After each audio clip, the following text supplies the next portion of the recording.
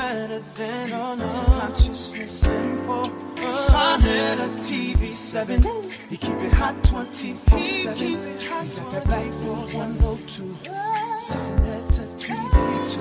Yeah. You are now inside sa.neter Studios, the house of consciousness production, black news presentation.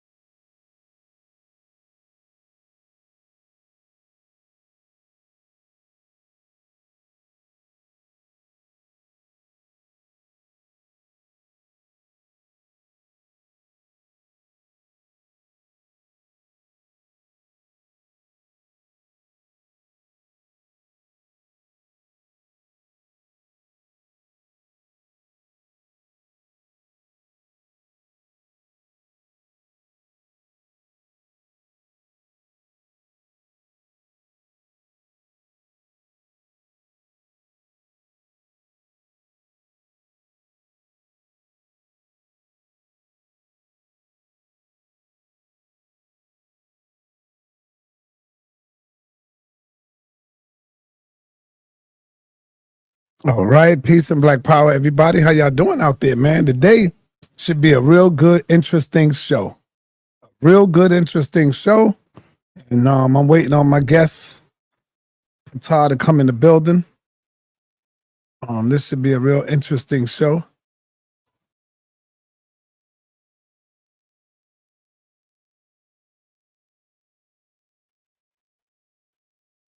The link is in the chat.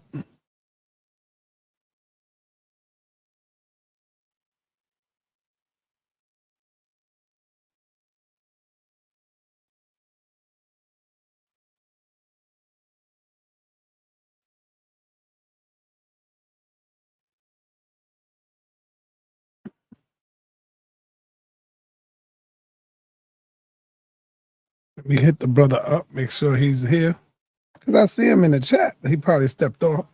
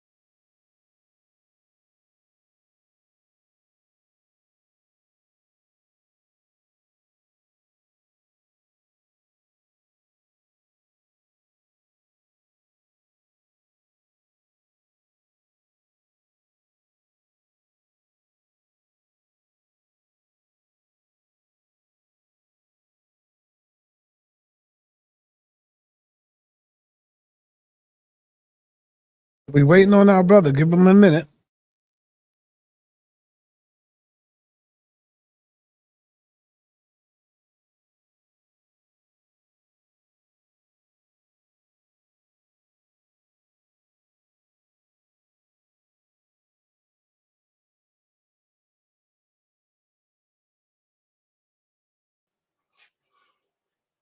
Okay, where's the volume? All right, man. What's going on with you, brother? Hotep, peace, I don't greetings. see the spider today. Where the spider at? You got him in the cage or something? The spiders are in the back. They may be on next time I come on. But Oh, okay. I he's in see the you got the snake. Always got the snake with you. yeah. I had to bring the cobra today. This is Renunette. Renunets. Oh man, wow. Okay, the cobra. Yeah, I had to bring her today. You don't get the you don't get the cobra with the that opens up the head like woof. You know what I'm talking about? Yeah, this. Oh, that's the one that do that? Yeah, they do that when they feel threatened. Now be real, man. Did you take the venom sac out? Because you ain't gonna be just holding that cobra like that. No, you can't take the venom sac. There's no venom sac, but you can't. Venom, Well, you know what I mean. That yeah, venom, the glands. They have one set has venom glands, another set has dolvinary glands, and it's a part of their saliva and digestive system. So you can't. If you were to remove those, the snake would die. So you can't remove. is it illegal to have a cobra? It's only illegal to have certain types of cobra, front-fanged, Indian, or monocle cobras. You have to have a special permit for those. Those are more one bite, and you're pretty much done. This is a different type. This type, the fangs are in the back, so it has to chew on you for a while before it knocks you out. One of the first symptoms of the venom of this is you pass out, and then the venom starts to attack your body while you're passed out. That's good. I know this is not about the cobra, but while we get started, what is the biggest animal you fed it? Oh, this is one of my smaller snakes. So this one only eats rats. In front of me is Mama Sapti. She's 17 feet, and she can eat a small goat. Damn, man. Damn. All right. So let's get started, man. I see you got a student on the rise. This is his second time coming in. Our brother, our brother Pekka, and this is second time, part 2 coming in. He's talking about how the Neters are real. So I know you teach that, and let's talk more about that, man. What you got on your mind, man? Talk to us. Perfect. Thank you for asking. So 2 topics are actually on the flyer. 2 are the topics that I came and corrected almost a decade ago. And one was there was a false concept that there was something called the 42 laws of Ma'at. And that is a false teaching that has been spreading throughout the conscious and Kemetic community for several decades. I came and taught my students and corrected that and done several classes on that. There's no such thing in Kemet or Ma'at called 42 laws of Ma'at.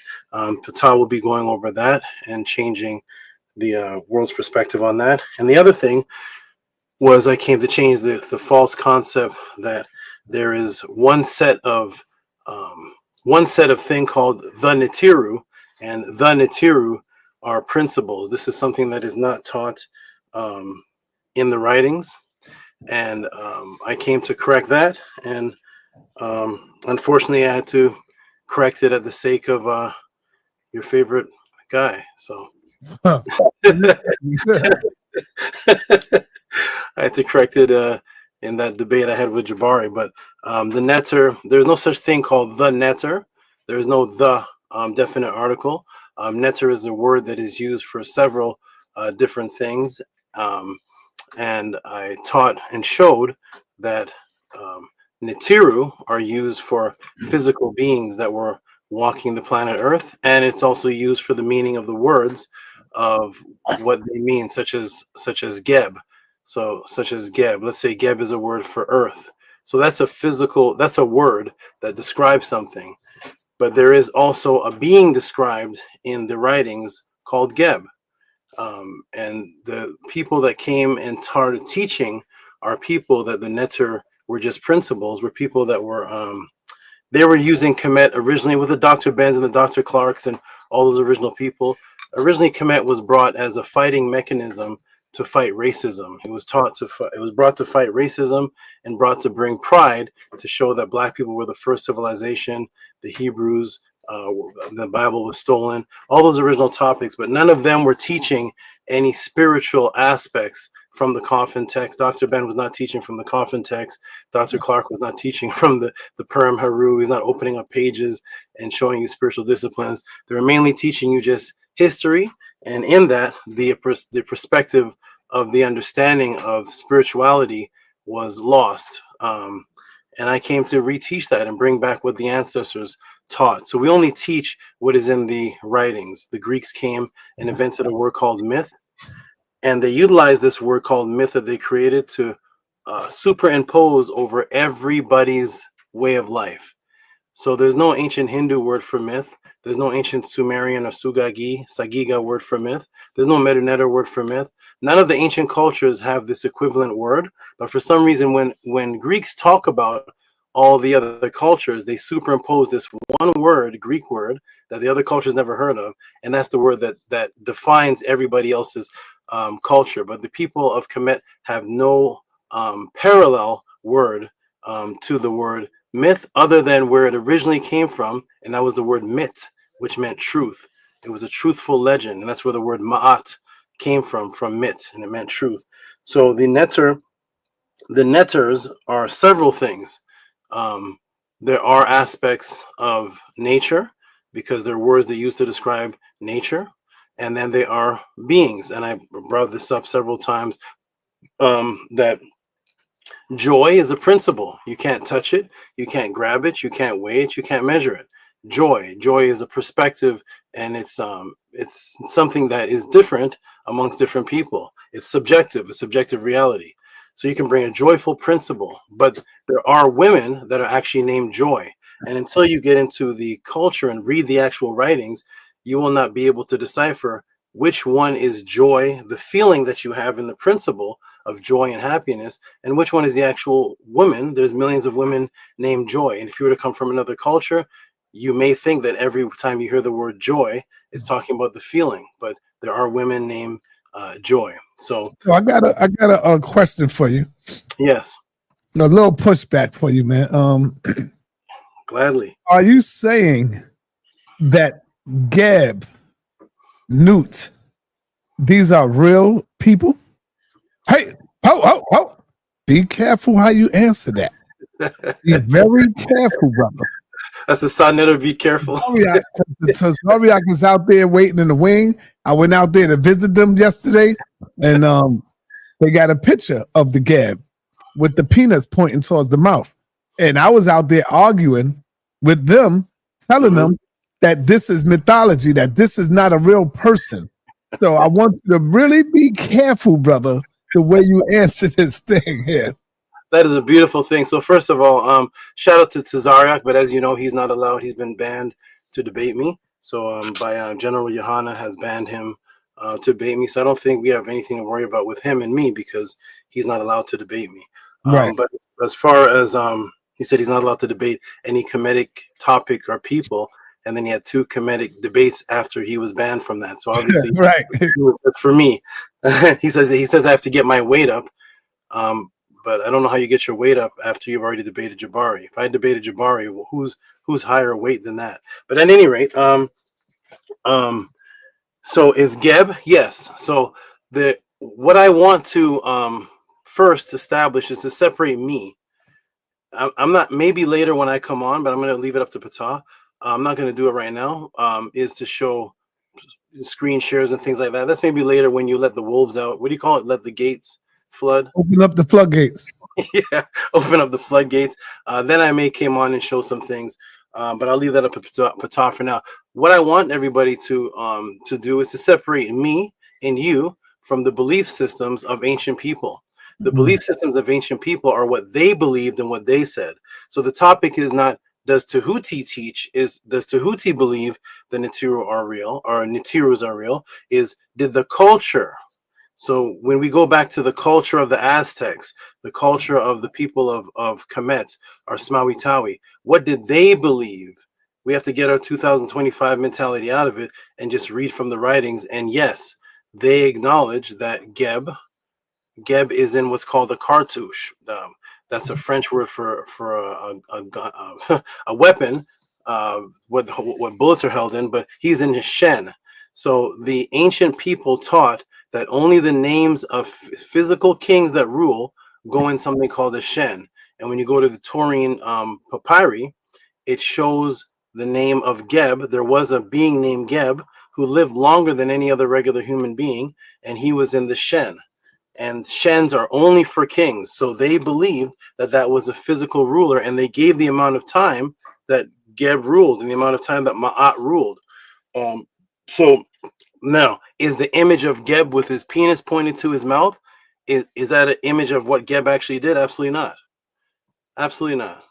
Geb never had a 4-foot penis pointed towards his mouth. That is symbolism. Absolutely. And sometimes the ancient people describe themselves and are described in a symbolic way all of the time. Ramesses is called the Great Bull.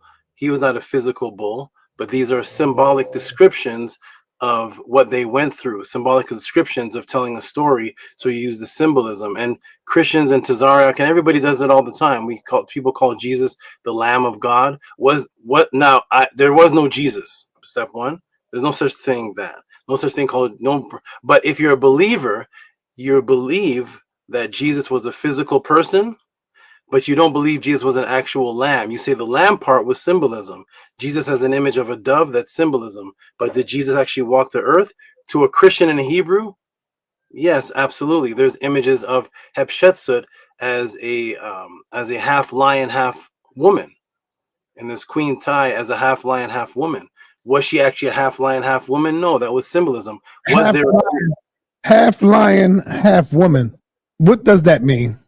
Okay, so the word for lion is Ray. When the letter R got transformed into a letter L, it became Lee, and that's where you get your word lion actually from Lee and Leon, and that created the word lioness.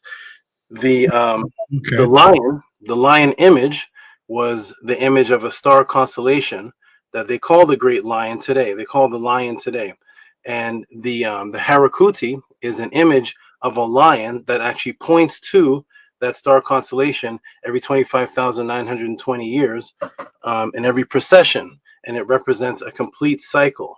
And that's what Ray is. Ray is a complete cycle.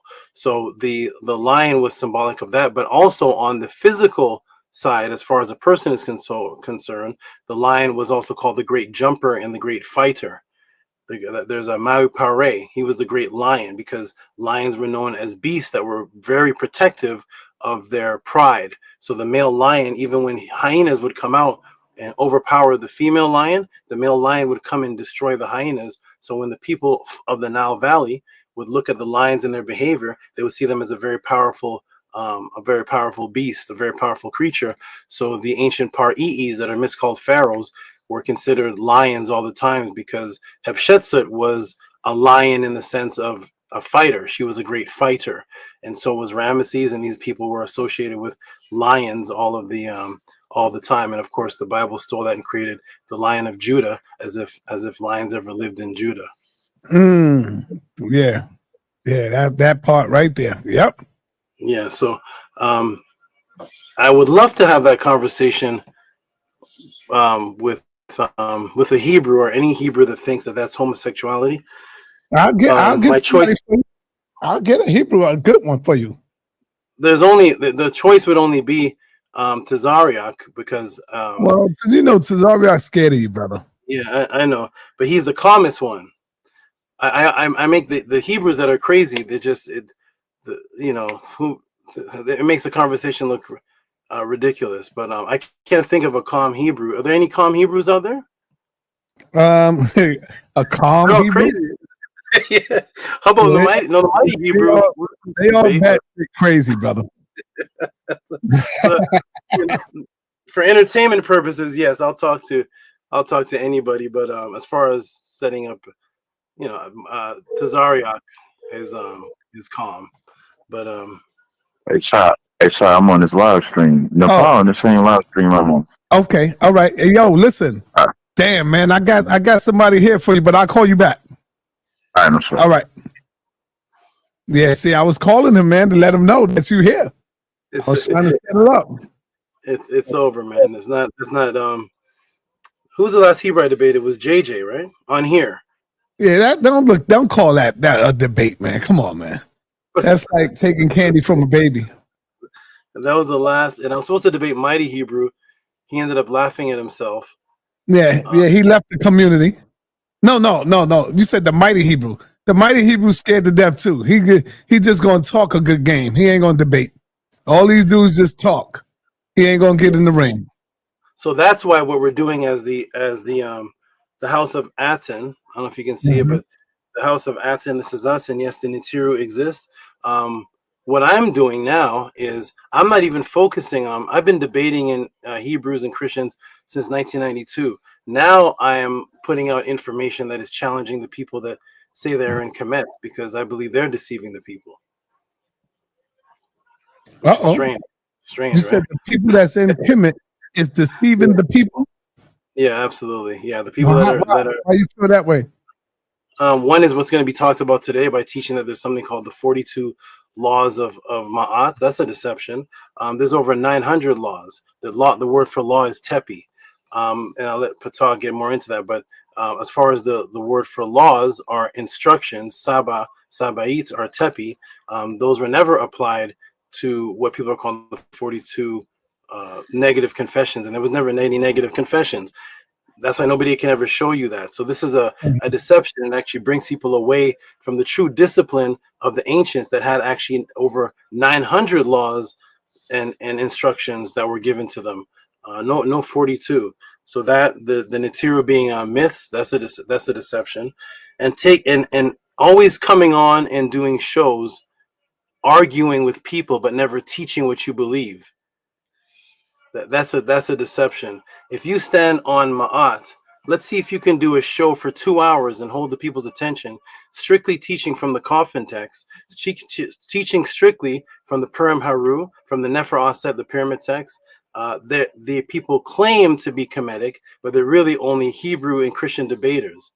They're not actually teaching from the teachings of the papyrus whatsoever, and that's a deception. There's many different things that are deceiving, but mainly I just want to correct things for the innocent people that are interested in Ma'at and Kemet and things like that. Another one is the word Kemet. That's another one there. The word Kemet. They only use the word Kemet because it means black, and they think it's talking about the black people. That's another conversation, but the ancient writers never even heard of the word Kemet. The word Kemet came about later. So the people that are teaching Kemet, they don't use the other words that predate it because the other words don't back their racial agenda. So they always just stick to the word Kemet. But Pharaoh Khufu never heard of the word Kemet. Ptah never heard of the word Kemet. So what did they call? What did they call the great illustrious land? And that's where people don't get into that, because those words apply a discipline. Another deception is what the word Ma'at means, which we'll probably get into later. That Ma'at just means law and order. But here's Ptah, the great student representing. Peace, Ptah Hotep. Hotep Ma'at, Great Saba. Peace, Peace, Great Elder sa.neter. Peace. Yes, Hotep Ma'at. Yeah, this Tua, Great Saba Tahuti for coming on and speaking on what you spoke on. And yeah, we're gonna get very deep and clear in exactly what you just said. So Tua for that. Nini, also sa.neter, if you could do something. Oh, there's an echo. If you could do something, yeah, I had to put Ptah on mute. There's an echo. Go ahead, talk. I can't hear you now, Tahuti. You on mute or something?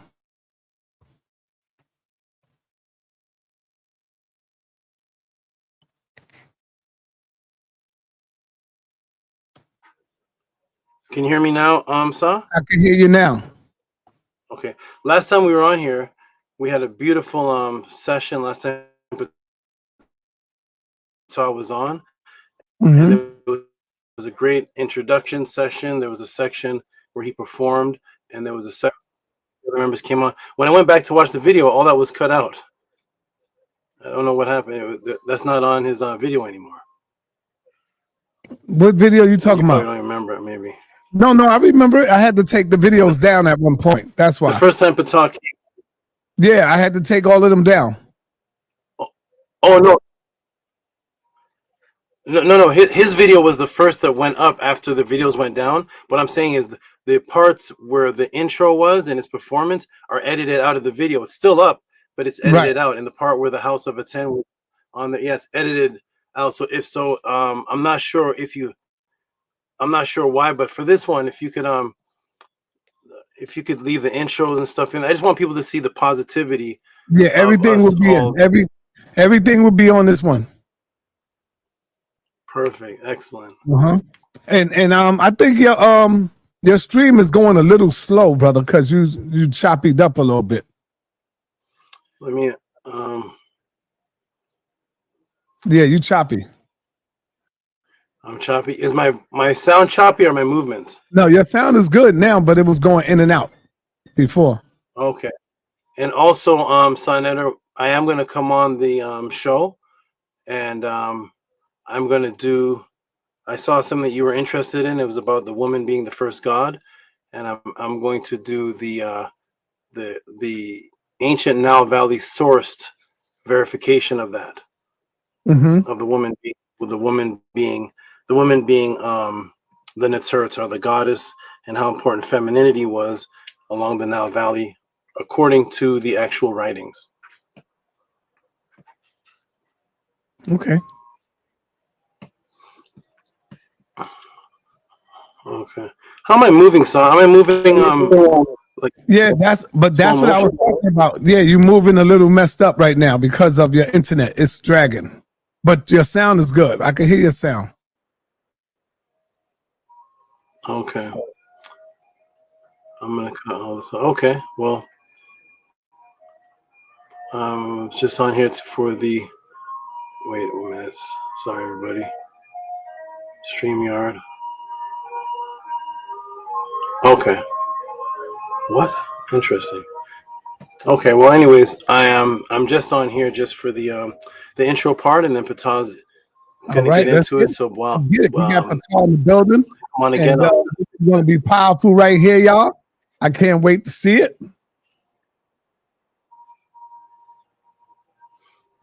Excellent.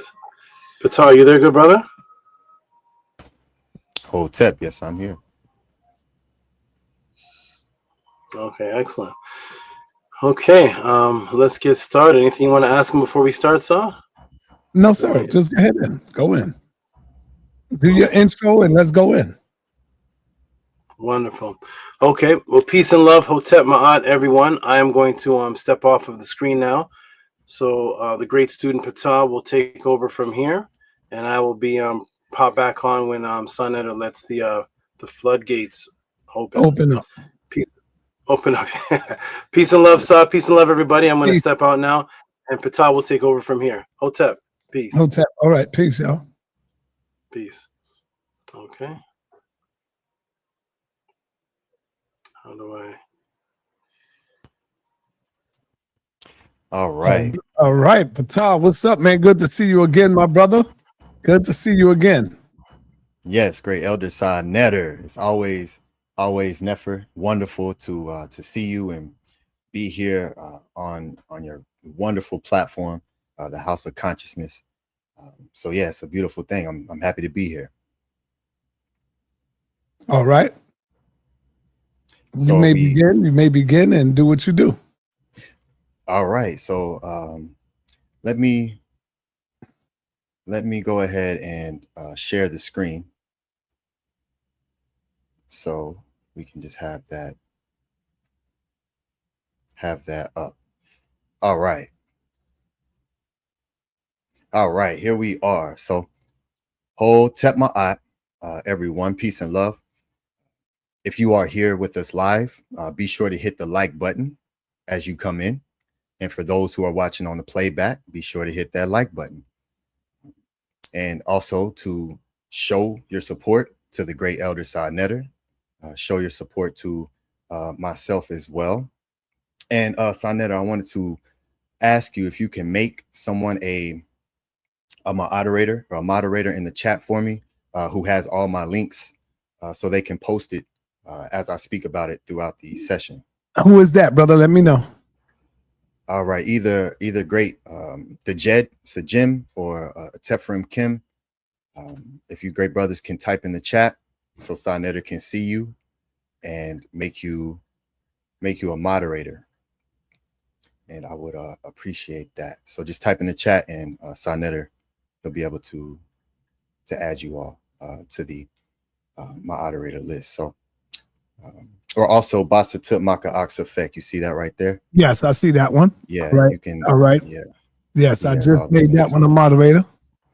All right, perfect.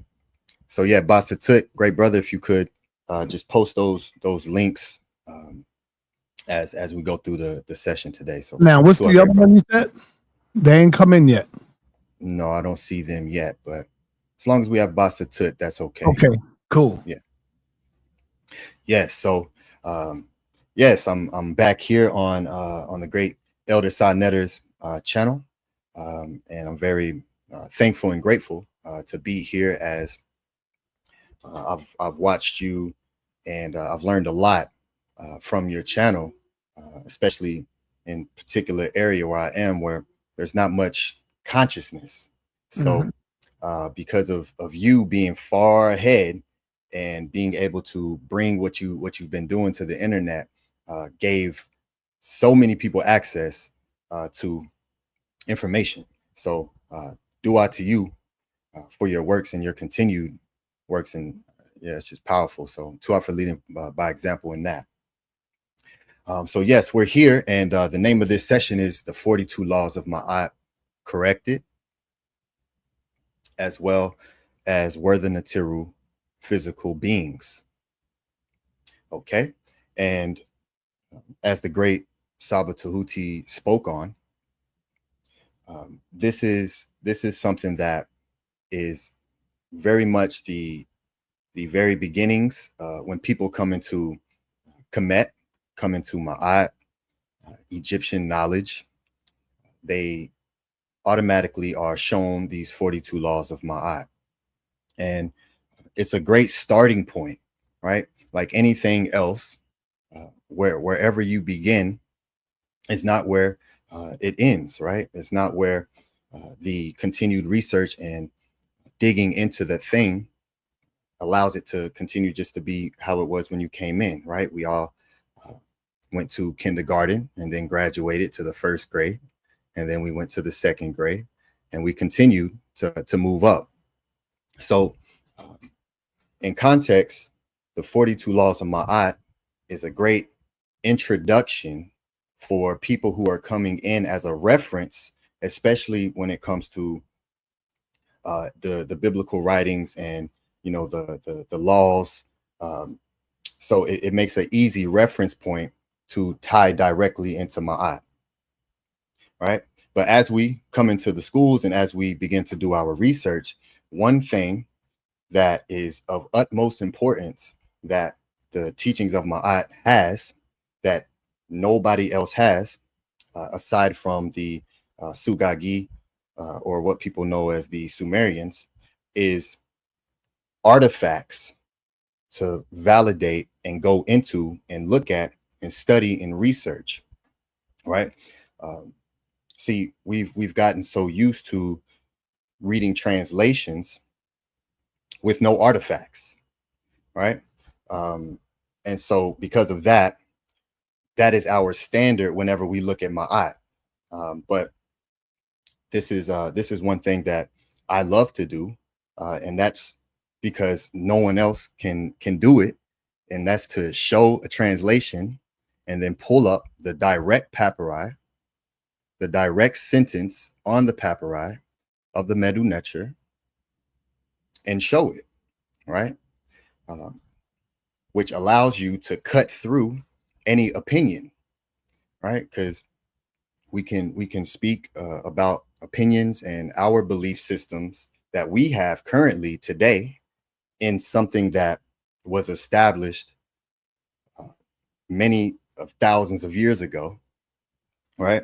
And that's what it is. It's a modern day belief that we walk with today, that we place on ancient cultures. It isn't just Ma'at, right? It's the Ifa systems. It is the Sugagi, or what people know as the Sumerians, and the Anunnaki, the Mexica in Southern America, the Aztecs.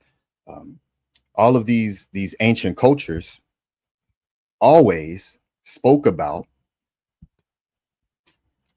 beings being physical, coming and teaching them how to advance civilization, right? This is common all across the world in ancient times.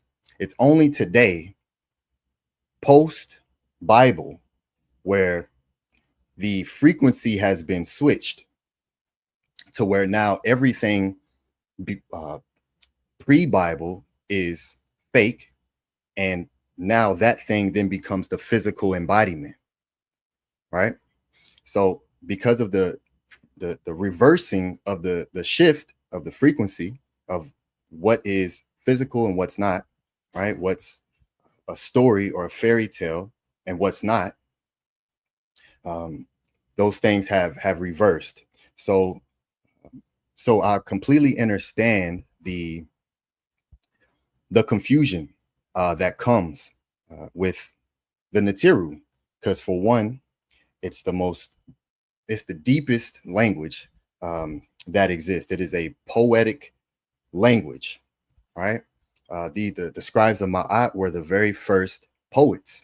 So when it comes to their linguistic ability to express a thought, it's far more advanced than what we're able to do today for most of us. And they were the foundation of it, right? And the language itself are images. An image is worth 1,000 words. So if we take one image and put it all together to make a word, then we have a complex tree of stories that interweave between what can be literal, what can be metaphorical, what can be allegorical, right? All of these different ways to express a thought. The scribes of Ma'at were the greatest at it. So until we begin to dig into the language and read what they said themselves, right, in context with all of what we have, right? We have the most archaeological evidence when it comes to writing. And so, it's important for us to look into that and begin to deepen our own ability to communicate. And by doing so, we're able to receive more of what the language gives and what it provides, right? Everyone knows that Kemet is founded on Heka, right? Which are words of power utilized for different purposes. And again, that word then later got reversed and flipped and turned into the word hex. And that hex got turned into something negative, right? And that's what happened a lot when it comes to the English language, especially, right? And so another one of those words that we use in an incorrect context is mythology, right? And I'm gonna show that. I'm gonna show it so that way we can actually look at it and understand that we're using, if we're gonna utilize the Neteru as mythology, as far as being a false story, then we have to use a different word, which that word is fairy tale. So I'm gonna show that. So let us begin to walk this pathway. All right. So here I have the actual image of the papyri known as the Peret Imheru, that many know as the Book of the Dead, right? Where the so-called 42 laws of Ma'at exist, right? And here are, just on the cover, we have a Ma'at here and we have a Ma'at here. So just before we even get started, the introduction to where these 42 exist, in which it's 42 doubled, we have two Ma'ats, Ma'ati, right? So so even off top, it would have to be the 42 laws of Ma'ati, the double ma'at, right? So just starting right there. They've ignored what we've always taught. Yes, they think we were myth. And so again, I'm very specific and exact in the words that I choose to use. I'm not up here speaking or teaching on my belief on whether or not the Neteru were physical. I'm up here teaching and speaking on the scribes of Ma'at and what they taught.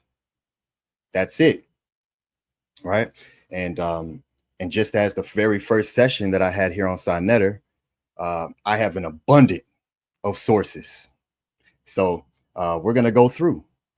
We're going to go through little by little. All right, so let us move forward.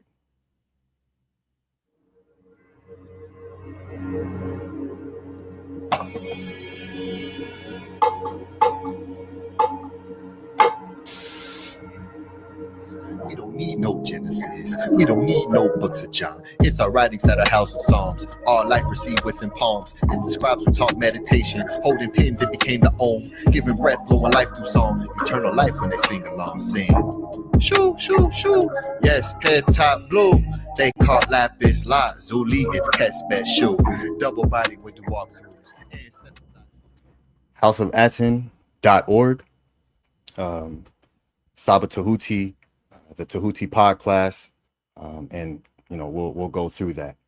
So Tuan Hinu to all the great House of Aten members out there and the great students who come to the Tahuti pod class every Saturday and study. So here we go. The 42 laws of Ma'at are often presented today as the moral backbone of ancient Ma'at spirituality. They're quoted in classrooms, spiritual circles, books, and social media as if they were a codified set of divine commandments. But this modern framing is misleading. What we now call the 42 laws were never laws. They come from spell 125 of the Per Imheru, the book of coming forth by day. These invocations are ritual removings of transgressions spoken by the Ak, or the spirit, before 42 Neteru in the afterlife. So we're not just saying the Pekka Coup or the 42 laws into nothing. The purpose, the original purpose, they were said before 42 Neteru. The purpose was not to simply instruct the living, but to ritually purify yourself. This was a process known as Pekka Coup, the ceremonial removing of wrongdoing through spoken affirmations. In this session, we move past the confusion and distortion surrounding these texts. We return to their true function and sacred meaning, grounded in Ma'at and the Medu Neter.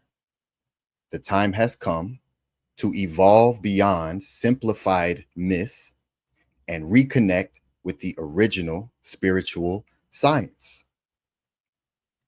Right? So in the context and the way that we use the word myth today, saying the Neteru are myth is literally a myth. All right. So we're just here to evolve that.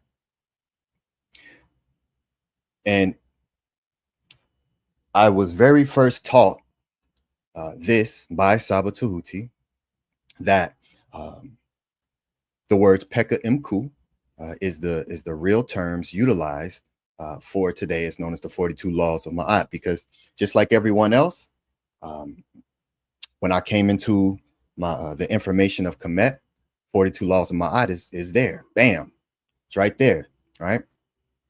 So I had the same beginnings as all of us, as everyone, because this is how it works. And just in the pod class yesterday, we have a sister who come in, and she also was talking about the 42 laws of Ma'at, and she's being just introduced into Kemet, into Ma'at, right? So it's what it is. So this is a pod class by the great Saba Tahuti, the 42 laws of Ma'at, and everyone can go here and see the very first teaching of it.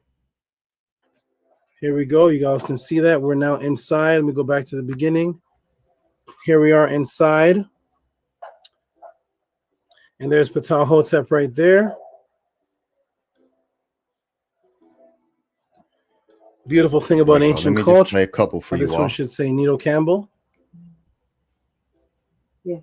Good. And so this is what takes place where in the Saba Tahuti pod class, you can ask a question and Saba will give a complete teaching, a breakdown and build up for you, right? And walk you through the sources. Doesn't matter what the question is. Don't have to be a question on ma'at. It can be anything. And everyone could just take a few moments to go to Tahuti pod class and see just the various amounts of topics that the Great Saba answers. Shout out. So here is the answer. Let's take a look, ladies and gentlemen. Here is what happens when you go to look up the 42 laws of Ma'at. What do you see? We see a bunch of memes. A bunch of memes. Here's one. The laws of Ma'at. 42 laws of Ma'at. Here's another one. I will not do wrong. I will not steal. Here's another one here. The 42 ethical covenants. The 42 ethical covenants of Ma'at. Here's another one. The covenants. That's what people do. Instead of researching actual information, they try to create new things. Okay, 42 negative confessions of Ma'at. So this is what happens when you actually look up the 42 laws of Ma'at. This one will pop up on your Facebook. And I have here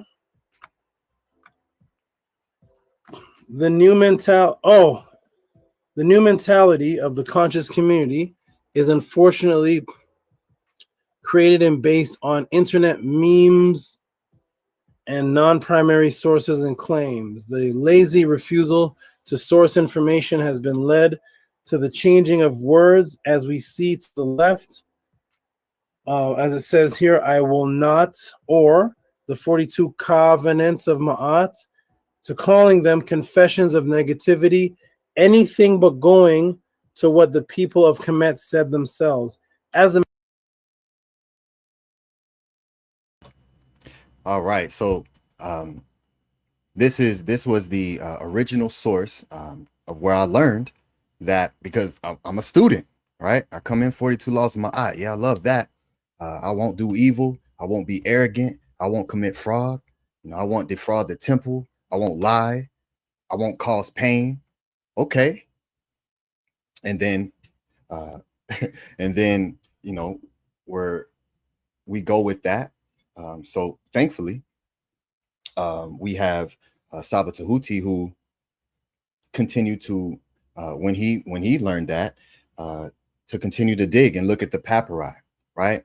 And what did the people of Kemet say themselves, right? And just hearing that shifted a very large perspective in me, because that's something that I was doing unconsciously, but it didn't become a forefront conscious thought until I heard Saba say it and then show it, right? What did the people say themselves, right? If today I'm speaking on, if I speak on anything that, like if sa.neter is saying something and he has his teaching, right? And I go to teach about what he's saying, then it makes the most sense for me to speak on what he said. What did he teach? That's what I'm going to teach on, right? So once I heard that, it flipped a switch in my mind that made me realize that I've taken in a lot of information, right, without digging to the source of where that thing exists, at the level in which I could do it in, right? And that always happens, right? So as the great Saba Tahuti taught in that class, Saba Tahuti challenges the long-held, unexamined belief that the 42 laws of Ma'at accurately reflect what the ancient Ma'at teachings are. He proves that what many now recite as laws are in fact spiritual cleansing affirmations for the purpose. What's the purpose of doing that? To see the faces of the Neteru. The term 42 laws of Ma'at are a hypnotic spell, repeated so often that they are accepted without question. This dogma is a modern fabrication not grounded in ancient writings. Did the original scribes of Ma'at teach that in their writings? Right? That question there, since hearing it, or at least being consciously aware that I'm hearing it, now sits at the forefront. So that's always the question. So when someone speaks about something, when it comes to Kemet, this is always, you're going to see a consistent pattern. If there's a dialogue that, I have with anyone, when it comes to Kemet, this right here, you all will see will be a consistent theme, no matter who the discourse is with, and no matter what specific topic we're talking about in Kemet. This is going to be the repeated question. All right. And so from there, he taught on Ptah and the original text as authentic guides and modern reinterpretations of law. Because again, post-biblical writings, that word law is a very powerful word in that world, right? So we then take that because it's so overpowering and overbearing within everyone's subconscious, right?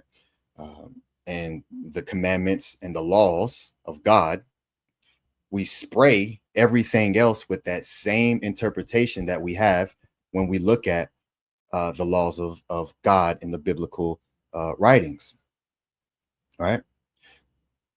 Ma'at encouraged debate.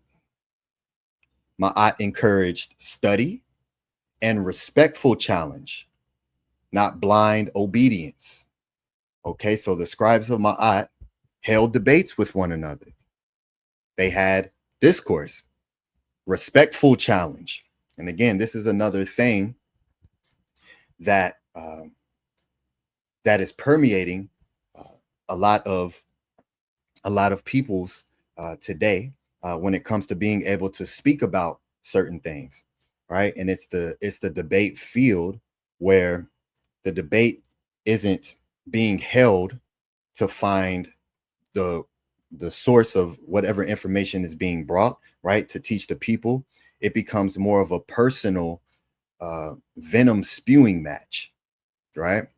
And the scribes of Ma'at taught how to debate, right, and how to properly have discourse and conversation with one another for the purpose of evolving.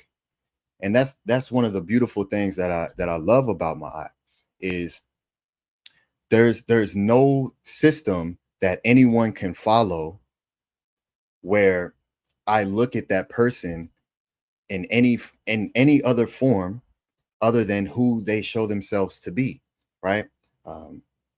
And regardless of what the person's belief system is, that doesn't affect me to where I now have to point a trigger at that person and throw ad hominems, throw disrespect, and just all of the unnecessary ways of communication that we have. But again, that's a much deeper topic in how we communicate with ourselves, how we communicate with the loved ones around us. It's all a reflection. No one comes up here and is a completely different than who they are in real life, right? So that's a much deeper topic. And that's why another reason why I'm focusing on these 42 laws, because of what they truly teach. When you actually look into what they are and their purpose, you actually can begin to remove the things that trigger you, right? You can then begin to remove the things that you are projecting, because we're all projecting onto each other whenever we speak, right? That's always taking place. And because of the neurological effect known as mirror neurons, you pick it up, and there's two things that happen. If you have Pekka Coup removed something such as shame from you, right?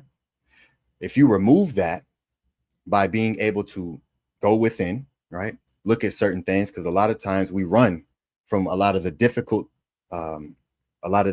things that cause us discomfort in the heart, right? And because of that, you know, it reflects in our speech when we talk to each other. So for those who actually do Pekka Coup and remove, you know, anger, remove these things, you start to be able to see it in others, right? And those things no longer affect you, right? Anything outside of you that can affect you means that it exists internally inside of you, all right? And anyone who does work to remove the thing out from inside of you, you recognize that that thing no longer affects you. It's a very powerful phenomenon, right? So discourse and inquiry were sacred, right? Discourse and inquiry, which then comes from Kim, or to dig, the inquiry then became the word for history, right? From Herodotus. Herodotus has a book called The History, and I'll show some of that, which literally comes from to inquire or to dig into. Okay. So the House of Aten, presented as the most faithful modern echo of At and the original scholarly tradition that the scribes brought forward. What did the scribes say, right? A call to spiritual maturity beyond the baby state of understanding. So when you get into the Neteru, when you get into Ma'at, it is the foundation for every other system that has come after, right? It is the foundation. And because it is extremely deep on so many levels, it's very difficult to jump in and become confused, especially when you walk into it with a modern mindset where this this modern day concept of, especially in the English language. The English language is completely backwards, reversed, upside down, flipped all different types of ways, to where no one really even knows what we're saying. We don't know the words that we're using in actuality. Everyone is making up their own definitions for the words that everyone uses. And then when we speak to each other, we say, you know what I'm saying? I'm like, no, I don't know what you're saying, because I'm not in your mind to be able to understand what you're wanting to communicate. So we have to find a greater way to communicate. This right here is a communication built on multiple layers, right? So it's very deep. So this is why I understand whatever introduces you into a thing and how much it can greatly affect you in a positive way, right? I'm not taken away from that at all.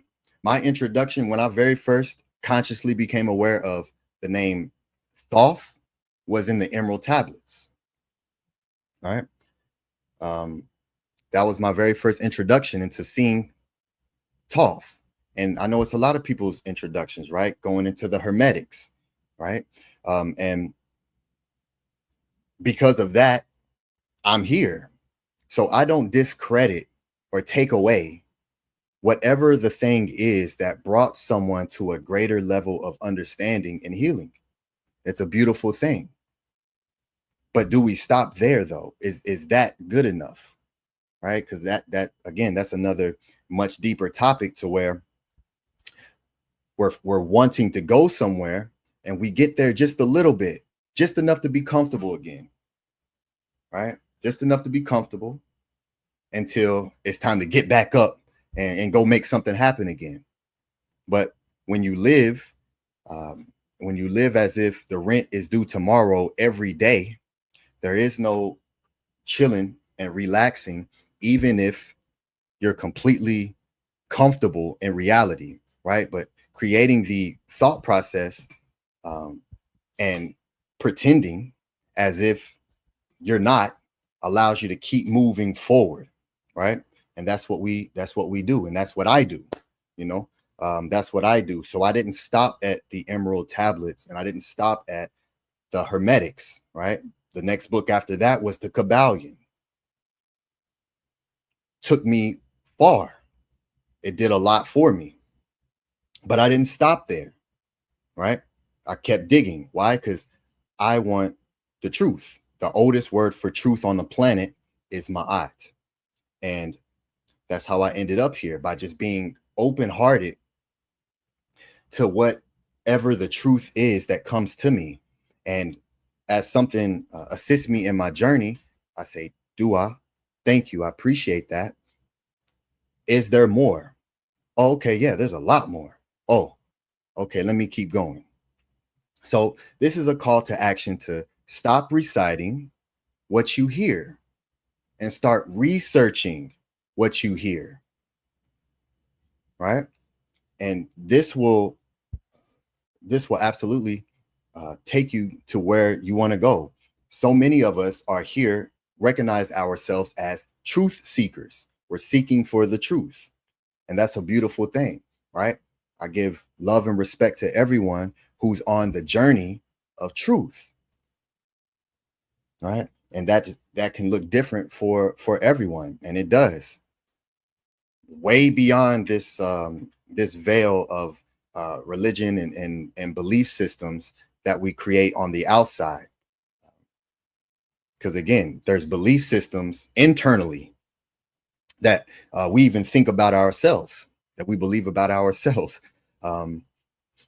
So as one who studies knowledge and facts and artifacts, I understand that I'm not someone who's going to say, oh, it's only about facts here, because in reality, everyone has an infinite number of belief systems within their thought process, and everyone's always changing them, right? When you strip away and remove the religion aspect and just in everyday life, everyone has belief systems towards themselves, towards the people around them, right? I think that person, I prejudged that person. Oh, I thought you would have been a little disrespectful when I talked to you, but really, you were extremely respectful. That was a belief change. All of us have them. Respect the ancestors, but don't mythologize them. Don't follow myths, follow the manuscripts.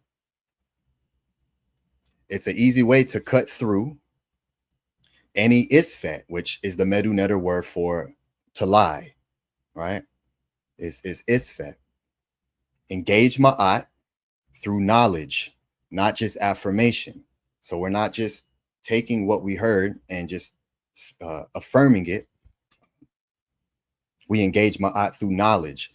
One of the words for the Cometians, for the followers of ma'at, were the reketi or the rekiet, rooted in that word rek, which means knowledge, right?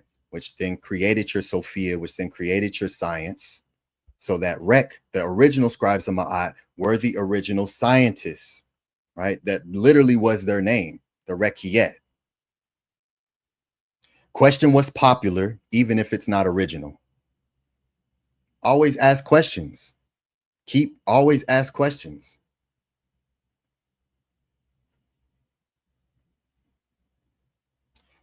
What follows is the most thorough an uncompromising study of this subject to date, grounded entirely in first-hand evidence. No second-hand interpretations, no filtered summaries, only the original papyri, direct transliterations, and precise translations. This is the record as it was written. No book citations beyond what's needed for translation. No web searches, just the raw, unaltered text. But what is the deeper purpose behind this ancient purification process? Why do millions still invoke the 42 declarations? What do they truly mean? A necessary cleansing to make oneself purified enough to stand in the presence of the Neteru, to see the divine faces of the Neter. All right.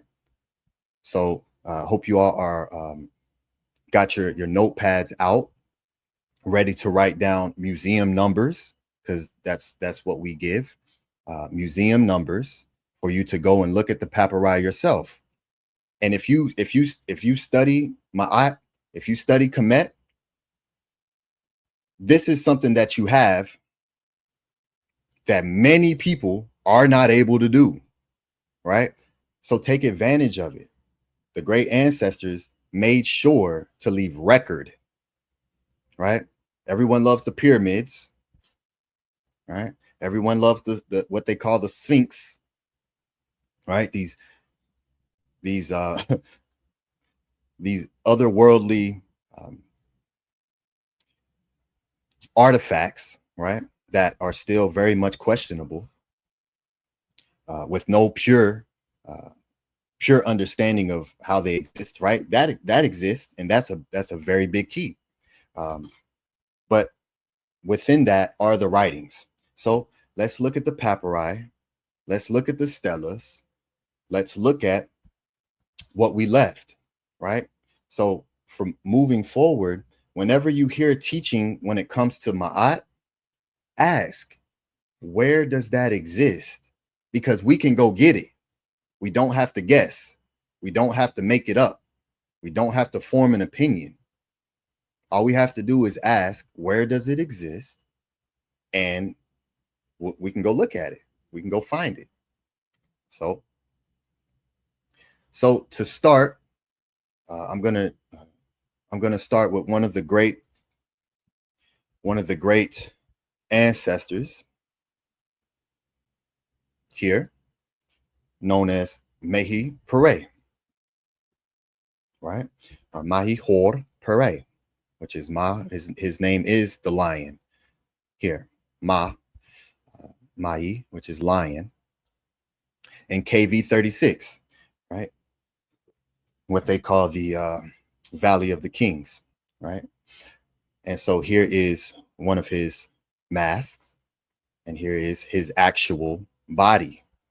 Okay, an actual body that exists. Okay, so again, this is very important because we want to look at real life.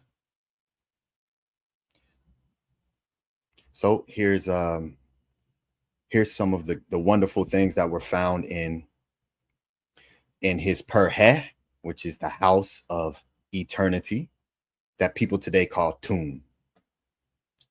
We have house of eternity, right? And here is one of his inner karast, or the word coffin, right here in his form of a sar, right? In the position of Tim, which means to be complete, a completed being, one who is gathering all aspects of oneself into a unified form, right? Becoming Tim, meaning complete. And here is his Ren right here. So he was known as the Ta, or the fan bearer, to the right side of the Nesu, of the king. So one of the closest people to the king, to the Par'i'i, is the fan bearer, someone who stood there and made sure that there was a cool breeze, which is a literal thing, but also is a metaphorical teaching, right? Of utilizing shu and the feather to cleanse, right? So here is his name, Ma. Here's the lion. Hor. And then per, e. May he pray.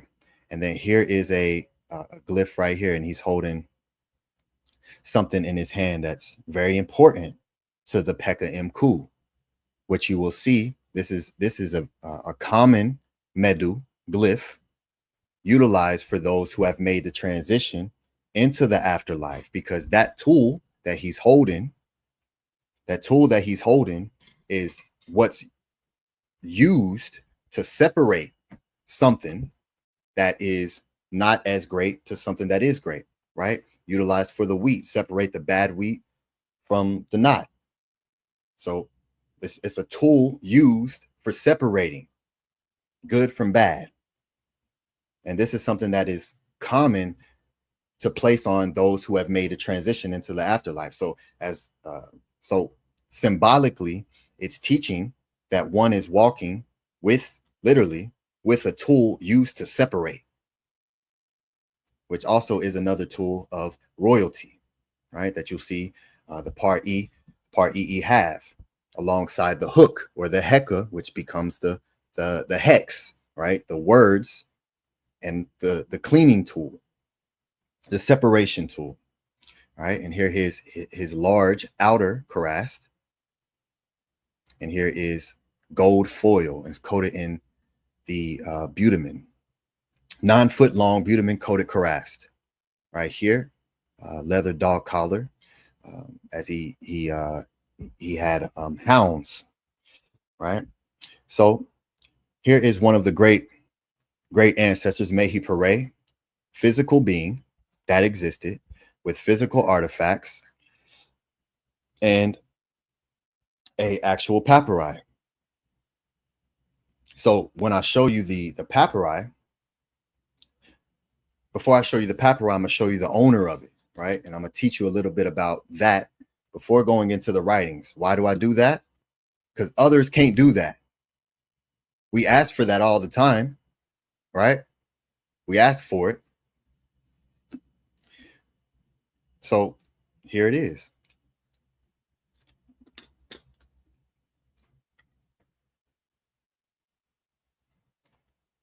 On this day, July 21st, 2025, I present for the first time in recorded history direct evidence from a primary source identifying the precise location of the Pekka Coup. All right, so here is Mehi Pare on the boat, and he also has in his hands, as you see, this tool.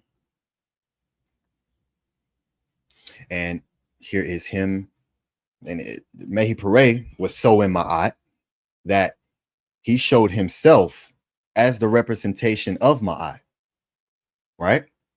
So you may see a feather there, the shu feather to represent Ma'at. Well, Mehi Pare, he symbolically, metaphorically showed himself as a representation of Ma'at with his own Eve.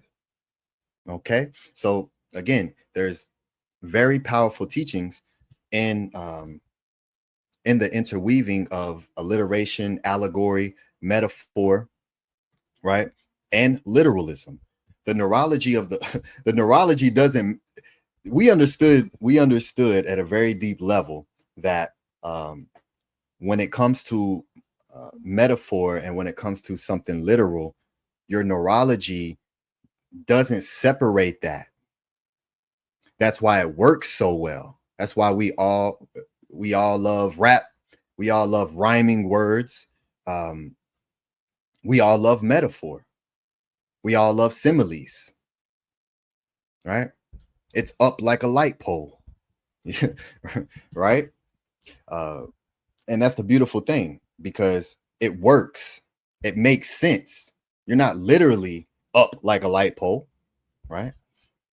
But it's still up like a light pole, right? And so here we have the from his papyri directly. And this ain't no, again, you can't do a Google search for this. This ain't no Google search. This ain't Google searchable or AI searchable.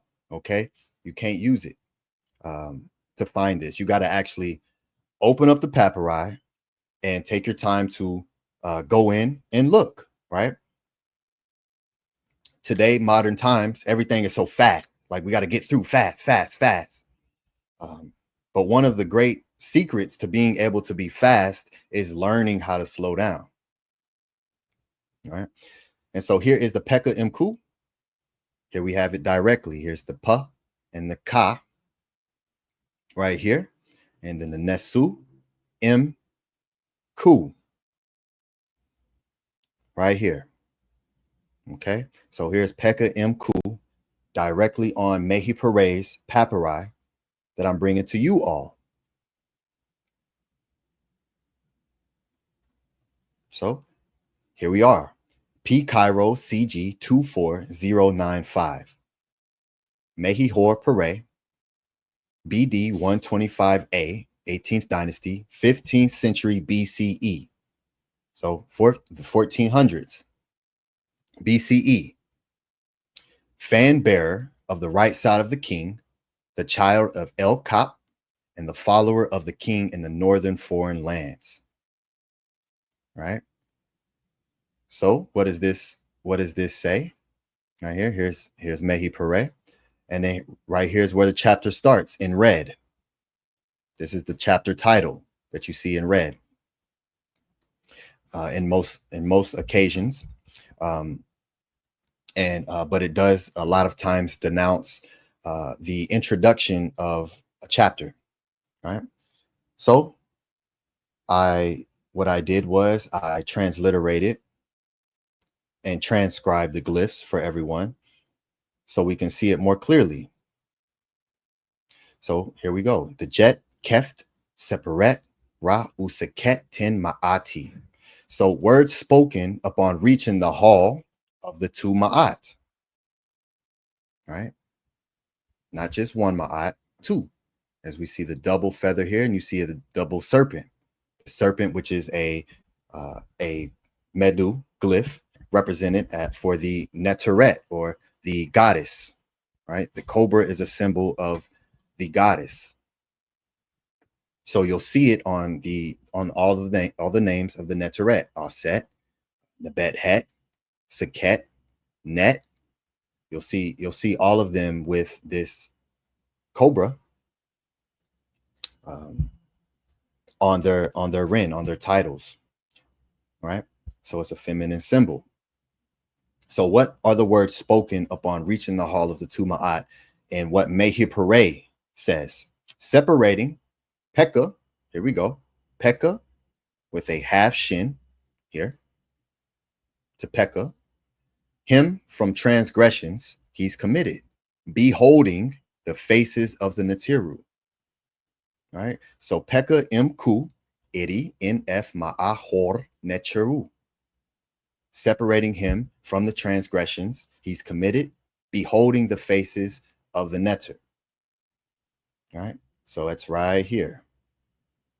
Here's the Useketi Ma'ati Pekka.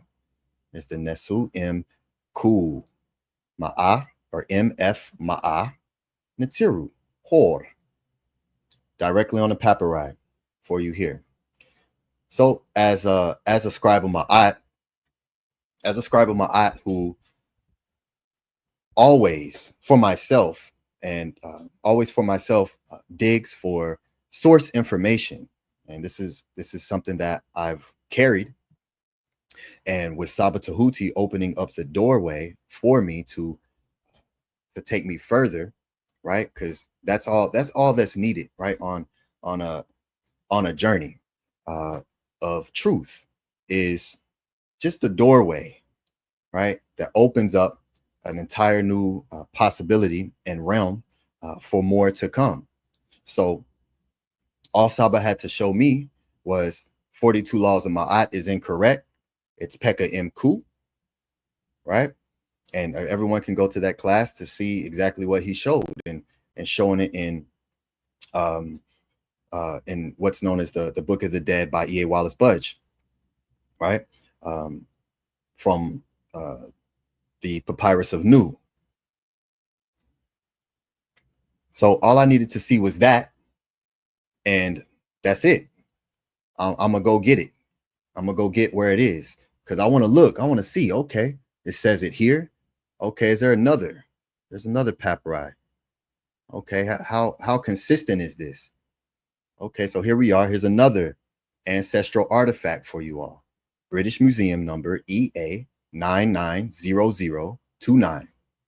The scribe Nebseni. 15th century BCE. The copyist of the temple of Ptah. The draftsman, child of the inner palace. So here is the scribe Nebseni with his here's Senet, lady Nebet of the Pur. And what's her name? Her name is Seneb. So here is Nebseni's Senet, or sister, Seneb. And again, here we are in the red, the introduction of the chapter. Right here. So same thing. The Useket, right? And as you continue to read through here, we got Nebseni, scribe, and then here's another glyph of him holding the Nekaka, right? Or the thing, the flail that's used to separate here. And here is Coup, starting here. And you see the hand here, Coup.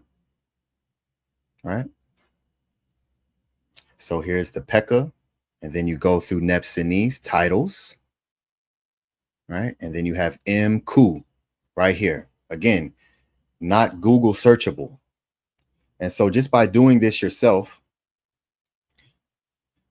there's a lot of powerful benefits, but yeah, here's another ancestral artifact for you all. Nope, and here's another.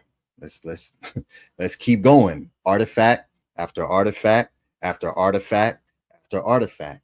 What did the scribes say themselves? That's all I want to know. All right. It doesn't matter what culture I'm going into. When I'm studying Buddhism, I'm going into the papyri. I'm going into the writings, right? Wherever it exists, that's where I'm going, because I just want the truth. I just want to know what the people said. Did they say that? Right? So here we are, BMEA 10477, 22. I'm giving you all direct source to the Pekka Coup that people call the 42 laws of Ma'at. Okay. 125a, 15th century BCE. These are some of the oldest Peret Imherus. So go look at them. They physically exist. Look at them. Nu, a state overseer of the treasurer. And so here I highlighted this section for you all after taking time to read through this, because I want to find it. That's all I want. I just want to see what they said. I want to see that, right? And there's papyri that they're all uniquely different in their own way, while still simultaneously following the same foundational format. So here it is right here. Here's Ma'ati, Pekka Coup. Pekka Coup. Right here in the Papyrus of Nu. So all of these are 15th century BCE, right? Some of the oldest papyri writings, the oldest spiritual writings on the planet that gave birth to a concept of an afterlife, that gave birth to a knowing of a spirit body known as the Ka, right? The energetic double, the Ba, that people today call the soul, which again, the spirit and the soul are two words that we use where everyone makes up their own definition for it. Everyone makes up their own definition for it. If I was to ask anyone, what's the difference between a spirit and a soul? Answer now.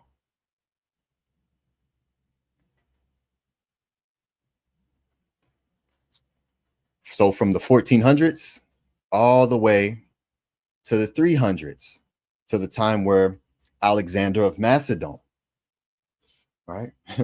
So here we have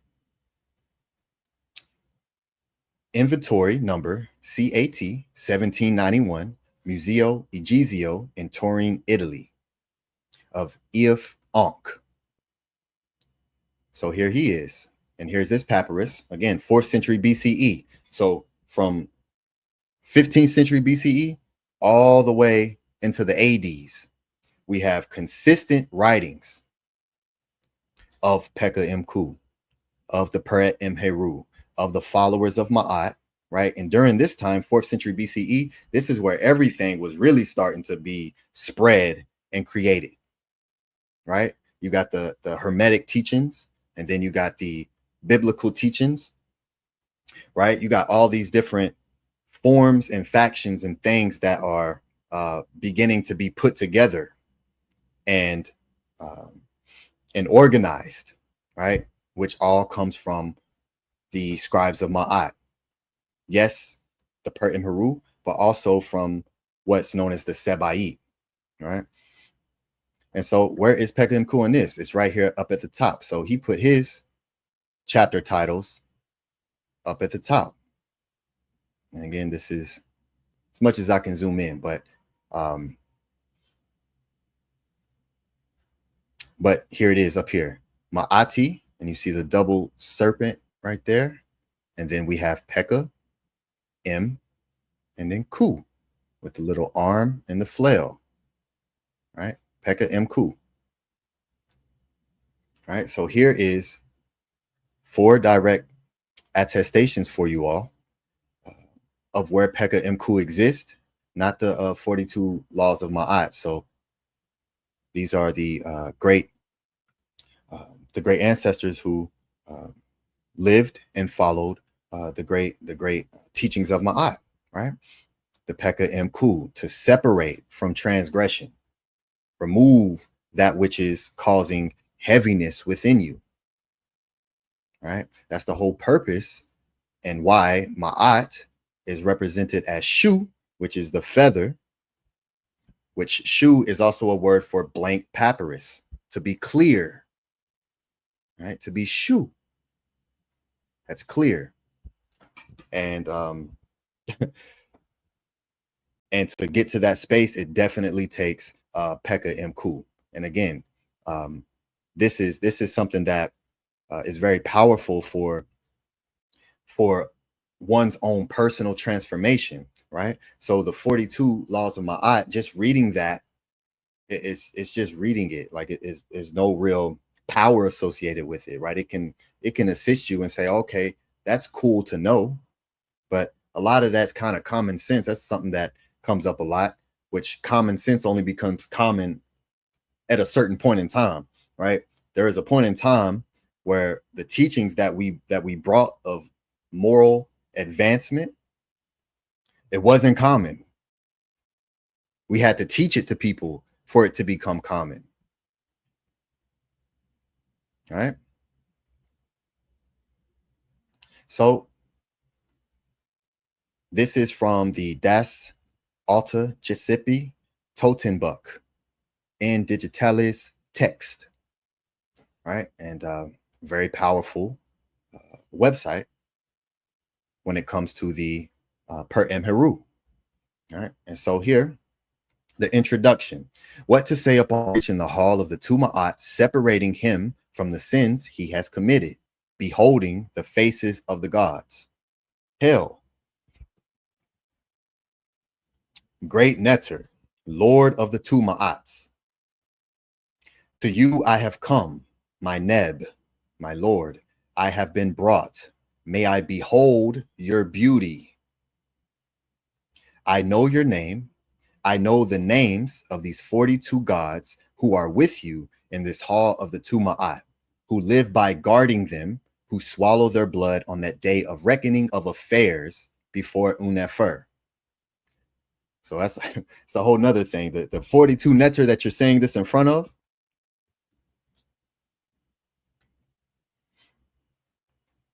most people would be very much afraid, because they're not the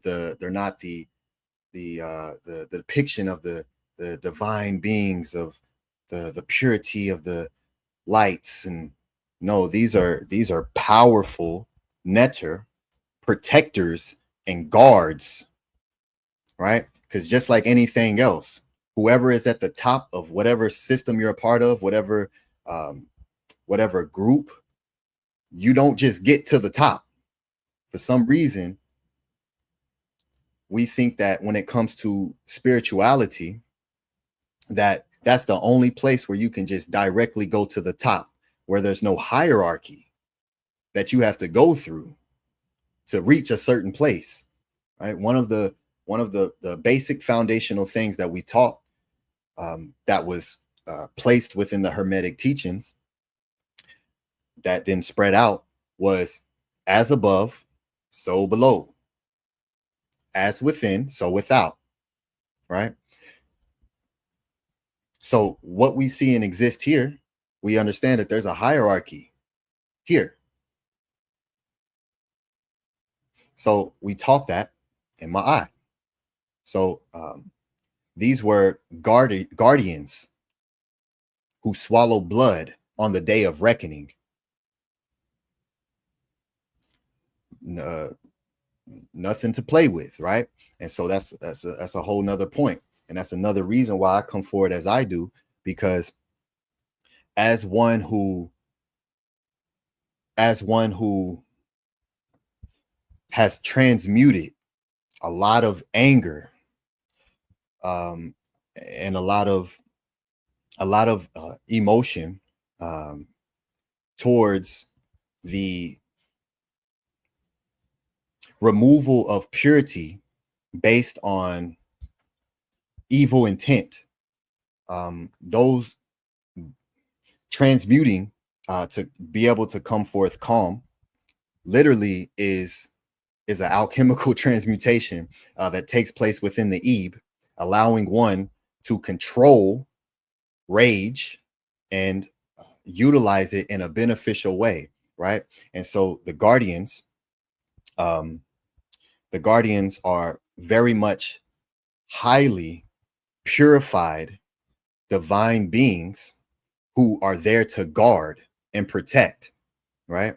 And so when it comes to that, we're going to guard and we're going to protect those around us, right? When it doesn't matter, someone kicks in the door, we're going to do whatever it takes to protect ourselves and our family. We're not going to sit there and meditate and pray. No, you got to get into action and be willing to guard and protect that which you love, that which you care about, right? So we have guardians, and a lot of them are neteret, feminine energies. Many of you know Sekhmet, right? She's one representation of a plethora of feminine neteret energies, consciousness that stands guard at doorways, right? Behold, son of his eyes, Lord of the Tuma'at is your name. Behold, I have come to you. I have brought you justice. I have driven away your justice. So that's the introduction. And as we look at the outro of the Pekka Coup, greetings you in this hall of the Tuma'at, says in which you put your name there, justified in whose body there is no lie, who live by Ma'at, who eat their food in the presence of Heru and his Aten. May you save me from the Babi who lives off the entrails of the great ones on that great day, on that day of great reckoning. Behold, I have come to you. I am without injustice. I am without sin. I am without sin. I have no testimony against myself. There is no one I have done anything to. I live by Ma'at. I feed on Ma'at. right? Again, a metaphorical teaching, because it's very easy to take a literal thing that we do and connect it to something for it to make sense. We have reference. We know what it's like to feed and eat on something, right? We all have to do it, biological imperative. So because the poetic scribes of Ma'at understood that and understood how we understand the metaphorical context, we placed it in the language because it makes sense, right? The neurology doesn't care. So people say, oh, the cannibal hymn. Again, this is another reason why I go into the Medu Neter. What's that word to eat or to swallow or to feed? Is the word which creates the name for the neter that everyone recognizes as Amit, one who devours the soul, consumes the aesthetic soul, right? That's it. That's a feminine version of to feed or to swallow or to consume, which also is a word for the brain. So we understood that what we consume is literally feeding our brain. It's the word You know us. I won't register you, says the doorman of this hall, unless you mention my name. So the 42 is pointless if you're not aware of the rin or the frequency of the ones that you're doing it in front of for the purposes of getting to a specific place. And that's a whole nother section that's always left out in the 42. There's a whole nother 42 giving you the name of the Neteru that you're doing it in front of. And by knowing the name or the frequency is the key to be able to go through that door. That's how it works. So unless you mention my name of the neter, you won't be registered. Doesn't matter how much of I have not, right? When it comes to the teachings of Ma'at, when it comes to the scribes, we were extremely deep, and we made sure that there was always locks that one has to learn how to achieve a key to walk through, right? I am without Isfet. I am without Coup. I am without Coup. So I am without sin. That's that word Coup, what we're removing, what we're separating ourselves from for the purpose of living in Ma'at, right? Very powerful.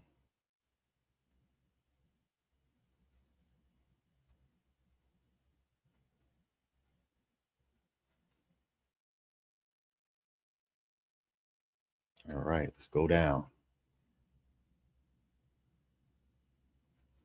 All right, here we are. So here is for everyone, Pekka Coup, right? In the Vega vocabulary of ancient Egyptian. This is a very easy dictionary that everyone can use, and there's an app that you can download on your phone. It's called Vega Vocabulary of Ancient Egypt or Ancient Egyptian. So you can look up a word fairly quickly, right? Because it's an app. Everyone has a phone. So I definitely encourage those of you who want to start to look into the Medu to utilize this this app here and take your studies a little further, right? So when you learn a new word, like you say 42 laws, okay, what's the word for law? Type it in, right? So here is Sapeka, which this S at the beginning of a word takes the word and creates it as far as an action. So Pekka is remove. So the Sapeka is now to remove or to purge or to open up. To open up. M, to be in, on, out of, from, with, among, by means of, by, as, when, until, if, whereas, while, during, because of. To remove, from, within, Coup. And so here you see the arm with the flail, right? And the Coup with the or, swallow up here. Baseness, wrongdoing. Impure, impurity.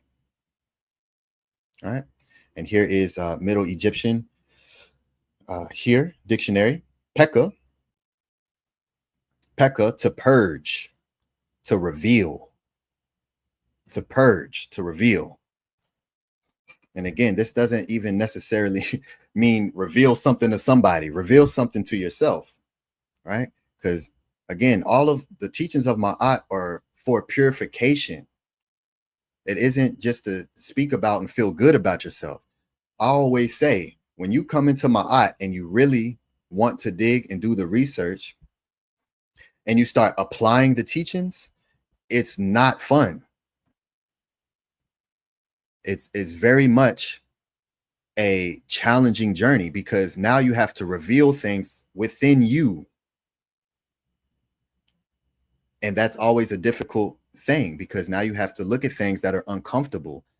But by doing that, by literally pulling it up and looking at it, whatever it is, whatever we all, well, I'll just speak for myself.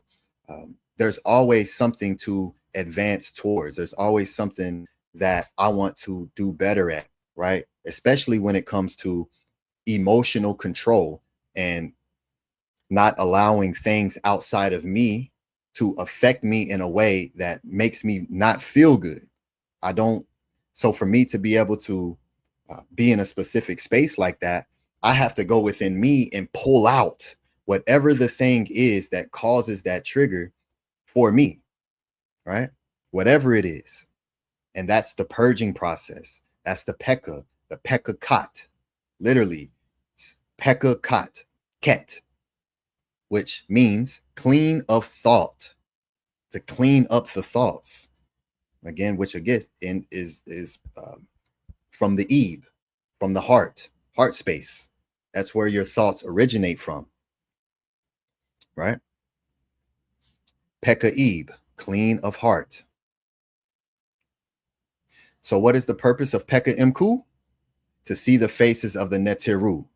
So now it even rhymes. So it's even greater, right? 42 Pekka Coup, to see the face of the Neteru. Okay, it's no more 42 laws of Ma'at. That don't even roll off the tongue as well. 42 Pekka Coup. Okay, that's what we will be utilizing moving forward.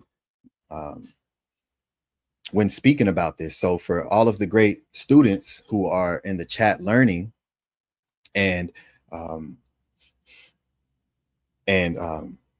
understand what it is that I'm bringing forward, for everyone to utilize for their own personal journey that doesn't have to be known to anyone else, right? For you, 42 Pekka Coup. 42 Pekka Coup. 42 Pekka Coup, to see the faces of the Neteru. Right? And here is the word for face right here, which is Heru or Hor. So the same word for face is the word for the Neter. Heru. As you see here, Heru and face, head, look, sight, attention. Right? So this isn't profile, it's inattention, looking directly at you. All right? Creating the word Heru, a Neter. This is literally same word. Object number 21.9.15, reign of Akhenaten, 1353 to 1336 BCE. Armana Sculptor's School in the town. So this was found in a sculptor's school. So this is a practice something used to practice carving the glyphs with, right?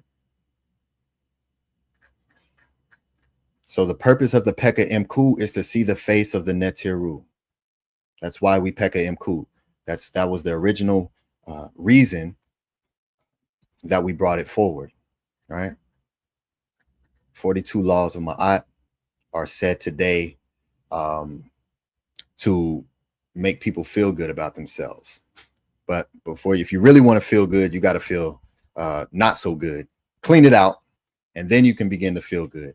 So here I had to put this on here because our great elder has such a powerful voice, right? So let's hear. And none of us confess to be one. Hold on, brother. Come on, man.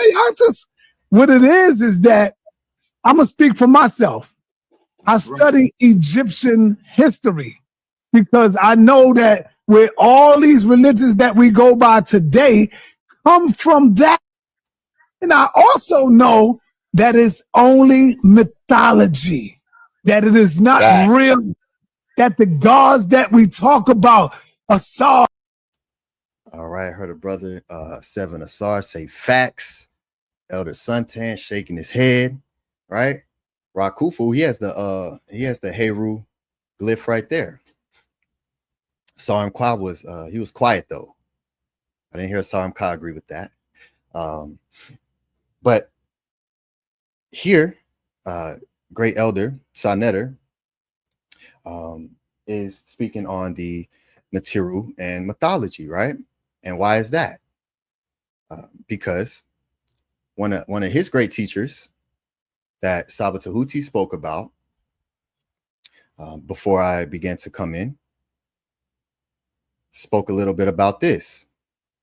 I've spoken to this brother, so I do know that we'll have a respectful dialogue. But I think it's an important dialogue as well. So many people think that this physical, so many people look at the world literally. And I don't believe that that's something that ancient people did. That's I believe something that the European brought into existence for very clear reasons. And so we could talk about that as well. All right. So this is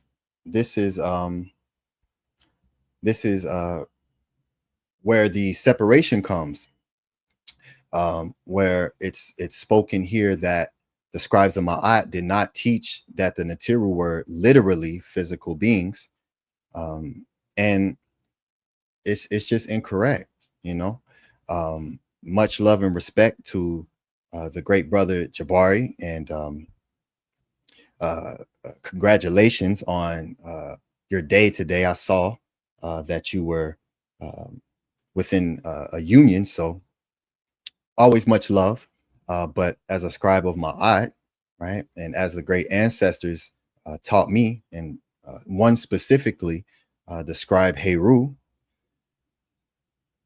it's important, even when it comes to our elders, because when we had debate or discussions, it's not like today. It was literally just pulling out what we know and teaching, and whoever shows forth and validates more of what they're saying then becomes the authority on that thing. That's it. And because in the actual teachings of Ma'at, especially from PTAH Hotep, which is one of my favorite teachings that I keep at the forefront all the time, is to not have an a'ib, which means an expanded sense of self, right? So PTAH Hotep teaches to take that sense of self and compress it and keep it in a state of Ma'at. And when we do that, then all we do is move forward, right? So I joyfully request the great elder sa.neter to put this very powerful debate back up. This is the very first large form debate and discussion on the physical nature of the Neteru. This is this is a historical thing right here. And what the scribes of Ma'at taught. This is also the same debate that the great elder sa.neter references when he says, I just gave Floyd Mayweather his first loss when Saba was talking with Zion Lex. Okay, so this is a historical debate right here. And this was a very powerful debate that showed me a separation in what did the scribes say and what do we believe, right? Because into existence for very the European brought in did. That's I believe something that. So we have what the scribes say, and then we have belief. And again, I don't knock belief because it's a very powerful thing. And sometimes it's a great tool to use to get yourself out of a situation, right? The mind is very powerful. So, but when it comes to what the scribe said, when it comes to the teachings of Ma'at, we leave belief out of that, you know. But we can talk about today if we want to believe that the Neteru are only fairy tale, because it's not mythology, are fairy tale, then we must say that that's our belief today, right? Not what the scribes taught. So dua to the great elder sa.neter for again just hosting this platform to allow Ma'at to actually permeate through and now be back at the forefront to where it's not about who's right or wrong. It's really not. Like, I don't, even for myself, like I don't care. I could care less about whether or not I'm right or wrong, or if I know something. Like, I'm not going to get up here. Somebody ask me a question I don't know. I'm gonna say, I don't know that answer. I'm not gonna make something up and start to flipping, because a lot of it's just expanded ego that keeps us from learning and growing, right? But when we do what PTAH teaches and we just compress that and be humble, then the answers will always come. And it goes way deeper than just what we're looking at and studying. It always will return back internal. And that's our purpose, is to clean so we can become purified beings, to attain a consciousness to be in the presence of what we call the Neteru. So here is myth and the etymology. So we can just look at what myth actually means and when it started to become known as an untrue story. So myth,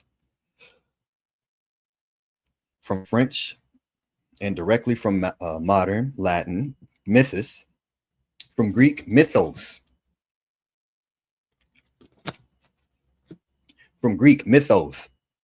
speech, thought, word, discourse. So before we even get to a untrue story, a mythos was anything that was spoken.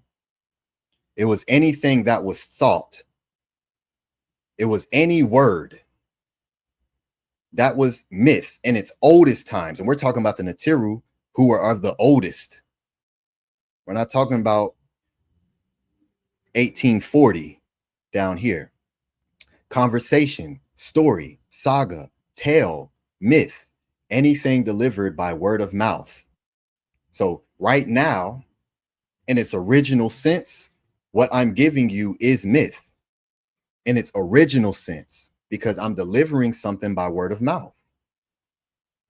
A word of unknown origin, quite possibly pre-Greek, right? Because it's medu, from, as Saba taught, mit, or met, which is words, right? Myths are stories. All right, I want to make sure everyone hears this clearly. Myths are stories about divine beings, generally arranged in a coherent system.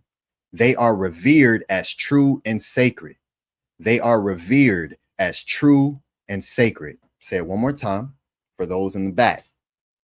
They are revered as true and sacred.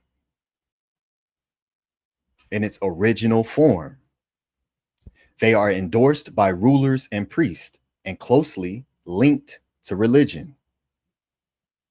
Okay, once this link is broken and the actors in the story are not regarded as gods, but as human heroes, giants, or fairies, it is no longer a myth, but a folk tale, where the central actor is divine, but the story is trivial.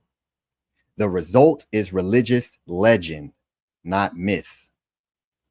So, directly from the etymology, we see that myths were originally stories about divine beings arranged generally in a coherent system that were revered as true and sacred. Okay? General sense of untrue story, rumor, or imaginary or fictitious object or individual is from 1840. 1840. So this is how we're using myth today when speaking about the Neteru.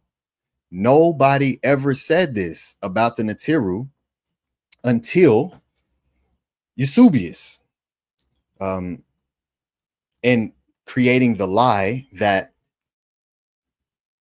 the Egyptian year was actually months, right? The 365-day year was actually 1 month. That's what Eusebius created and put into the frequency. Why? Because of the actual length of the Neteru ruling in the Taurine papyri in the King's List that the Greeks had access to, not the earliest Greeks, the later Greeks, when they started to take the length reign of the Neteru and compress it to fit the biblical narrative.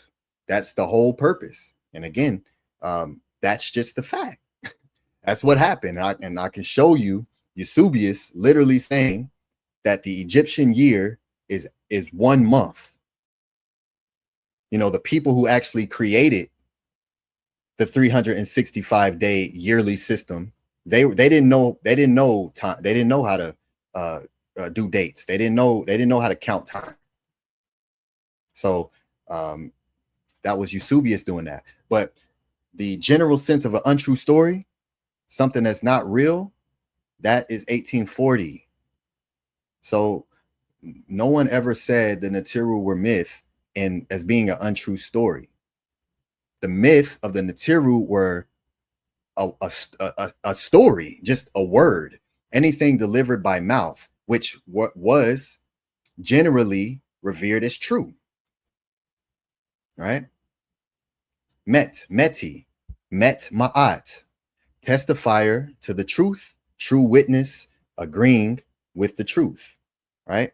Met, which is the erect phallus. So this goes directly into what Elder sa.neter was talking about earlier, because here we see that the word for words or to testify is the glyph of an erect phallus, because we understood the symbolic nature of the creational aspect of our words. When we place the matrix, the word for matrix in its original form comes from ma'at, but that matrix means womb, right?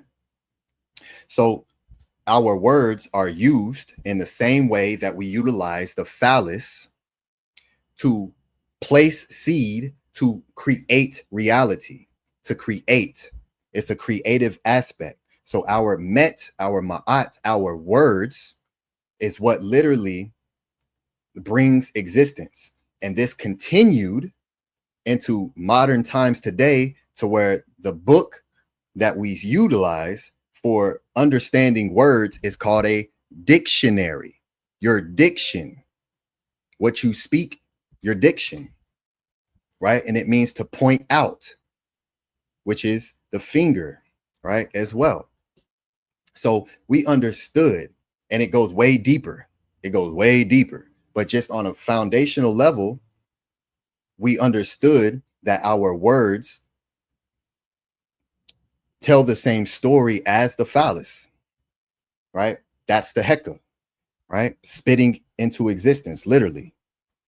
So this met, which created myth, a word or a discourse, wasn't until way later that it became an untrue story or a rumor. Okay, so the word for words or to testify is an erect phallus. True witness, agreeing with the truth, right? That creates your testimony. But again, because today there's an immaturity when it comes to sexual understanding, because of, I mean, there's so much confusion around. People are so confused and confused. People are confused. So because of that, people only can connect with what they have reference to. That's it. That's how our neurology works on a biological, physiological level. Your brain searches for what you have reference to. So if I tell you a story about a time I was in an airplane, you're going to start searching for all the times you were in an airplane. That's how it works. So if you see an image and the only reference that you have, that's what you're going to connect it to, because that's your reference. That's all you know. Again, that stuff didn't start getting inserted until Greek, and I can show original sources of that and much deeper, darker stuff. But when it comes to Ma'at, we understood that our words to be true of words. We were not insecure of our bodies. We revered our bodies, right? We always taught in a masculine and feminine way. Every single word and teaching has a masculine and feminine. So I can show teachings of the earth being Geb. I can show teachings of the land being feminine. I can show teachings of the heavens, the skies being Nut. I can show teachings of the heavens, the skies being Nu. There's always masculine and feminine teachings that we brought forward, because that's what we are. That's what we are. And when you have a balance in yourself and you're not insecure, then you can begin to learn and understand what the teachings were really bringing forward. Everyone is here because of this. So whenever today, today's time, these conversations aren't necessarily had in the proper way, because people are only referencing what they know, and that wasn't what Ma'at was about. That wasn't what the teachings, the scribes taught. And if they did, show it, right? Because you should be able to show it in the language, because the images are words. So when you look at an image, it literally is a word, multiple words telling a story. So you should be able to pull up an image and break it down in the Neteru, because it literally, that's what the Neteru is. All right. So that is myth. Originally was a true story that the Neteru were recognized as, even to the Greeks, early Greeks. And so here is the Perseus Greek word study tool, because again, I'm not biased towards information. I will dig into any language, whatever the writings are. I'm going to go into the language and look. So here is myth. Here's myth here. And let me see, I can actually do this. There we go. So this is the Greek word study tool, right? And mythos. Here's the LSJ. So what does this say? Word, speech. And again, it starts with A, the oldest, and then it goes to the later times. So what's the oldest? It's just word, speech, frequent in Homer and other poets. Mere word, mythos, mere word. A public speech, that's mythos, a public speech. It's a story, it's a word. The submission of a plea to be skilled in speech is mythos. Conversation, mythos. Number 4, a thing said, a fact, matter, mythos. Anybody ever see fact under mythos before? This was its original teaching. This is what it originally meant. Counsel, advice, a thing thought, unspoken word, purpose and design, mythos. Matter. Number 6, a saying, talk of men. Okay, talk of men, rumor, report or message. So now we get into number 2, a tale, a story, a narrative. That's mythos. In Homer, it's very important. In Homer, like the later, what's this? Logos. So now mythos as a tale, story, and narrative in Homer is like the later logos without distinction of true or false. Can everyone see that? Without distinction of true or false. Mythos. It didn't matter. It wasn't a false story. It could be true and it could be false. So now that means we have to look at each individual story and determine what it is, right? It's not automatically painted as a false story. That's not what it is. All right. Mythos, a tale or story without distinction of true or false. Either a story which never comes to an end, or of one told to those who do not listen. And now here we get into fiction. Now that we're down here at the bottom, at the much later times, right? Now it gets turned into fiction, generally fiction, legend, myth, right? And all of these are sources. All of these are Greek sources, because this is a Greek word, mythology. This is a Greek word, and this is where it all exists. So you can, here, I'll put this in the, here, let me do this. Great Bassa Tut, I'm finna email you this link and just put it in the chat so everyone can have it and go look at this and look at the sources so we can begin to break that spell of myth being a false story when referring to the Neteru. All right, so fiction, and just check your email, Bassa Tut. Generally fiction, professed work of fiction, a children's story, a fable, plot of comedy or tragedy, right? So, but in its original sense, it's just word, and it was also acknowledged as a fact.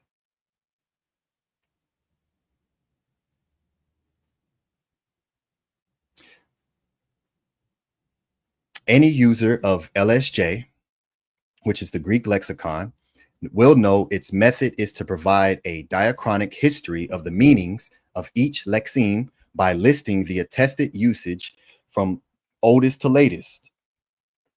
This method at core has remained substantially unchanged throughout the 9 editions of Liddell and Scott, and is adopted from Passov's Handwörterbuch der Griechischen Sprache. Sure, I messed that all up, the German, on which the first edition of Liddell and Scott was based. So Passov's itself was based on the earlier dictionary of Snyder, who also adopted such an approach, right? Beginnings of Greek philosophy. So this is just showing that that the methodology that you see here literally starts with the oldest and then goes to the later. Okay, so as I pointed out, that mythos was also in conjunction with logos or logos, which everyone knows. Well, I'm not sure if everyone knows, but many people know as the word used for word, right? In the beginning was the word, and that word is logos, right, in the Greek. And so here it is. Here's logos.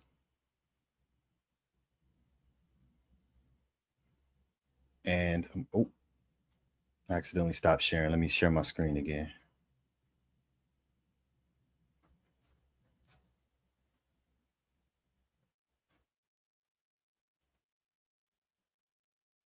There we go. Great, Elder. Okay, Tua. I meant to hit share this tab instead. All right, there we go. Logos. Let's pull up the LSJ. What does logos mean in its original sense? Computation or reckoning. Uh-oh. So now we're dealing with computing and reckoning, right? Account of money handled. Public accounts. So logos originally was dealing with accounting and computing numbers, right? Generally accounting, reckoning, whole account. The count manifold, to measure, esteem, consideration, or value put on a person. Logos, value put on a person. Relation, correspondence, proportion, generally in relation of gold to lead. So how things correspond with one another. Logos, how they relate. Math, numerical ratios, ratio between arsis and thesis, by which the rhythm is defined, right? Explanation. We're getting a little closer to the logos that we know. After, we're on number 3. Remember, you start with the oldest and then you go closer and closer to the later. So explanation, plea, pretext, or ground. Complaint. On what account? A true explanation. A plea, a case in law or argument. So now logos is an explanation, to explain, right? Just as it said, myth is like logos in its form of just an explanation, a thing said, a plea. Logos, a statement of theory, argument, discourse and reflection on reality. All right. A title of discourse by Protagoras. In logic, proposition, a rule, principle, law. Logos, principle, law. A law, rule of conduct. Okay. Thesis, hypothesis, provisional ground. Hypothesis of equivalence, right? Correspondence, reason, ground. Formula, right? Because originally it was math. Reason, law exhibited in the world process. Okay, we're still going down. We're still making our way down the list. Inward debate of the soul. Logos, inward debate of the soul. Thinking, reasoning. Thought, scientific knowledge and right process of thought. Scientific knowledge. Logos. Reason as a faculty. Creative reason, continuous statement, narrative. Okay, now we're getting down here. Fable, legend, a tale or a story. Logos. Speech, delivered in court. Verbal expression of utterance, rarely a single word. Right, and see, all these are just infinite sources. Common talk, report, tradition, rumor. Let's just keep going on to the bottom. Discussion, debate, deliberation, logos. Right of discussion or speech. A particular utterance or saying. Divine utterance, oracle, proverb, maxim, saying. Right? So even, again, when we utilize these terms and these words, especially today, we're not utilizing a language that was created today. These words all go back to ancient languages, to older forms. So for us to take a word and then paint an entire picture with a meaning that we're really making up and placing on an entire image is unscientific, just by knowing that these words have all these different meanings through time. So now we have to look at the story and the time period that exists and compare the word at the time that it was used to speak about the thing, to begin to know what it actually meant by saying that, right? A thing spoken, expression, utterance, speech, gram. Here we go. Number 10. Now we get down to the word or wisdom of God personified as his agent in creation and world government, right? And that's even, again, look at the sources here. Here's LXX, right? The Septuagint. What else do we have? The Corpus Hermeticum. And then we get all the way down to the very last attestation where logos is used, very last in New Testament, identified with the person of Christ. So, and today when we use the word logos, again, it's the very last thing.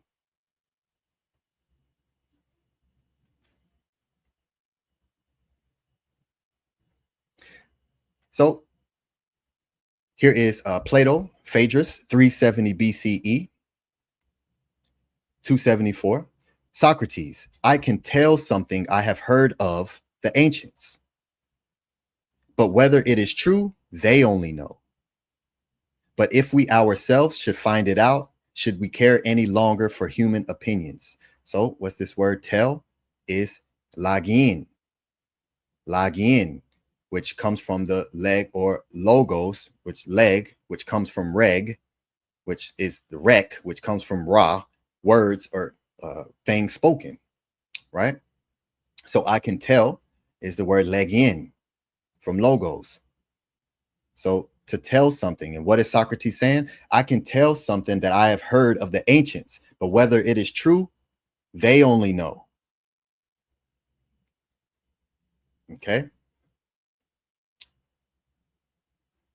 Originally, the Greek word mythos did not mean false story, but referred to a solemn, authoritative utterance or a sacred narrative.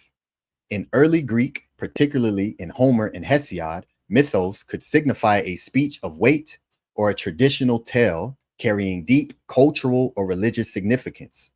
Over time, especially through philosophical contrast with logos, reasoned argument, mythos began to be reinterpreted as fictional or irrational.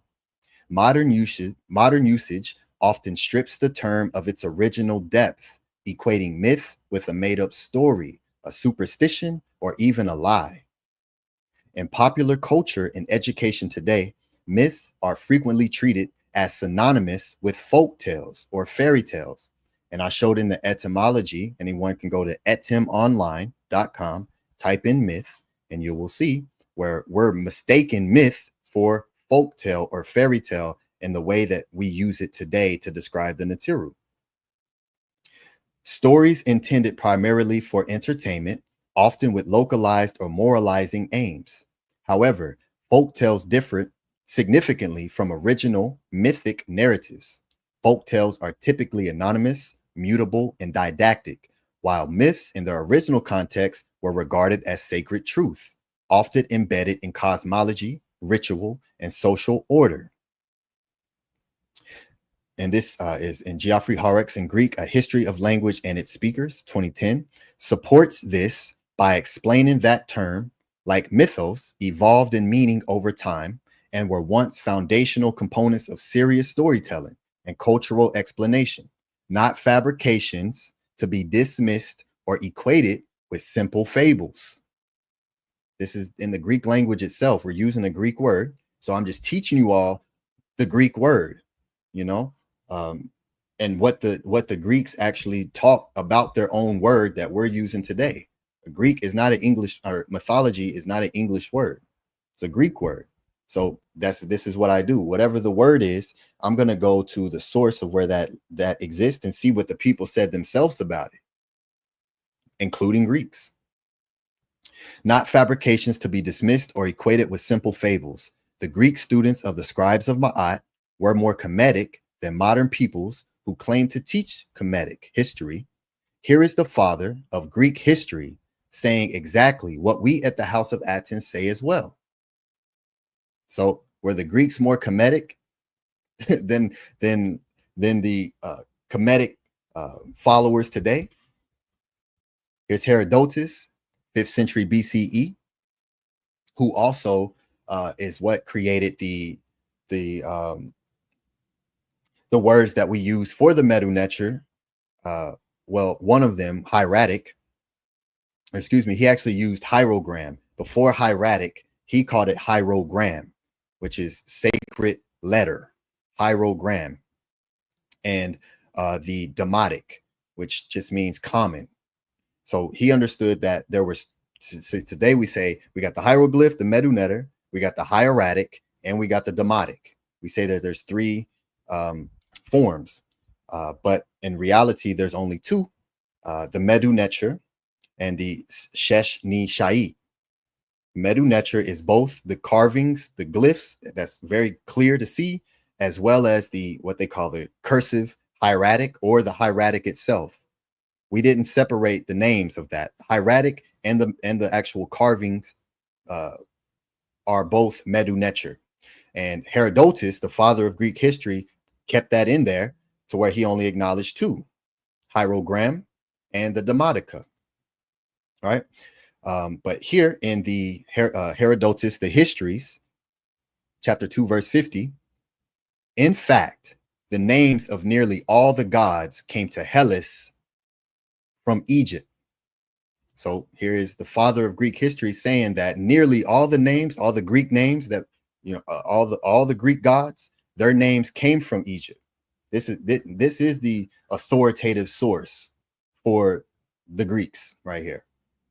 So all the gods came to Hellas from Egypt. For I am convinced by inquiry, which create that word history, that they have come from foreign parts, and I believe that they came chiefly from Egypt, except the names of Poseidon and Dioscuri, as I have already said, and Hera and Hestia and Themis and Graces and Nereids. The names of all the gods have always existed in Egypt. So the Greeks did not hide the fact of where they got their stuff from. They told us, the early ones at least. I only say what the Egyptians say themselves. Don't that sound familiar? Don't that sound familiar? I only say what the Egyptians themselves say. That's what we at the House of Athens do. We don't impose our belief onto what the Cometians said, what the scribes of Ma'at said. And here is Herodotus, as much as people can hate and say, oh, they're Greeks. Well, this Greek here said that I only say what the Egyptians say themselves. So that says a lot, right? Because there's many people today following and studying Kemet who don't follow this, right? But this is what we're changing and introducing, so that way we can cut through the isfat, because I'm sure that's what most of us are here for, is to find the truth, right? Regardless of what the truth is, or if it agrees with our belief system. That for me, it don't matter if something with my belief system, it doesn't matter.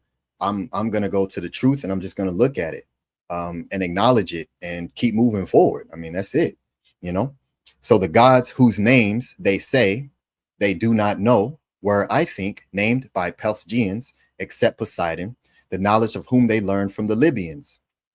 Alone of all nations, the Libyans have had among them the name of Poseidon from the beginning, and they have always honored this god. The Egyptians, however, are not accustomed to pay any honors to heroes. Herodotus with an English translation by A.D. Godley, Cambridge, Harvard University Press, 1920. So the father of Greek history, known as Herodotus, claims and says that all the names of nearly all the gods of the Greeks came from Egypt, right? The names always existed in Egypt, and I only say what the Egyptians say themselves. So what did the Egyptians say themselves? Oh, well, I'm glad you all asked, because I did a very big session here on sa.neter called Scribal Sessions. We are sa.neter. Why are we sa.neter? Because I gave the most comprehensive teaching on the word sa and how deep that word is and how powerful that word is as a protector and a guardian, right, of the neter.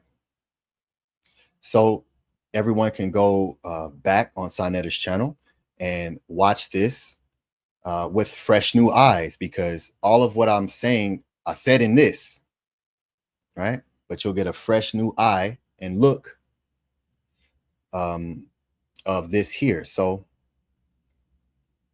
here is, just want to go over just a couple things that I showed here. And here is PTAH, the chapter of being trustworthy, right? If you are a man entrusted with responsibility, one whom a nobleman sends to another, be meticulous in your duty when he sends you. That word meticulous comes from the medu, met, right? Be meticulous and deliver his message exactly as he dictates it. So this is what PTAH is teaching. Deliver the message exactly as he dictates it. Be meticulous. Resist doing anything offensive by making a comment which would cause one nobleman to be annoyed with the other. Observe the truth. Do not surpass it. Whatever the truth is, observe it. Don't go by it, right? When that thing comes up and it's uncomfortable to look at, observe it. Feel into it, right? We like to stuff things down real quick as we come into uncomfortable feelings. We like to stuff it down real fast, right? PTAH teaches to observe it. Look at it and question it. Don't surpass it. Don't move past go. All right, that's my eye. Although one should not repeat an angry speech, do not speak against any person, be he great or small, for this serves only to arouse the temper. So PTAH teaches, do not speak angrily, right? If you are a ruler, responsible, let me see if I can make this bigger. Search for every opportunity to do good so that there may be no shortcomings in your actions. Great is Ma'at, and its foundation is firmly established. It has not been shaken since the time of Asar. So here's PTAH saying that there was a time of Asar. What does that mean?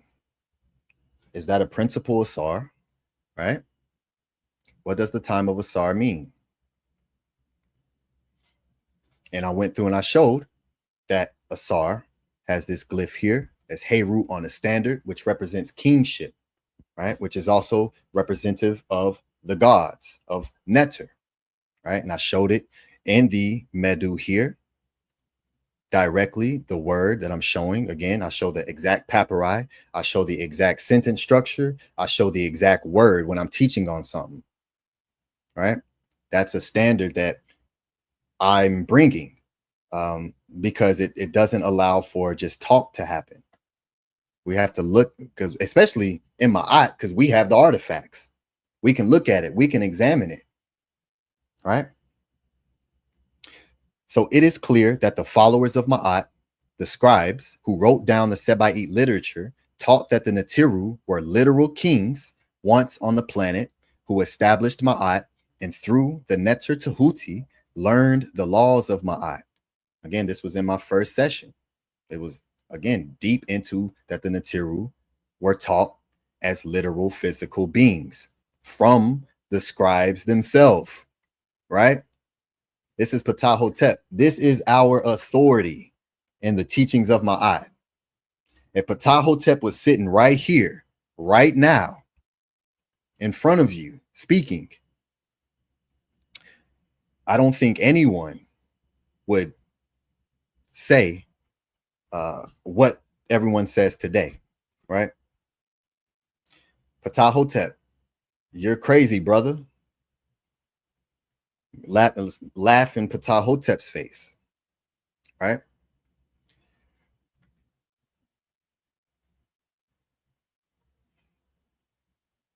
So Ptah taught that there was a time of Asar, and he's talking about a literal, physical Asar, because there's a time of it. If we're going to say that Asar is a principle, right? If Asar is a principle, then what would the principle of Asar be, right? One may say, oh, well, maybe it's the principle of resurrection, right? So maybe Asar is the principle of resurrection. Well, then that means that there's a time of resurrection. And so Ptah, there must not be any teachings or strides for resurrection, right? Because there's a time of it. That means that time no longer exists. That time no longer is enacted, right? It don't exist no more. It has not been a term since the time of Asar.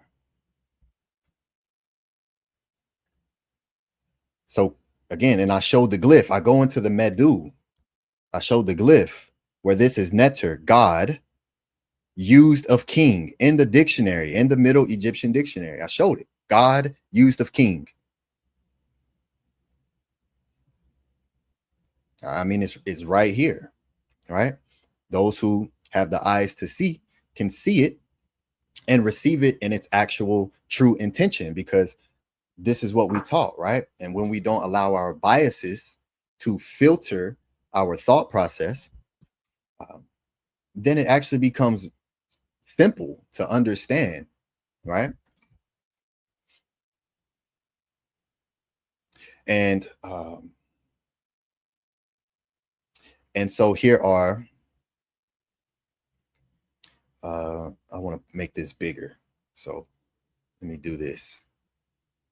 Let me do this so that way you all can see.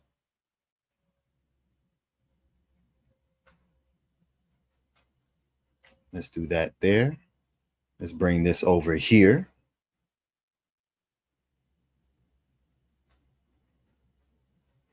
And then let me make this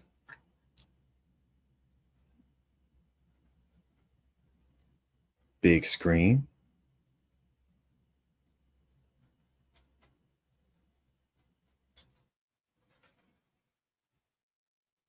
Share this tab instead.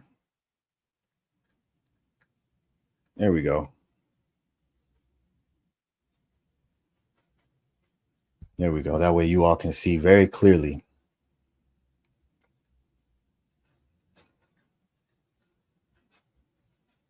There we go. So it is because we wrote that these teachings could be continued on into later periods, even well after Alexander III and the Greeks ruled. So we continue to write the laws of Ma'at. So here is the Papyrus Isinger with wisdom teachings, which is the Papyrus of Peheb Hor. The Papyrus of Peheb Hor. He guards at night against the reptiles of the dark. He directs the heart and the tongue by his commands. He gives good judgment through the counsel which no one knows. He creates abundant value without there being a storehouse behind him. It is he who makes the way safe without there being a guard. It is he who gives just law without there being a judgment.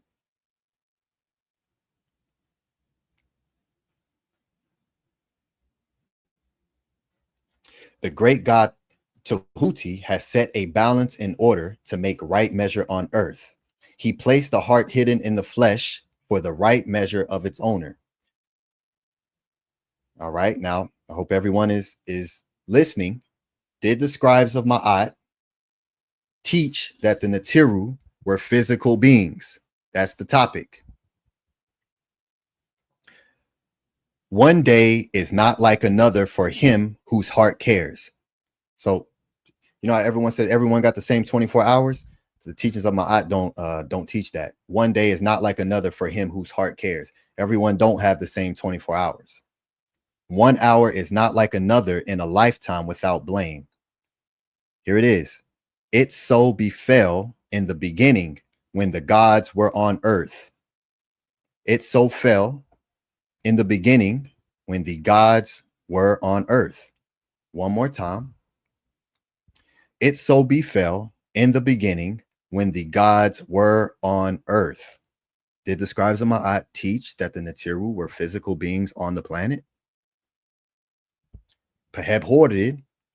Peheb Hor taught that it so befell in the beginning when the gods were on earth. When Pre had weakened before the enemies, they weakened before him in turn.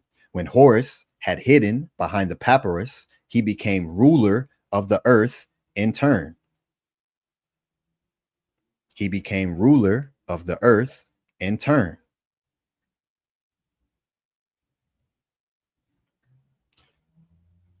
I showed this as well.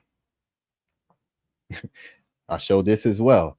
The immortality of writers. Here's the papyrus, EA 10684, Chester Betty 4. Right?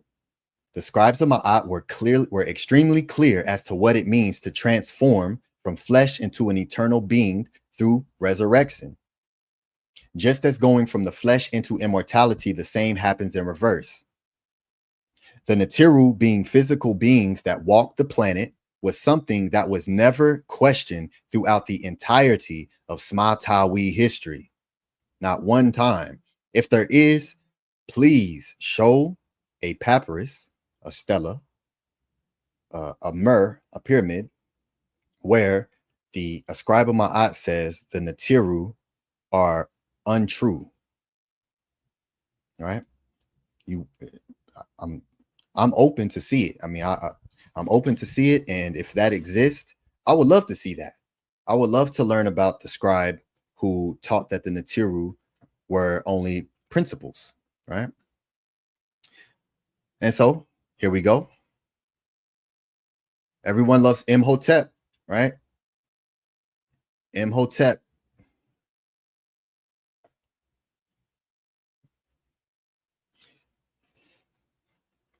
Everyone loves the great Imhotep, right? And for great reason. For great reason. Right? Here's one of the students of great Imhotep. If you do this, you are versed in writings as to those learned scribes of the time that came after the gods. They who foretold the future, their names have become everlasting. While they departed, having finished their lives, and all their kin are forgotten. So again, of the time that came after the gods, the learned scribes became versed in writings. Is there one like Hardedef, one of the great scribes? Is there another like Imhotep? None of our kin is like Neferti or Keti. The foremost among them, I give you the name of Ptah Jehuti, of Ka Kepera Seneb. Is there another like Ptah Hotep, or the equal of Ka Raes, those sages who foretold the future? What came from their mouth occurred. It is found as their pronouncement. It is written in their books. The children of others are given to them to be heirs as their own children. They hid their magic from the masses. It is read in their instructions. Death made their names forgotten, but books made them remembered. That's why I bring the books. That's why I bring the papyri, to remember the words of the great scribes of Ma'at. Of the time that came after the gods, it has a one right here. Go down to the bottom where you find the notes, i.e. the early days of mankind when the gods had ceased to live on earth. So again, there was a time when the gods lived on earth. according to the scribes of Ma'at.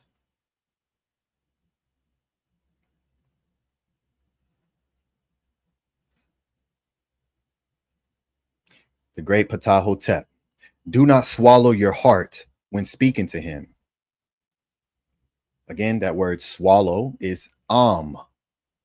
Eb.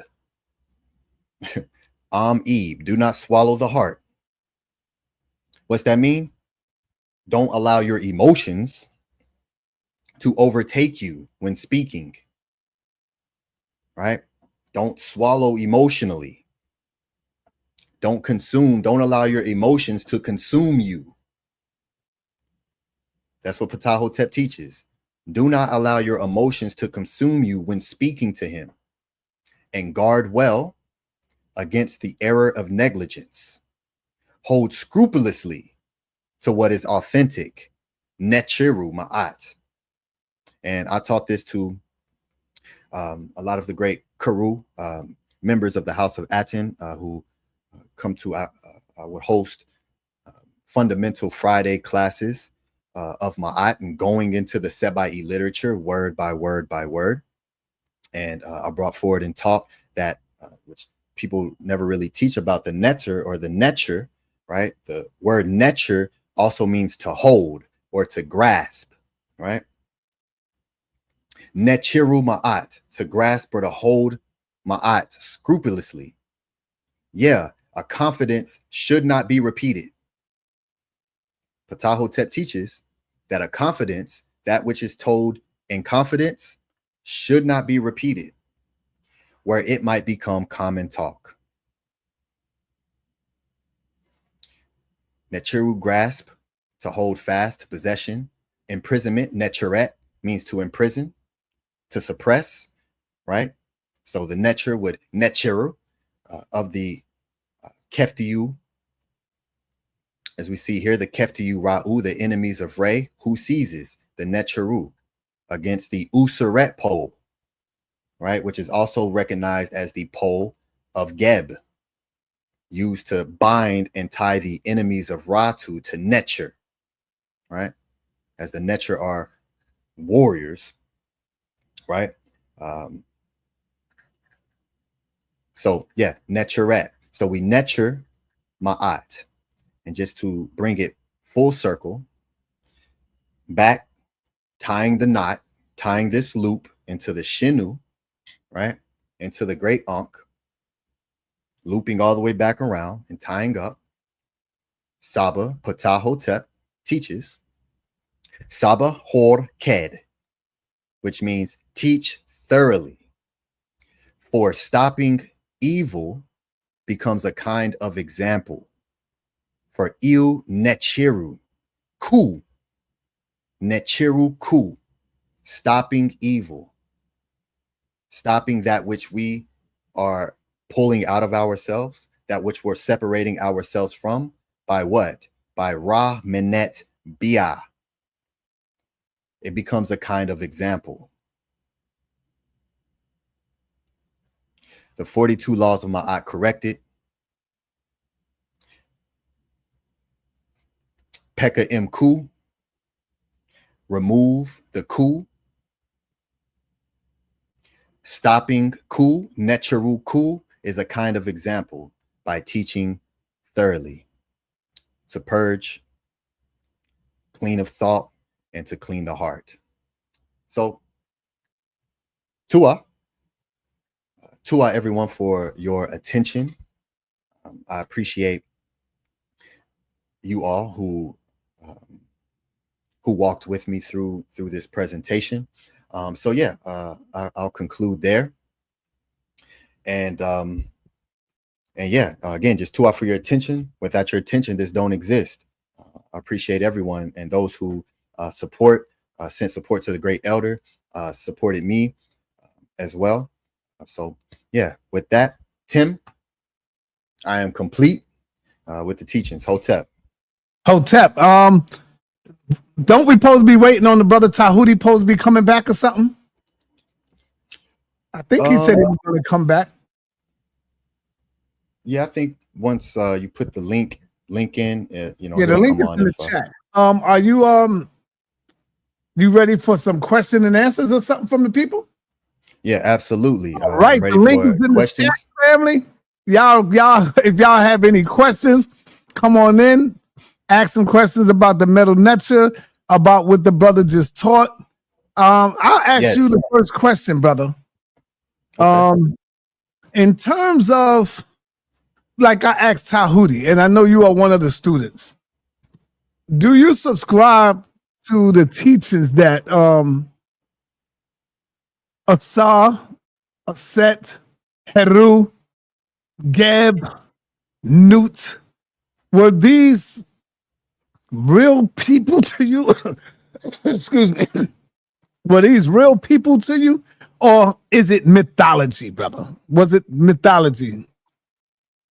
Well, mythology means a true story. When people talked about mythology to the Neteru, so the scribes absolutely taught that the Neteru were physical beings. That's what they taught. I just gave an entire presentation, and I concluded by literally showing that I showed 3 different papyri. Ptah being the first, saying that there was a time of Asar. So let me ask you, sa.neter, when Ptah says that Ma'at is firmly established and has not been shaken since the time of Asar, what would that time of Asar mean to you? I have no idea, brother. I don't go deep into studies like you and Jabari and y'all, but I want, excuse me, I need a little clarity here. Okay. When That's we what say we're here to do. You are not saying Aset was a physical, real woman, right? Come on now. Because remember, she chopped up the body into 14 pieces. So we know that can't be real. So that's what I'm trying to get real clarity here. As the scribes of Ma'at teach, again, I'm not up here standing on what I believe. Right. I'm standing with Ptah. I'm standing with Amen and Mope. I'm standing with the scribe Heru, and they taught that the Neteru were physical, living kings on the planet that established and taught, brought civilization, taught language, taught the whole kingship, the whole rulership is an echo of the stories of the Neter. To become a king is to become Heru. Heru was the last Neter as a king before the Shimsu came in the time of the Zep Tepi. That's what the scribes taught. So again, when you look at the stories and we begin to read what the scribes said, we have to be able to look at what was taught, to follow the trail of what was spoke on literally, because you can take a literal thing and create a metaphorical story from it. That's what we did. That's what we did. This eye here, right?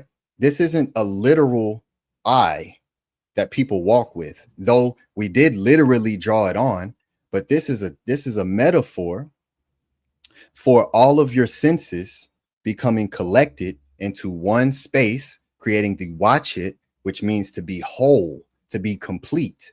So the teachings are always interweaving between literal, metaphorical, and allegorical. So you can take a literal being and tell a metaphorical story about, which we see all the time and we do all the time.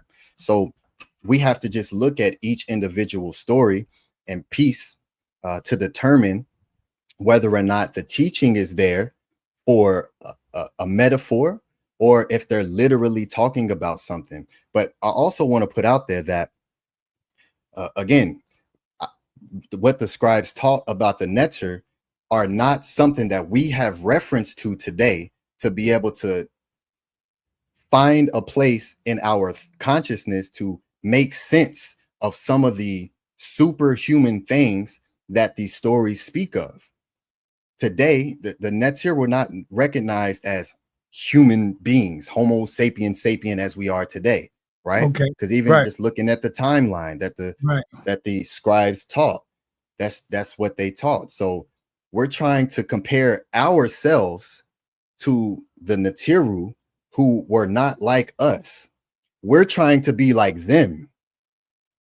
And that's the purpose of Pekka and Coup and cleaning ourselves out. And when one actually begins to clean out a lot of things, you learn that you have more power than what you give yourself credit for. The human body is a very phenomenal tool that we have access to ourselves if we take the time to go within it and learn what we can do with it.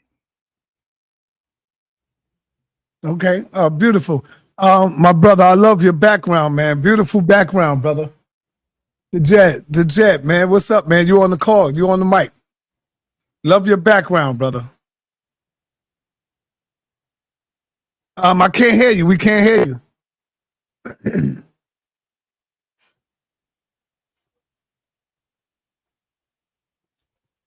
And again, real quick for everyone coming in, I want the topic to stay on the topic. I want everyone to on the topic. I agree. Stick to what we're Stay on the topic. Y'all got questions? Deal with what he dealt with. Brother, you might have to go out and come back in, brother. The jet. You hear me, sir? I hear you now. Go ahead, brother. Yeah, talk. my mic. It's all good. Yeah. Hey, peace and love, man. This is what we doing at the House of Aten. Yes, Backgrounds, sir. Man. Hey, we be. I love it. It's a whole nother energy over there, man. I just want to give shouts out to you, Gray Hanu. Welcome back again, for the platform. Yeah, brother. Appreciate the platform. It's nothing but love. Appreciate all the brothers that's on the panel as well. I know people got questions and they eager to comment on some things, but I want to give praises to the great PTAH, man. I know his teachings is the way he teaches may not be like others, to where, you know what I mean, there's a lot of hoorah and there's a lot of sometimes chaos going on and boasting. I like the fact that if people just give time for him to just flow, for him to just if you can calm yourself down, whatever you believe in, whatever studies you follow in, let that come into action, because with that action there must be some peace, there must be some balance, there must be some time to be willing to hear. Even if you disagree 1,000%, if you're gonna spend your time on here and the sa.neter, just have some patience to be able to listen, see what's being presented, and then go on from there. But I want to just say thank you, great sa.neter, for just the opportunity for the great brother. And thank you. I'm gonna let you brother speak, because I know y'all got questions for PTAH. So Hotep. Thank you, brother. All right, let me go on over to Apostle Saquon, who have the laws, who always talk about the laws. Now we have a brother PTAH up here who can also talk about the laws, the 42 laws of Ma'at and stuff like that. Apostle, you got the mic, my brother. Do you have a question for the brother pertaining to his presentation?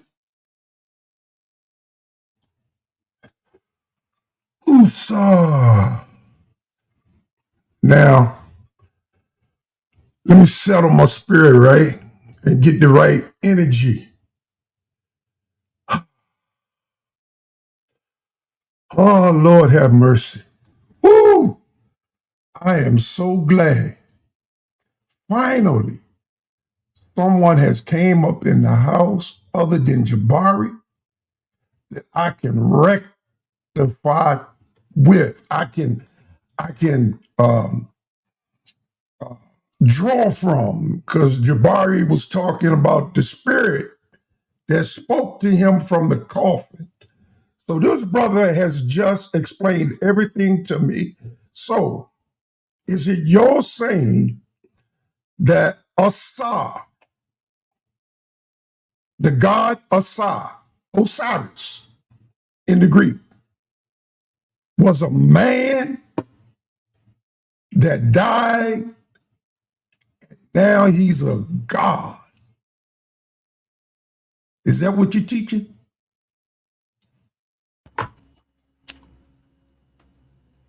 That you restate that again.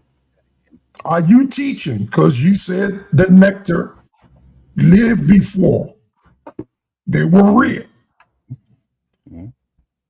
Asar, is he a nectar? Asar is a neter.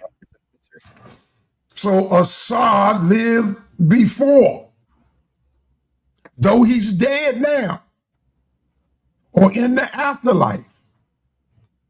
He was in this present life once before, right? Let me share my screen to answer your question. You don't have just. Oh, you don't want to see? No, hold on, Apostle. You can't tell the brother how to answer. He want to share the screen because it's not just for you. It's for everybody else that's watching. You see? So you asked the question. Now the brother got to bring clarity for the people. Allow him to do that.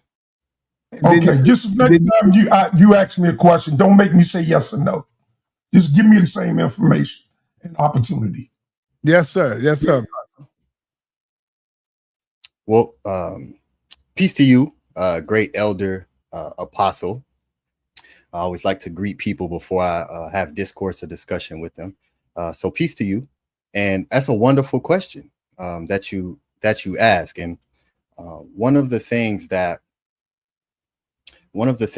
I was teaching here in this session was what the scribes of Ma'at teach. So as I speak, I'm not up here on my own, just saying what I believe, right? So what I do is I like to show what the scribe said, right? So let me show you what the scribe said. Yeah, he's a so-called Israelite too, Patah, just to let you know. He's a so-called Israelite. Well, hotep to you. Why I gotta be a so-called Israelite, sir? Why you gotta come off like that, man? I'm not calling him a so-called Egyptian. Brother, just calm down. I'm calm. All right, let the brother go. Go ahead, brother. All right, I shared my screen. If you can pull that up. So here is from Ptah, who was a living being, right, with a real mastaba, real writings, a real scribe of Ma'at. And so what did he teach? I'm teaching what he taught, okay? So he taught that there was a time of Asar, right? Rek Usir. And in my session, I went and I broke the Medu down. So it has not been thwarted since the time of Asar. What has not, great is Ma'at and ever at the ready. So or Ma'at, great is Ma'at, and it's always ready. And it has not been thwarted since the time of Asar. Cher Rek Usar. So Ptah and all the scribes of Ma'at that brought the language that allowed others to begin to communicate, that allowed others to begin to dive into their own belief systems, taught that there was a time of Asar. So yes, Asar, according to the scribes of Ma'at, were physical beings. Yes. Okay, God's not going to allow me. All right. Hold on, Apostle. First, I wanna apologize to you, Apostle. You're right. You are Israelite, so I apologize. And go ahead. I am going to allow you to respond. Are you finished, Ptah? Yes. All right. Go ahead, Apostle. You can go ahead. Okay, just keep that in mind. Science is not going to give me a lot of time. I'm going to speak, brother. Okay, so let me go. He's not going to give me a lot of time. So I'm trying to go quick. Your long answers is just going to shorten the time we're going to have together. Well, yeah, we shouldn't need Osar actually lived before. Then Asar's brother or opposite, Set. Then he also lived. Not Aset, that's a female. I'm talking about Set, Seti. I'm talking about the brother. I'm talking about the one that Horus, the son, vindicated. I'm talking about the one that ain't it true man, in the book of the dead? Is it not true in the book of the dead that Seti Assad's brother populated in Horus.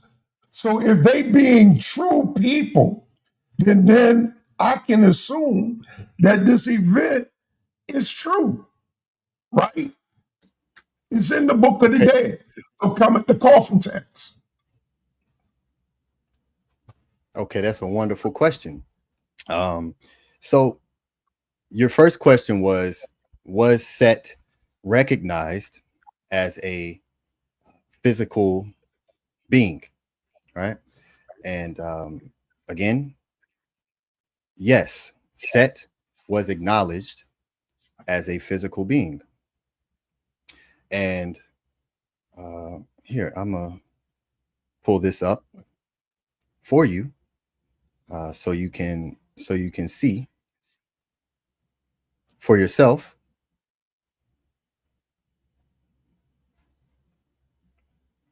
So everyone can see. So let me begin to share my screen. Here we are. Sa.neter, can you share the screen for me? Your screen is being shared, brother. All right, so I can't see the what y'all see. So Yeah, it's in dark. It's somewhat darkened. all right, so this is from the Taurine papyri that dates to Ramesses II, right? And this is known as the King's List, right? And so if you look here, it says the dual king Set, 200 plus X years. And we have Set inside of a Shenu, which showcases that it's a king, right? So when you look at Ramesses' name, it will always be in a Shin because he was a physical king. When you look at Tahutimos' name, it will always be in a Shin. When you look at Akhenaten's name, it will always be in a Shin because they were physical living kings. Yeah, I know about Akhenaten. He got his body. Yes, so here the scribes put Set in a Shin alongside the Neter glyph to show you that it's the Neter Set as a physical Nesubiti. So there's the actual artifact showing that Set was recognized as a physical being per the scribes of Ma'at. Again, it doesn't matter what people believe today on whether or not the Neteru were physical, but the scribes taught. And secondly, your second question, you said something about Heru in the Book of the Dead. The coffin text, yeah. In the coffin text. So you said that there was copulation that took place? That's what it says, yeah. Oh, you're not familiar with it? No, I'm not familiar with copulation, which means to copulate. I'm not familiar with that in the writings. If you could show me that, I would love to see that. Oh, yeah, I'm not prepared to show it to you, but it's been shown across several times already. But the answer to it was, well, they're not real. This is myth. This didn't really happen. But now, finally, I have a voice that is saying, no, yeah, they did that. Set did that to his nephew. Who said that? Huh? Who said that? Who said what? What you just said. You said that someone said, that Set did that to his nephew. I said, no, previously, the document, this has been shown on this channel on several occasions, that this particular literature exists within the Corbett text. However, the explanation that was given for it is that it's not real. That Horus and Set are not real people. So this did not really happen. That was the answer that we got from people like Shaka, people like Floyd Mayweather. They all said these are not real beings. Like David and Jonathan in the Bible are real. This is not real. So, but now, thanks to you, you're here saying, no, Horus was real. Hadaru is real. You're saying that Set is real. So if they are real, then the Corbin text, what it says about them, is not fictitious. It's real because it's in the text. It wouldn't be in there unless it is real. So I thank you for your honesty. I thank you for your knowledge and for your willingness to come on here and tell the truth about that. All right. Absolutely. Well, there's a couple things I would like to respond to what the great elder said, because there's a couple things that you're inserting. One, I didn't speak one time about Heru or Set. So placing that into what I taught and what I brought forward is off topic, right? Showing that the Neter as Heru being a physical being, that the scribes taught that Heru was a physical being, that Set was a physical being, is a completely separate thing from diving into a story. So if we're going to dive into a story, I'm going to need the story up, because now we're going off of hearsay, right? And again, that's myth. Anything spoken, that's a myth. So until someone can pull up a papyrus showing copulation between Heru and Set, I reserve the right to say that don't exist. But when I speak about the Neteru, that's a completely separate topic than what you're bringing forward. But I will happily go into any conversation or any topic about the Neter. But we have to go with what the words say and not off of memory on what we thought we understood about what someone taught about something at a previous time. So just to answer that, and just to respond, that yeah, the topic that I brought forward in the teachings of the Neter, I didn't teach on Heru and Set today. But they are Neters. You will admit that they are Neters. Yes, Heru and Set are Neteru. Okay, so I think I did speak on topic, but I'd just like to say in closing to my Hebrew brothers, especially you brothers over there at ISUPK, you got that information, brother. If you hear me, why don't you bring that information to the forefront? Because all right, Apostle. Let's bring on the teacher. Tahuti is in the building. Tahuti, what up, brother?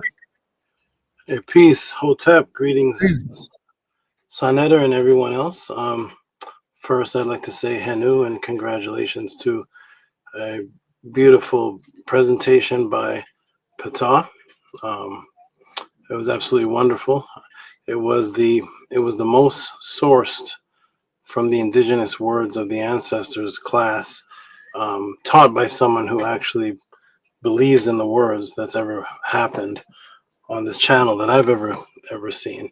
Not someone sourcing just for a debate or for a discussion, but someone who's sourcing because they actually stand in the same beliefs as the people they're sourcing, which is the indigenous. So PTAH, that was an excellent presentation, and I hope it opens the minds and at least stimulates conversations for further. So I want to say Henu, and to you, PTAH, for representing the House of Ten and representing, most importantly, what the ancestors said themselves. And to us, sa.neter, for having him on and creating this platform for this conversation that's so rare.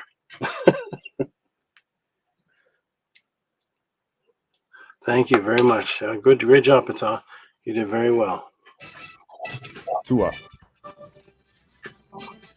Okay, well, so what's happening right now? This is the question and answer, and PTAH is answering Zaquan's question. Is that what's happening?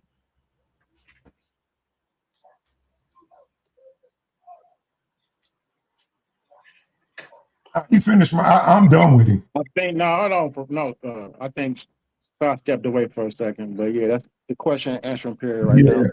I'm done with his with nice job he did. Tahuti, I have a question for you. Based on something you said earlier, I wrote a note about it in regards to Geb, right? So we said we like to source up, right? So when we look at the cartouche of, we said Geb is in the cartouche, right? Now in this cartouche, we see the duck, the foot, right? And then we also see the determinative, right? There's a determinative in that cartouche, correct? I'm the only one on the screen, so I don't know which. This is King J talking, but you can hear me, right? I can hear you. Are you right now presenting a cartouche? No, I'm asking you. You said that you saw the cartoon. This is what you said. So I'm familiar with the cartoons. So we can talk about it without actually seeing it, right? I'm giving you it's the duck, the foot. Okay. Yeah, it's the duck, the foot, and it's a seated god. Hey, King, they don't talk about things they can't see. Hold on. You taking away from it. Hold on. You taking away from this right now, brother. Let me keep on where I got. No, I'm just letting you know. They don't talk about it. Brother, hush. Let me talk to him. Tahuti. Where I got you at right now is hold on, brother. You detracting. This Geb in this cartouche, Tahuti. Right? There is a determinative within this cartouche, right? Say that again, brother King J. You said there is a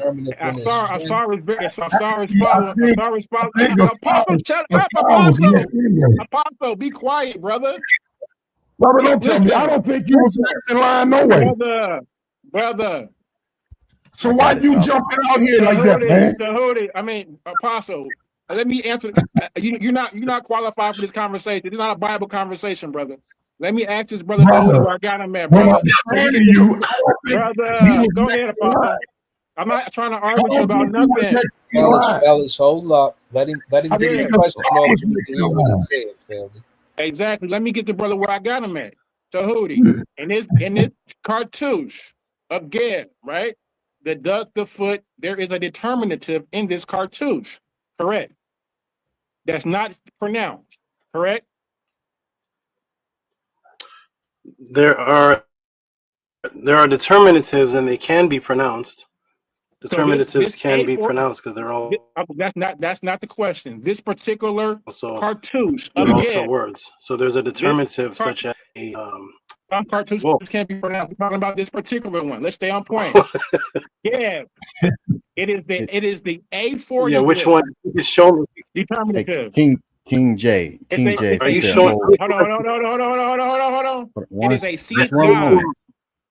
Just real quick, I would like for sa.neter to make the screen where everybody can see. So hold on, everybody listen, man. I don't want no screaming and yelling. Number one. Come on, man. Pay attention to what's going on. This is PTAH's show. Don't mess up his show. I don't want anybody screaming and yelling. When PTAH say, yo, that's it, move on, you got to move on. When Tahuti say move on. This is their show right here, brother. I don't want y'all to mess this up. Let's keep the questions on the topic. All right. Who was asking the question? I think Hassan was next. Apostle, let me speak, brother. You talking, nobody said one word, brother. All right. Apostle, chill, brother. Stop. Just be quiet, man. Y'all stop that, man. King, go ahead and ask your question, brother. Peace. Peace to the panel. Peace to PTAH. Peace to Tahuti. I'm asking you a particular question, brother, in regards to something you spoke about earlier in regards to Geb being an actual deified ancestor. You brought up a cartouche from the Torn papyrus, correct? This cartouche of Geb, I'm asking you in regards to the determinative. It is a determinative of a seated god, right? The determinative lets you know what it is. Now, so Is he asking me or Saba? I don't know. I'm talking to both of y'all, but I'm asking to Tahuti. He made the point, so I'm bringing this up to him. The determinative within the cartouche of Geb that you spoke about, you said that cartouche. So I don't know if you are not aware of it, but gods and pharaohs are within cartouche, are sins or cartouches. Not only pharaohs. So gods as well as pharaohs are in cartouches, or as you said, sins. So, and we know this by the determinative. So when we look at the determinative within the cartouche in what you said in Geb, it's a seated, I'm looking right at it. It's the A40. It's the seated God. He has the beard. It's actually the same one that PTAH just showed when he showed Osiris, that determinative that he thought you were showing. I wish I could have spoke then, because I was just dying. Like, he's showing the determinative as a seated God. That determinative lets you know that that is a God in that cartouche. That's one. The Turin papyrus as well. It's broken up into columns and rows. The first two columns are gods and myths. The real kings start at what? Row 11 through 25. The first real king is Menes, Venice, Aha, and Dozier, and so on. Before then, they let you know that these are demigods in reference to the Shemshu Hor, correct? And they let you know that the previous gods are gods as well. Also, you're mixing up theologies. You're using Heliopian theology. You're mixing up with Hermopolis theology. You're using the Ennead with the God. You understand what I'm saying? If I say Nunet and Nun and Coup and Kaket and Amun or Amunet, that's a different theology than Ra, Geb, Nut, Osiris, Horus. They're not the same theologies. And it's also a Memphite theology. Your name is PTAH. That's from the Memphite theology. Totally, but you're giving us Heliopian Ennead theology. That's one. But I just really want to let you know that the cartouches that you're mentioning, the determinative inside of those cartouches are gods, letting you know that they are not ancestors or humans, but gods. So I just want to know where did you not know that those determinative inside of those cartouches was a seated God? Okay, well, though in the exact Tahuti, it's a question attestation. for Tahuti. It was a question for Tahuti. Oh, okay. Okay. Okay, we finally got the question. We finally got the question out. Okay. So let's see what PTAH, because I'm not looking at the let me come back to the screen. PTAH, do you have the cartouche he's speaking of? Or in general, King James, are you speaking of that the whole side of the Turin papyrus that has the Neteru? So we can use any of them. We can use Jab or Sar. Any of them. But the one that PTAH showed earlier, it wasn't the Geb one, but it actually showed Osiris. But it used the determinative with him as the God. So that's fine. He can pull up one he just showed Apostle. Because that's the one. Yeah, where okay. That's the A40. Okay, that's the A40. That's the A40 glyph. Okay, well, just real quick, Saba Tahuti, if I could. Because we like to show what the Egyptians actually said, not what our narrative of what we think they said based on a hieratic script. We all on this panel can read, pretty much. Asar probably can read better than me, but I know the alphabets enough, and I can tell you what. Probably. You feel me? But Asar, do you understand the point that I just made in regards to that seated deity and as a determinative? Absolutely. My brothers, y'all mind if I elaborate a little bit? Well, just real quick, because I want to be concise. I'm waiting. Okay. Yeah. So just one sec. Oh, go ahead. Yeah, just real quick, Asar, just so we can, keep order and structure. And Sabatuti, do you want to answer that, or would you want me to answer that? I can answer it real quick. It's very easy. I will. Okay. So let's start from the beginning. So being that you don't have the glyph, or you don't have the cartouche or the shen, I just want to verify. Are you stating that if it has a Neter symbol, then that symbol is not talking about a regular physical man? Is that the statement? Precise. I want to be precise. You said Geb, right? So when we look at the particular cartouche of Geb, Geb has only Geb. Okay. You mentioned Geb, so I'm going to talk about particularly Geb. Yeah. Geb has but when I ask, Geb has a determinative. So let's just stick right there. We don't got to move around. We stay right there. So Geb has a determinative. Geb has a determinative. Go ahead. You want me to answer or not? Okay, okay. Geb has a determinative. Geb has a determinative of a seated God after the duck in the foot. So that's where we're at with it. That's what I'm asking you. We don't have to go anywhere else. Let's just stay right there. Can we at least go to the source? So when I asked you, is it just Geb? Well, Tahuti, you mentioned Geb in the cartoons. I would think that you would have it. Yo. How come you talking over the brother? He's asking the question and y'all just come and talking. Where's the discipline? Let the brother ask the question. Tahuti, say what you were saying. Or do you want to move on to the next question, Tahuti? I would like to address it. Go ahead. When I particularly asked, are we only speaking about Geb? Or are we speaking about the whole side where the Neters are? The brother who was speaking said we could use any one of them. I just want to know if anybody heard him say that, or did I just, maybe I'm mistaken? Did he say we can use any one of them? No, so I said let's speak about Geb particularly because that's who you mentioned was Geb. So let's talk about that. And that's the example that you used. Excuse me. When I said, let me ask maybe Asar, because maybe the mic. I've been waiting for 10 minutes for the answer. I'm sorry, Asar. When I said, are we only using Geb, or can we use any one of the Neter on that side? What did the brother King J said? I'm just curious. My brother did say you could use any of them on the term papyrus. Yeah. Okay. Now we're talking about Geb.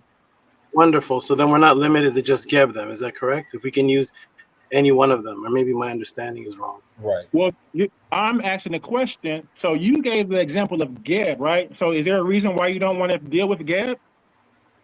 I have no wants or diswants. I just want to go by. I just wanted clarity, brother, because you gave the example of Geb. So that's why I want to deal with Geb. I don't have any wants or diswants. I just wanted to clarify that I did ask, can we use any one of them? And if I maybe heard you when you said yes, we can use any one of them, which means that we don't have to just use Geb. Is that correct, or am I mistaken? A misunderstanding. So let's get the clarity now. I would prefer you use Geb because that's the example that I asked. You don't have a preference. So let's not argue about nothing. Let's just answer the question. I'm not arguing. I do think answer, brother. All right. We're gonna move on from that, man. We gotta move on, bro. Come on, man. I want to answer the question, but the brother did say we can use any one of them, and now he's backtracking, saying that he's not. Answer the question. Okay, brother. so we can use. So I'm wondering if the claim is that gods are not physical beings that have years that they live. Are they not? Because the physical kings state the years that they lived are ruled. Do the gods also live and rule for a particular time? So we can clarify who we're talking about. Are gods, that's a fact, even brother. if that's a fact. That's a fact. They but that's not answering my question, brother. I answered your question. The gods, the Neter have a time when they live and rule? Just so I can understand the separation between a man and Neter. What's the separation? Do men have time when they live and rule and Neters don't? Or do they both have time? Tahudi, Yeah, is this a part of you answering my question, or are you answering me a question by answering my question? It's a part of me understanding what the separation is between a god and what the separation is according to the papyrus between a god and a Neter. Not according to King J, but according to what the papyrus says. And in the papyrus, does it state that the kings had a certain amount of time that they ruled? And do the gods have a certain amount of time that they ruled? Well, just answer the question, brother. You don't got to narrate. Just ask it. In the question, you're asking a question, was there a determinative there? Yes, I'll go ahead and show. Let me go ahead and show. So here, just so we can decipher what's actually happening. That is a good question. In the example you used, you gave get. So I gave you I've looked up the determinative of the cartouche of get. Right. But we're not. So Geb and I asked, are we limited to Geb? All right, hold on, King. Tahudi, your system is messed up, Tahudi. You keep on, you're breaking up bad, man.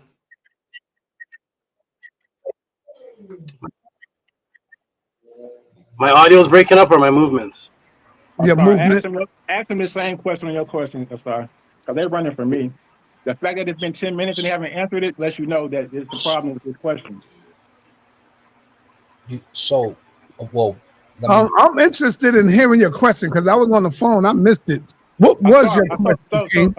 So check it out. Tahudi, when he came on earlier, he said that. Just ask me what was your question? Okay, so the question that I asked him was the determinative in the cartouche Geb. Was it in relation to Geb being a god? Oh. If that is just your simple question, then absolutely yes. Okay, the determinative. That was the question because you said that only pharaohs were in cartouches. Okay, so he said yes. Now there goes your answer, King. Let's move on. So that just lets him know that what he said earlier was incorrect because he said only pharaohs are in cartouches. I just showed him that gods are in cartouches as well as pharaohs. So that premise alone lets you know that what he said was kind of off. Because if you thought that only pharaohs were in cartouches, and I just showed you that gods were... This is still the question going on? No, I'm just enlightening you on maybe why you came to the wrong conclusion. Because you thought that only pharaohs were in sin. All right. All right. Let me go back up. Okay, listen, everybody, please relax, calm down. I heard a question. The word is nesubiti. The word that people are using for pharaoh, there's two of them, two popular ones. One is par-ii, which is where they get the sound of pharaoh from when they take the P and they turn into an H, PH, F sound, par-ii. And the other word for king is nesubiti. So when I said the pharaohs are the ones in the Shens, and the Neterus are in there, is because they were also nesubiti. They were also rulers. The pharaohs, that's a Greek mutated word. It is nesubiti, and both of them are called nesubiti. So now that we can establish that, I want to go ahead and show the screen. Let me go ahead and finally show the screen, so I can show what it is we're speaking of here. So let me go ahead and show this.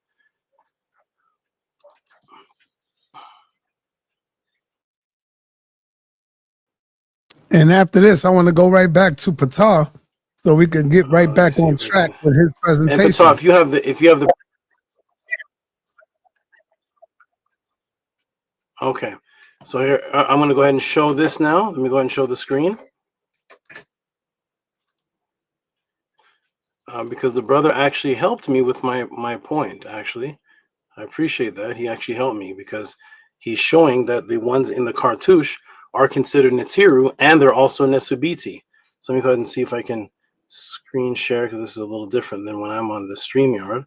Let me go ahead and according to the Torah purposes, there were times where the pharaohs, where the gods were the Neteru. All right, King J. Come on, man. Come on, King J.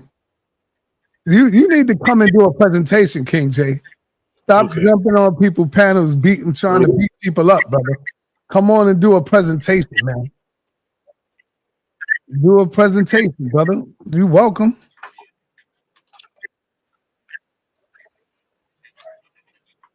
Okay, let me see if I can. Actually, sa.neter, give me a moment. I'm going to set up something. Put the snake down. I'll be back in 2 minutes. I'm going to set up something here that makes it more easier. Tahuti, hold on. Do you see the plus sign under you? Is a plus sign right there? Yeah. You click on that plus sign, and whatever you want to share, click on that plus sign in the TV box. And whatever you're trying to share, hit share. Yeah, I see that. And then another window gonna come up. Go to Windows, hit Windows, and whatever you got open to share, click on that, and then say share. There you go. There you go. It's sharing right there. Okay, there it is. I don't know why it wasn't. That's right. You through it, brother? Sharing now. Okay, good. Now. Okay. All right, so here is a set. I can show each one of them sets. Is it small? Can you make it bigger? Let me see if I can make it bigger. Pause. Yeah. Okay. Yeah, it's bigger now. Pause, y'all. You want me to pause? Pause. Yeah, man. Yeah, man. Go. Okay. Can King J or Asar MK see that? Can any of you see the screen there? Yes, King sir. J, can you see it? Okay. It says Biti set. Okay. What's the, let me ask. What is the when I say that pharaohs go in the cartouche? What is a king called? What is a king called in Kemet? Asar MK, because I believe he knows a little bit some Medunet. What's the word for king in Kemet? What is the word? The one that starts with an N. Yeah, Nesubiti. Okay. So Do you see that? Wonderful. Do you see that anywhere in this sentence? Yes. Yep, at the end. At the bottom right. So do you see the? Do you see planting the B? Yes. Do you see the neter determinative also in the same sentence of set? Yes. He's right there. The first one when the shin begins. Okay. So above, he's also there. Excellent. Wonderful. Thank you so much. Okay, wonderful. Thank you so much. So this is a neter, and the neter is described as a nisubiti, which is a king. Is that correct, Asar? Yes, sir. Yes, sir. So who's right and who's wrong? So inside of this cartouche, stop this chaos. So inside of the cartouche or the shen, that is a king. Is that correct? Is that what it says? It's a nisubiti inside of there? Yes, sir. Okay. And the statement that I made was that only the Nesubitis are the pharaohs, because I was using a Greek English. The king, only the kings go inside the shen or the cartouche. Here I am showing the cartouche with the neter, so it's establishing that this is a neter, and the word right after it is the king. So this is a king inside of a cartouche who is also a neter. Is that correct, Asar, or did I make it up? Yes, sir. That's correct. That's really, yeah. Yes, I'm correct. This is a king inside of the shen. Is that right? Yes, sir. Is it a king? Excuse me. Let me ask again because somebody interjected the word neter. Is this a king inside of a shen? Yes or no, please? Anybody? Yes, sir. That's a king. That's in the subiti. Is it? That is a neter as well. Yes. Is it? Excuse me. Is this a neter inside of a shen? Yes or no? Yes, sir. Yeah. That would be the neter set. And Heru. Right. So when I made the statement that the kings go inside of the shen, this is making it very clear that this is a king inside of a shen who's set the neter. Is that clear? That's right. Thank you so much. Yeah, but you said that neter but you were trying to make the argument to Hudi that this was a human, not a neter. Let's make clear on what you were saying. Let's don't do the wordplay. You were trying to make it that this person inside of this cartouche was a human, not a netter. And then also, you're so disingenuous. I don't understand, man. Wait a minute. I know you don't. But listen. If you actually look up the Turin Papyrus, that 116 section is myths, gods, and myths. Like, let's be real. Excuse me. The real ancestors don't start until Menace, and that's what. Is this a question? No, I'm just telling you. Is this a question still? It's not a question. No, No, it's not a question. I'm telling you I'm telling you that excuse I'm familiar me, with did I the Turin Papyrus, and you're being disingenuous how you're using it because it's labeled as gods and myths. The real human suits don't start until row 11. He's making a statement, but if he's making elaborate a little bit? Statements. Wonderful. Excuse me, everyone.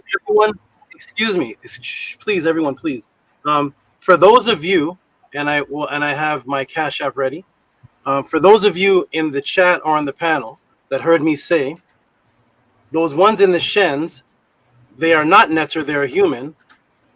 Please let me know that I said that so I can Cash App you $500 each. The brother said that I said those ones in the Shen, those are not humans. Those are not netters. I said they're netters in the Shen, and kings are the ones that go in the Shen. So that's the netters were kings. That's what I said, and that is what's on the papyri.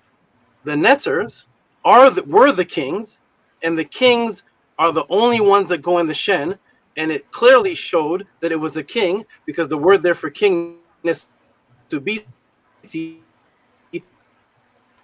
is right there after netter. And the kings are humans, right, brother?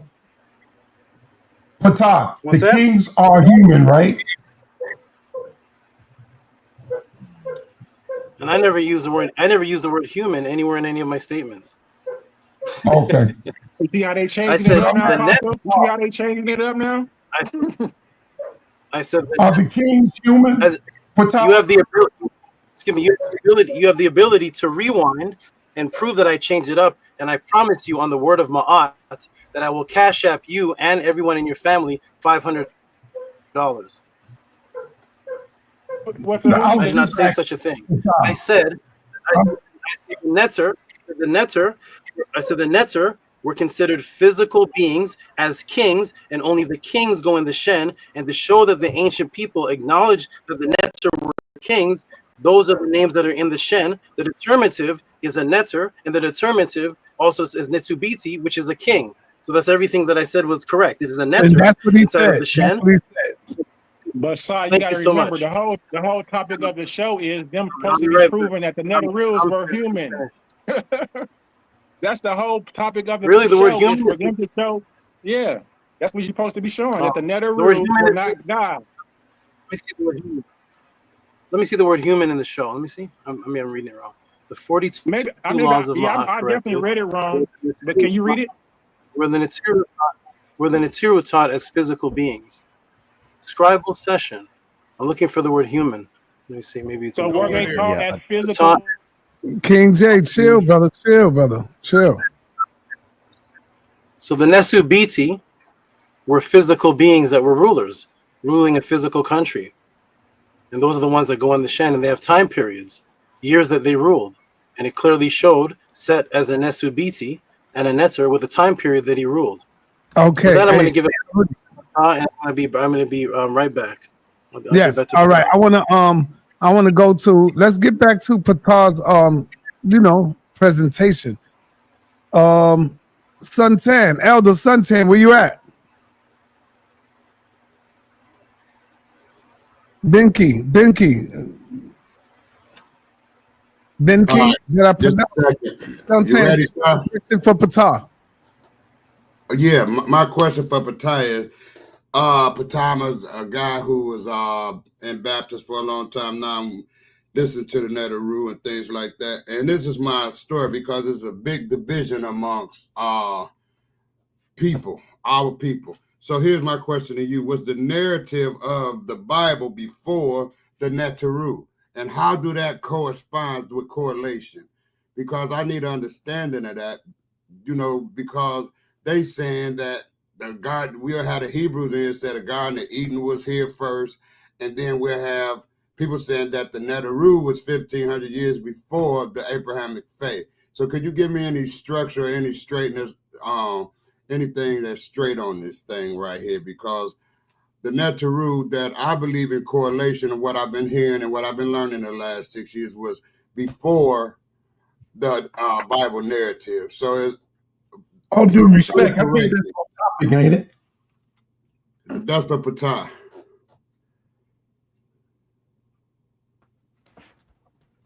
Okay. Hotep. Hotep, brother. Is the narrative of the Bible before the Neteru? Is that your question? Yeah. No. Okay, and I'm gonna let you finish. Now that's what a Patah. That's and on everything that I know, on my eye and everything that I know, that is what's causing division amongst the people, because they keep saying that the Adam and Eve. Who's the they? Who's they? The Hebrews and spiritual people of that nature, the people of the Abrahamic faith. So that's where the division come in, because I want to go by correlation, and I'm just going to sit back and listen to you explain to them, because they listen. And Apostle is right here, which is a good, friend of ours online here in the House of Consciousness. He's a real deep Bible reader. So I would like to get this kind of straight with you and Tahuti, if y'all can kind of straighten it out. Which one was first? Hell, are they supposed to straighten it out? Just by a narrative. That's it. I mean, if you both maybe could be right or you both maybe could be wrong. I just want to hear a narrative. That's all. Thanks. Okay. Great Elder, can you put everyone on the screen, please? Tua. Yeah, that question again. I didn't bring up any Bible. If you go back to my sessions, I'm very intentional of not speaking about the Bible, because all of the teachings of Ma'at is always the Bible. There's always that. Everything that we did, there was no, when Patah Hotep was writing, there was no Bible. There was no biblical narrative. There was none of that. That's 2375 BCE. So where I place my focus and my intention is on the scribes of Ma'at. When you do that, those type of questions can't even exist, because we're here. We're way before. So there's nothing of the Bible that predates the Neter.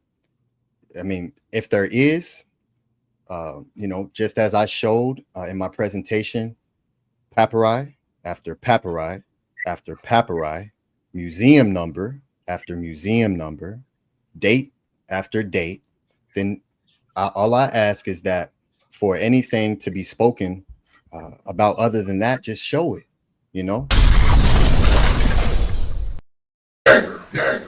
Thank you a lot for that. Thank you. Yes, you're very welcome. For the question.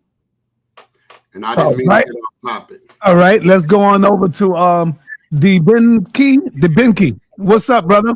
Hope, I'm sorry if I butchered your name, but I'm talking to you. You are on the call. What's up, brother? You have a question?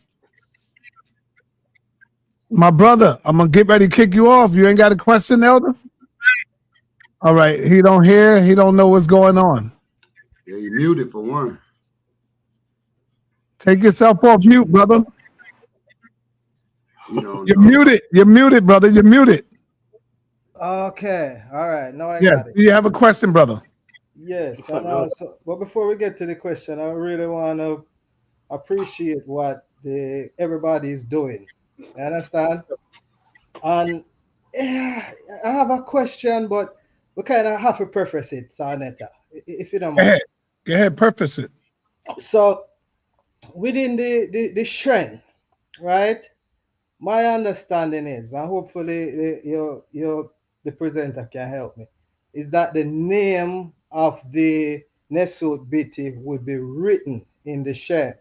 And there's more than one ways to write that name. And sometimes that name can be written choosing one of the symbols that might be associated with the Neteru, right? And so I don't understand where the confusion or the division is really, except if we just cannot divest of the Western mind. Because I think it is clear enough what PTAH said in all of it. Hopefully I'm not freezing. It seems like everybody's freezing here, but hopefully you can still hear. The only aspect of it is this now. So if if a principle exists, wouldn't the king, the Neteru, the Neteru being a principle? If a principle exists, wouldn't the king have to embody that principle in order to be king, and therefore making that principle becoming a living personification? Am I off, or is that too technical? I just All want right. to. Let him answer. Rakufu, go to bed, man. Stop fighting your sleep, man. Go to bed, brother. All right. Pata, you understand this question, brother? Yes, I do understand his question, Okay. and yeah, he's absolutely correct. In that's what we taught in the Pret Imheru and many other sources in which I can show. That's what I do.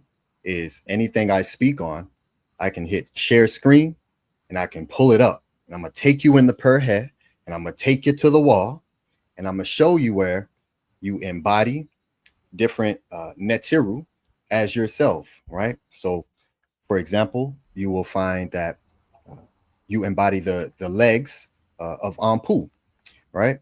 The head of Ra. So, yes, we would symbolically take in the principal teachings of the Neter and become a living embodiment of it, right? That's absolutely, you're right. I was very clear in what I taught. I was I slow walked it, kept a slow pace to make sure everyone, because sometimes people try to go too fast and try to just skip past everything and just talk.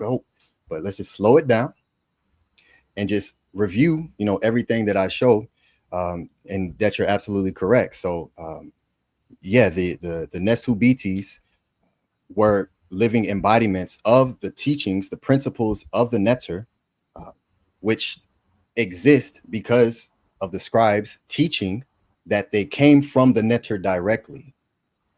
Okay, that's what the scribes taught. This was our example that we had, that we learned from, that we are now embodying ourselves by Pekka in Coup, by removing the things inside of us that are causing transgressions. And by doing that, we embody teachings of the Neter. So you're absolutely correct in putting that together in that way. All right. All right. Assam Ka, you on the call, brother. You next, man. What's happening? Salute to my young brother, to our elder Rudy, and to the whole panel, of course. Excellent presentation, doing what you do as usual. I want to elaborate on something real fast, then I want to throw a question to our brother as well. Our brother King J asked about the A40 glyph, which is usually for I, me, myself, and the Neteru is usually speaking it.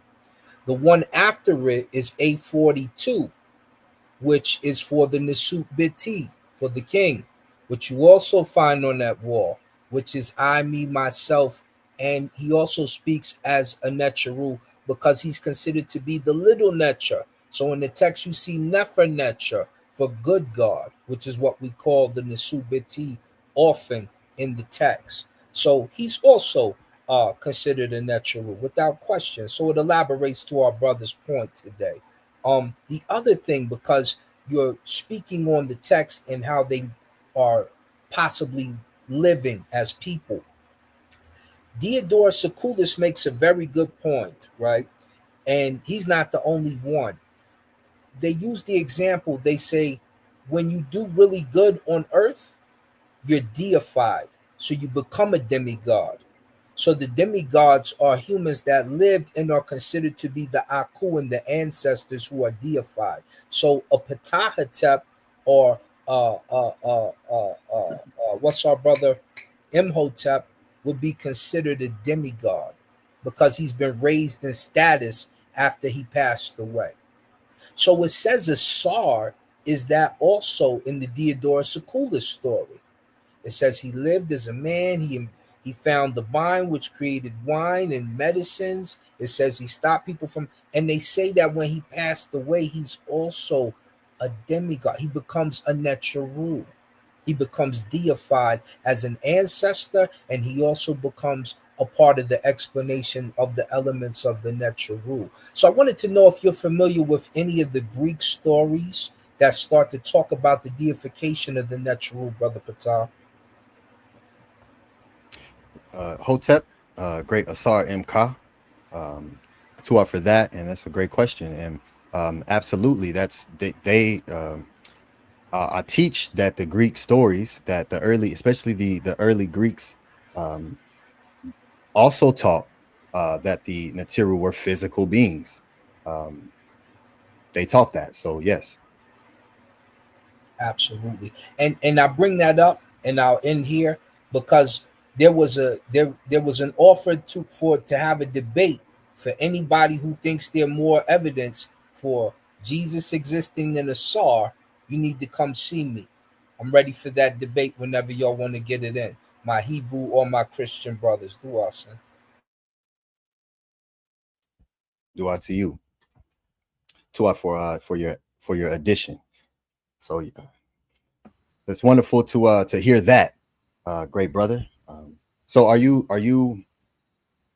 also in accordance with the scribes of Ma'at in that the Neteru were taught as physical beings, including Asar? Yes, I don't think all of them per se, as a lot of people deflect with the principle statement, right? As you had alluded to earlier. If you say they're principles, then you need to be able to pull up the stories like in Manetho and Diodorus Siculus, where it refers to Asar as the sun, where it refers to Helios as the sun, where it refers to Geb as the earth as he walked the earth. If you cannot recite these things to understand how they're principles, then you need to go back to the drawing board. Because a lot of the Neteru lived before they get deified and become what you would call a demi or you call them a Neteru, a Nimu, or a demigod in Greek.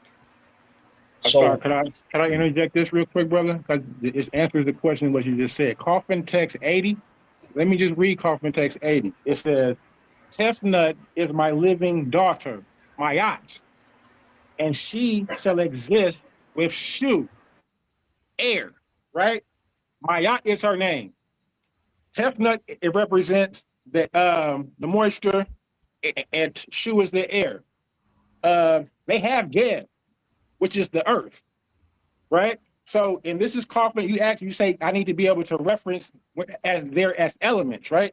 So I'm giving you Coffin text 80, right? Patah, you say anything you say you can show and prove. I'm giving you the Coffin text 80, where it's referencing Ma'at, which you talk about all day today, as Tefnut.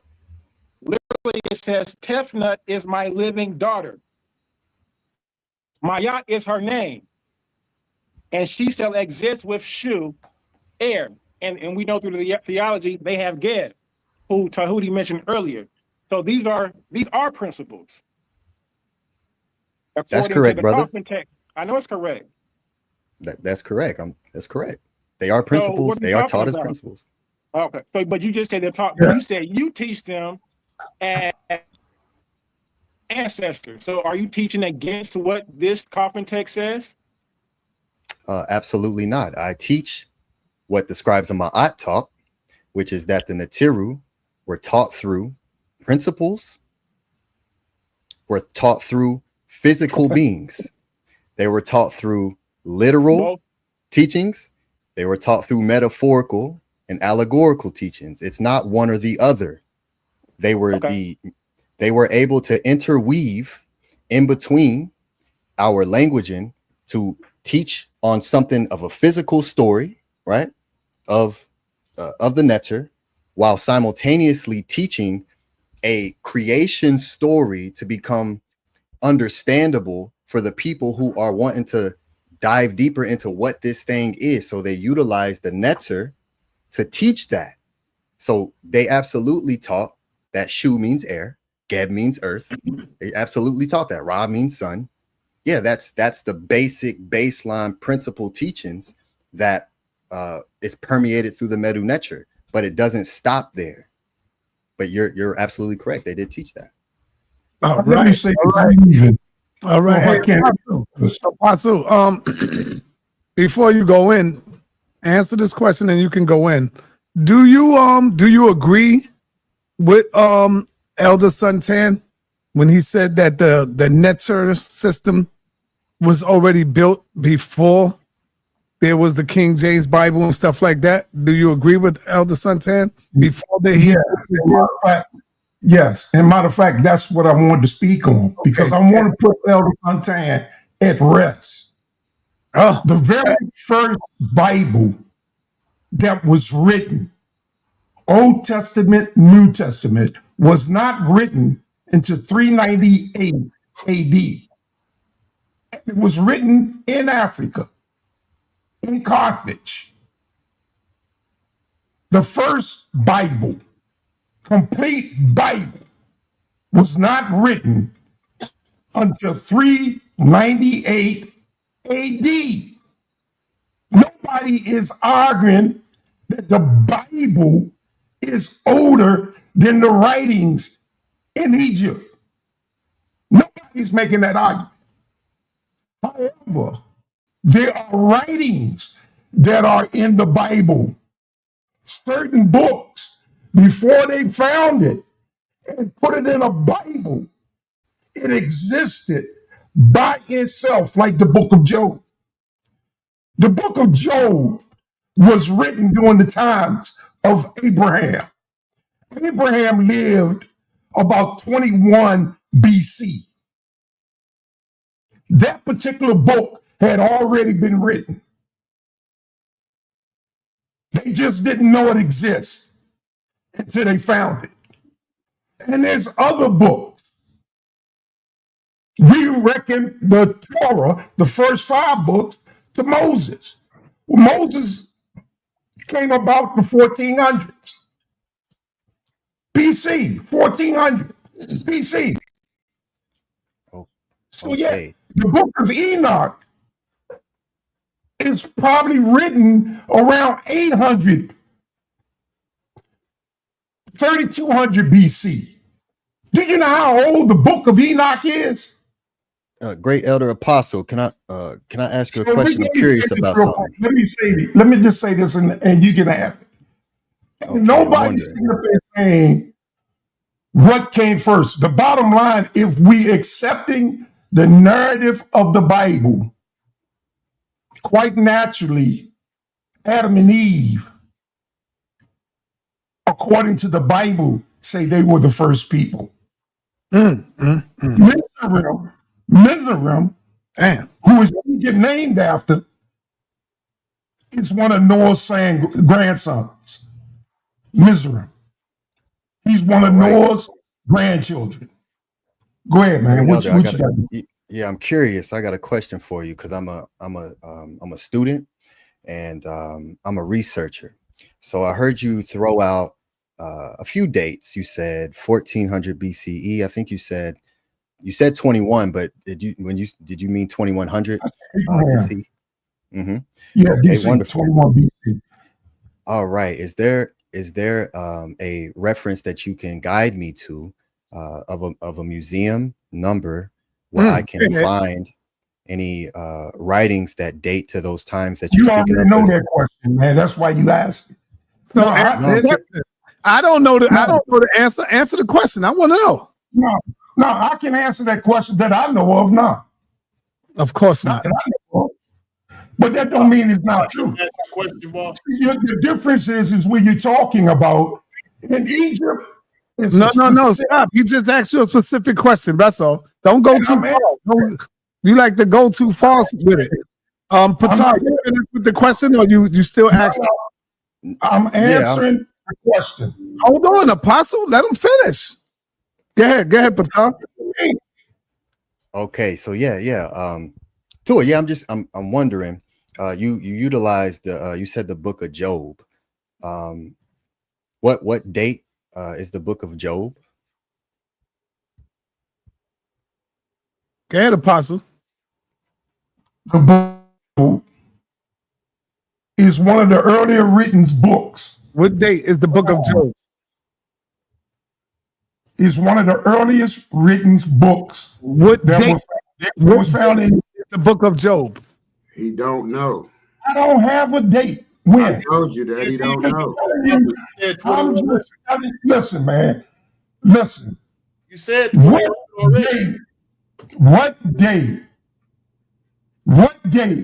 did King Tut die? That's irrelevant. 13 Apophis 1. What day did King Tut die? Okay, so we don't have a date for the book of Job. Okay, so I'm trying to explain something to y'all. No, you can't. That's the problem. You always want to explain something. Yeah, we don't want to explain. We want to see sources. Right. You can't go to the, hold on. You can't go to the museum. You can't show no real facts. You know, it's just all belief at this point, Apostle. And it got to be a time when you got to wake the hell up sometime, brother. You can't find none of this stuff. You can't find none of your sources in a goddamn museum. There's a reason for that. What's the reason for that? What's the reason? Egypt is a specific location. It's where people lived and died. There. So if you want to find out something that happened in Egypt, go to Egypt and dig it up. The land of the Israelites runs from Babylon to Egypt, the complete Nile Valley.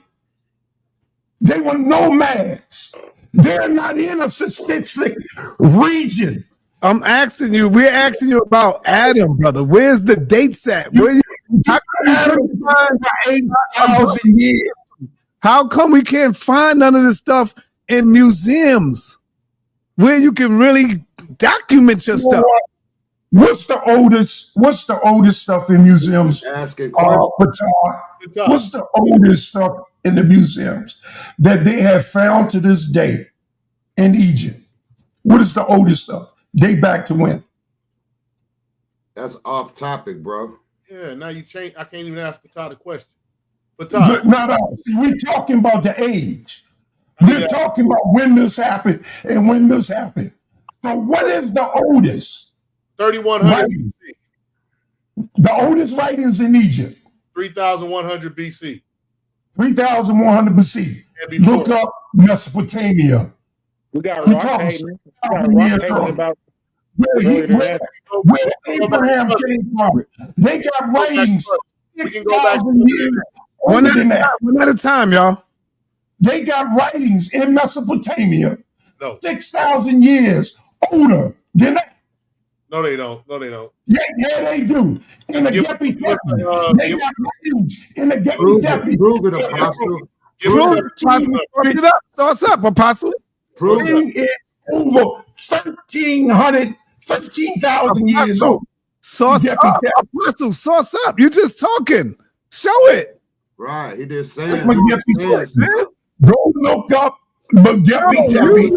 You look it up. You got to talk about how old. Apostle, you got a computer right in front of you. Source it up. That's how these things work.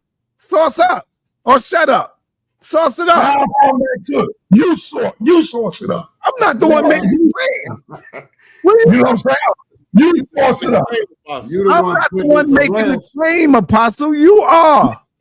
Saying that these gods, he's making a claim. These gods are real. Hey, you ain't telling him to show that. You the one said you gonna put me to rest. Hold up. Put me to rest. These gods are real. When he said Patah. All right, Apostle. All right, go ahead. Wow, this me and Patah. Patah. When he said these gods are real. Into Kemet, right? When Abraham and Sarah came into Kemet, the Pharaoh that was on the throne, Nesu Beti, that wasn't the first. Yeah, that wasn't the first. Oh, go ahead, brother. Start back from the top because I couldn't hear you when you first started. Okay, I was saying when he was saying 2100 BC was Job's book, and that was the time when Sarah and Abraham came in.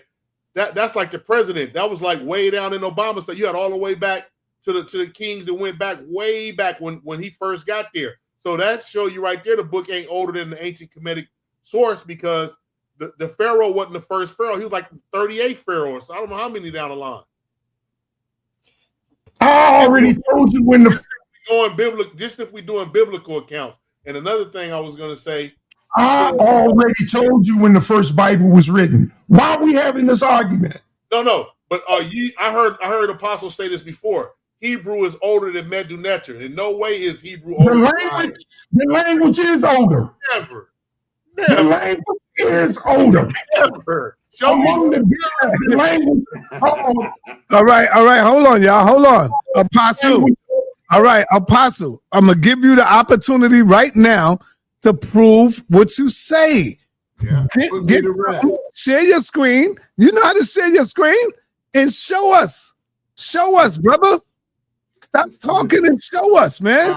He want to preach all the time. Yeah, come on, man. We don't believe you. Show it. That's the bottom line. I'm going to do like Coup always do. I'm going to read it to you from the Book of Jubilees. The Book of Jubilees? Yeah, you see it? The Book of Jubilees. It's about in the Bible. Is that a source? Yeah, it's a source. Yes, it's a source. Has it been peer reviewed? Yeah. What do you know about peer review? What do you know? You see him trying to jump. Peer review. Tell me, explain it to me. Peer reviewed is when you have an audience of peers that's on your level and they overlook your work and your sources and they make an opinion on it. That's what it is. Now put me to rest. Has it been peer reviewed? With that damn sources, you coming on with Bible sources and all these sort. Come on with something that's been, studied by other people, sir. Not just you. I think he's gonna show us the Book of Jubilees, chapter 12. Apostle, you do know the Book of Jubilees is not a source, right? No, he thinks it is. It's not a source, man. It's part of the protection. Right. You got to go outside of the Bible, brother. The Book of Jubilees is not a source, man. It's biased. What you mean? Pro-Bible. Why I got to go outside the Bible? Because that's what the Bible. claim. The Bible. The print is just too small. This Bible was written in 1500. And they got the people around in 1500. Who peer reviewed it? Your writing is just too small. Oh man. So why are you telling me that? Go ahead, Apostle, prove it. And the Book of Jubilees is in it. So I mean, goddamn. Pastor funny. What chapter is this, man? 7. Look for chapter 12. And this is what it says. Point blank. It's up to you to believe it. It's up to you to believe it or not. You're right, point blank. And the Lord said, and Yahweh, our power, said, open his mouth, open his ears, that he might hear and speak with his mouth the language which has been revealed, for it has ceased from the mouth of all men. from the day of the falling of Babel. And then the angel said, I opened his mouth and his ears and his lips. And he began to speak with him in Hebrew, in the language of creation. That's not saying it's the oldest language. The language existed. Okay, now here's the question I asked. Here's the question I got for you. Prove it now. Now prove it. Prove it. In order to prove it, you have to find. Hold on, man. Be quiet. Be quiet. Be quiet. In order to prove it, you got to go outside of the Bible and get some documentation backing that up. Can you do that? Because be quiet, man. Be quiet, brother. Because when we go into Egypt and we talk to you about Egypt, we can go outside of Egypt and back it up. We don't need to read Egyptian books. We can go to the we can go to libraries. We can go to the museum.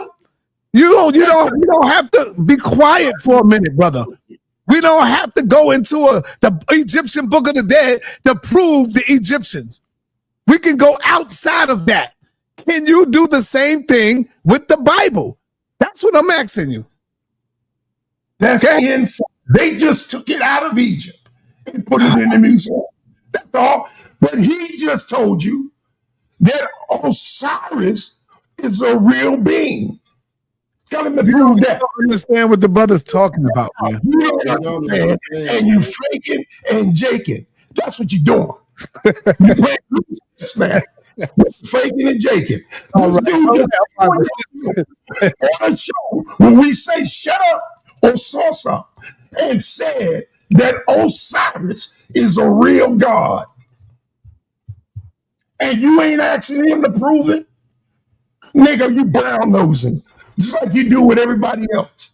But when it comes to me, you and fat boy over here, all right, that look 20 years older than me, which is about 8 years younger than me, always got a mouth and talking about the Bible.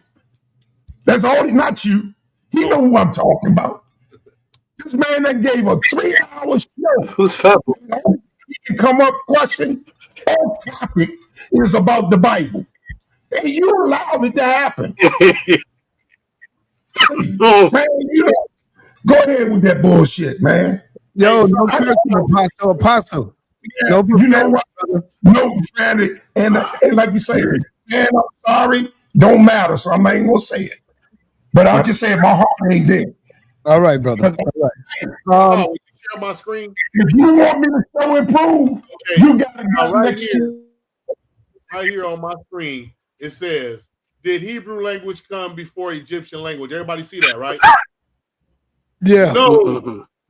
No, the Egyptian language predates the Hebrew language. Egyptian hieroglyphs are among the oldest known written languages, with records dating back to the mid-3rd millennia BC. Hebrew, while also ancient, emerged later, with its earliest documented forms appearing around the 10th century BC. Sorry. BCE. So there we are. I know that I would be open to, have a debate with anyone who says that the Hebrew is older than the Neteru, that the scribes of Ma'at didn't teach that the Neteru were physical beings. Anything that I spoke on, anything regarding the Neteru, I definitely will be open to have an open discourse debate with anybody on that. Just to throw that out there. But y'all hear that? Yeah. I'll call out some mandatory. Calling out names like corrupt. You know how to get the captain over here, because Captain surely believed that is first. I would love to see him and the captain go at it. Who? Captain and Pekka. Go ahead, Tahuti. What's up, brother? Okay, just to bring the topic of the show back, I wanted to comment on something that go ahead. The Aquan said, to bring it back. So you said that he said Asar was a physical being. Can he prove it? And this show, or this class that Patan did, was not about him proving something of today. This show is about what the scribes, he proved the scribes believed it. So if you open up the book of Jubilee, or open up any Bible book or any ancient older book, and to prove that the people inside the book believed it, you have in fact proved it, that the people inside the book believed it. So scribe, or Ptah, was showing you what the people believed, not that he can prove anything outside of what the people believed. This is about what the people believed. If the topic of the debate or discussion was, do the Aztecs teach that Quetzalcoatl was a physical being? Whether we believe it or not, if we can pull up Aztec stories, they believe it. Now the thing is, the age of the language of Hebrew. Wait, hold on one second. The age of the language of Hebrew, or Neteru, is not something within any particular one's belief. That is documented outside of whatever Ramses believed, or outside of whatever Abraham believed. Abraham and Ramses could argue all day. That does not negate the age of the actual language. And I saw a presentation you did. I glimpsed through it a couple days ago, and you actually showed Neteru as Hebrew, and that was quite embarrassing. But you showed the Neteru. Who did that? Apostle, and me and my Neteru. Oh, he was showing Hebrew, but he was showing the Never. He showed Neteru as the ancient Hebrew language, and I'm there just having my head down. Well, you need to show that, other than just state it. Yes, it was a show. I think it was Devion versus Apostle. It was something I was watching, and you showed the ox. Yeah, right. He showed the ox as the ancient letter A, but the ox cannot be shown. The ox cannot be shown as the ancient letter A in any language called Hebrew anciently. The ox is a Neteru letter that I can show on the glyphs. It has a particular meaning of why it is an ox and why it does begin. And what is the meaning? What's the meaning? The Ptah ox is opener. The word Ptah is an opener, and that is because the ancient people Hebrew, it deals with one. It's the letter. Of Yahweh. Apostle, you got to stop cutting people off, brother. Stop cutting people off. He's making these statements. Well, just wait until he finishes. And then you can I don't think I answered the question yet. So the word the Ptah is an opener. It's opener, and it is the ox, because the ancient people in the Nile Valley and in different parts of what people call Africa, they would see the ox actually open up things with its horns. The ox, the bull, the male bull, is one of the only animals that can actually degut a lion. When lions go to attack bulls, the bull can actually raise up and dig its horns and open up the animal that's trying to attack it. So Ptah was the great bull, the great defender, and Ptah was the opener. And it began the Neteru. This is why we have the letter A now as the opener, or as the beginning of the English language, and they call it alpha from Aleph, but the Aleph was a bull, but the ancient bull was Ptah, and it was the opener. And I can show the Neteru glyph in with the bull symbol as that, but we can't see that inside of Hebrew, because there is no ancient language called Hebrew. There's nobody on the planet Earth anciently that ever claimed that they spoke a language called Hebrew. So it could not have been from the. So Tahuti, would that be where the Arabs get Aleph, the first letter of their language? Aleph is the yeah. Aleph, Bet, Gimel, Daleth, right? Yeah. Okay. So yes, and then you go to the Greek, right? Alpha, Beta, Gamma. It's all the same consonant. All right, everybody, hold on. I got to let Apostle respond. I got to be fair. Let him respond. Apostle, unmute yourself. But he did ask a question, though. He did really quick, though. He did say is that from the Arabic? And the answer is yes. The alpha is from the Hebrew, what they call the Hebrew, and the Hebrew is stolen from the Phoenician Canaanites, and that came about from the Aleph, or the A, which is the Neteru. So yes, it was, and that's why beginning our powerful men are called alpha males. Go ahead. All right, Apostle, you can respond. Unmute yourself. Hold on. Go ahead, Apostle. We hear you. I'm trying to get my screen back. I'm trying to share something. And I'm having problems pulling it up. Okay. Come on, man. What's going on? I see it. It's right there, Apostle. Yes, yeah, but I'm trying to get the screen back so I can be back on here.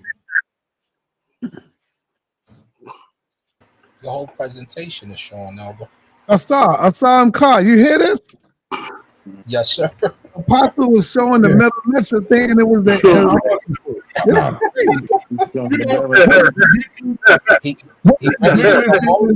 He ready to transition. Now, look, am I going to talk or what? Yes, go ahead. You got the floor. What's ridiculous is the dude, I show 28 letters, 22 letters, and he picks one letter.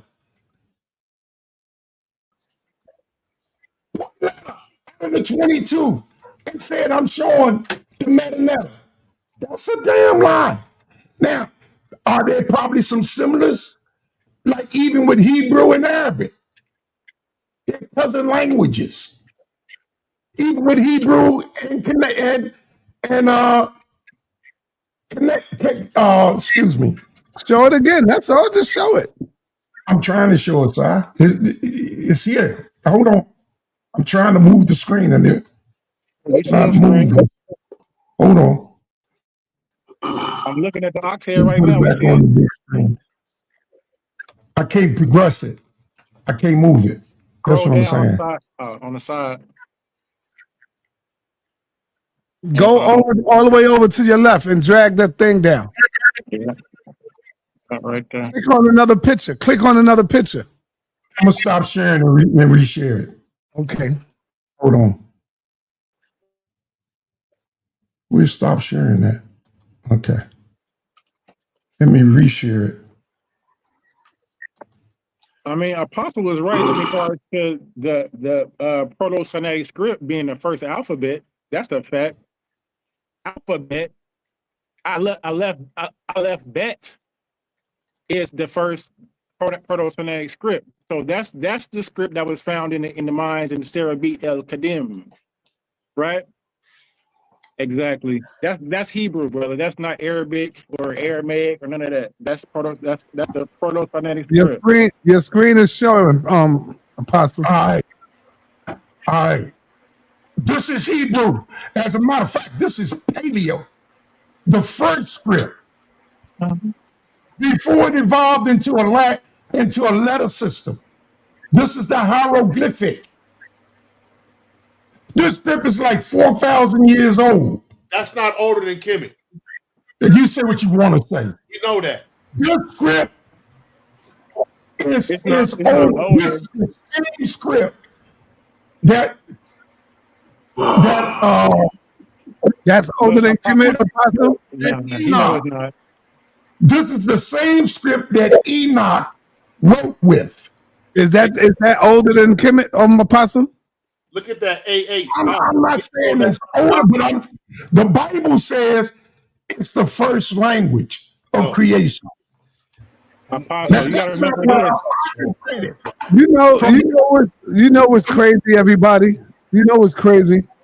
When you look at these Israelites, they always naming these names where it's like you can't find none of these people. But you go into Kemet, and they thousands of years older than these people in the Bible, but you can't prove and find no bodies. Where's the 12 disciples of Christ? Wouldn't they be the most important people right now? Wouldn't they be somewhere laid up in a museum somewhere? Where's the mother of Mary? Where's Joseph? Where's Peter, Paul, Michael? Where are any of these people at? Hey, son, let me give you the explanation they gave me. You can't find them, but you go into Kemet, who are thousands of years older, and you can find them. Hey, son, let me give you the explanation they gave me. They said that the people that you just spoke on, the apostles and all of these people from the Bible, he said they were poor people and they wasn't rich enough to preserve their lineage and their heritage. That's the answer that I got when I asked where the people was from. They said, well, I never heard that one, but the one I heard, my brother Suntan, was that the Most High raised them up because he didn't want them to be grave robbers. They didn't want them to rob the grave like they did the Egyptians. So the Most High raised them up unto the heavens.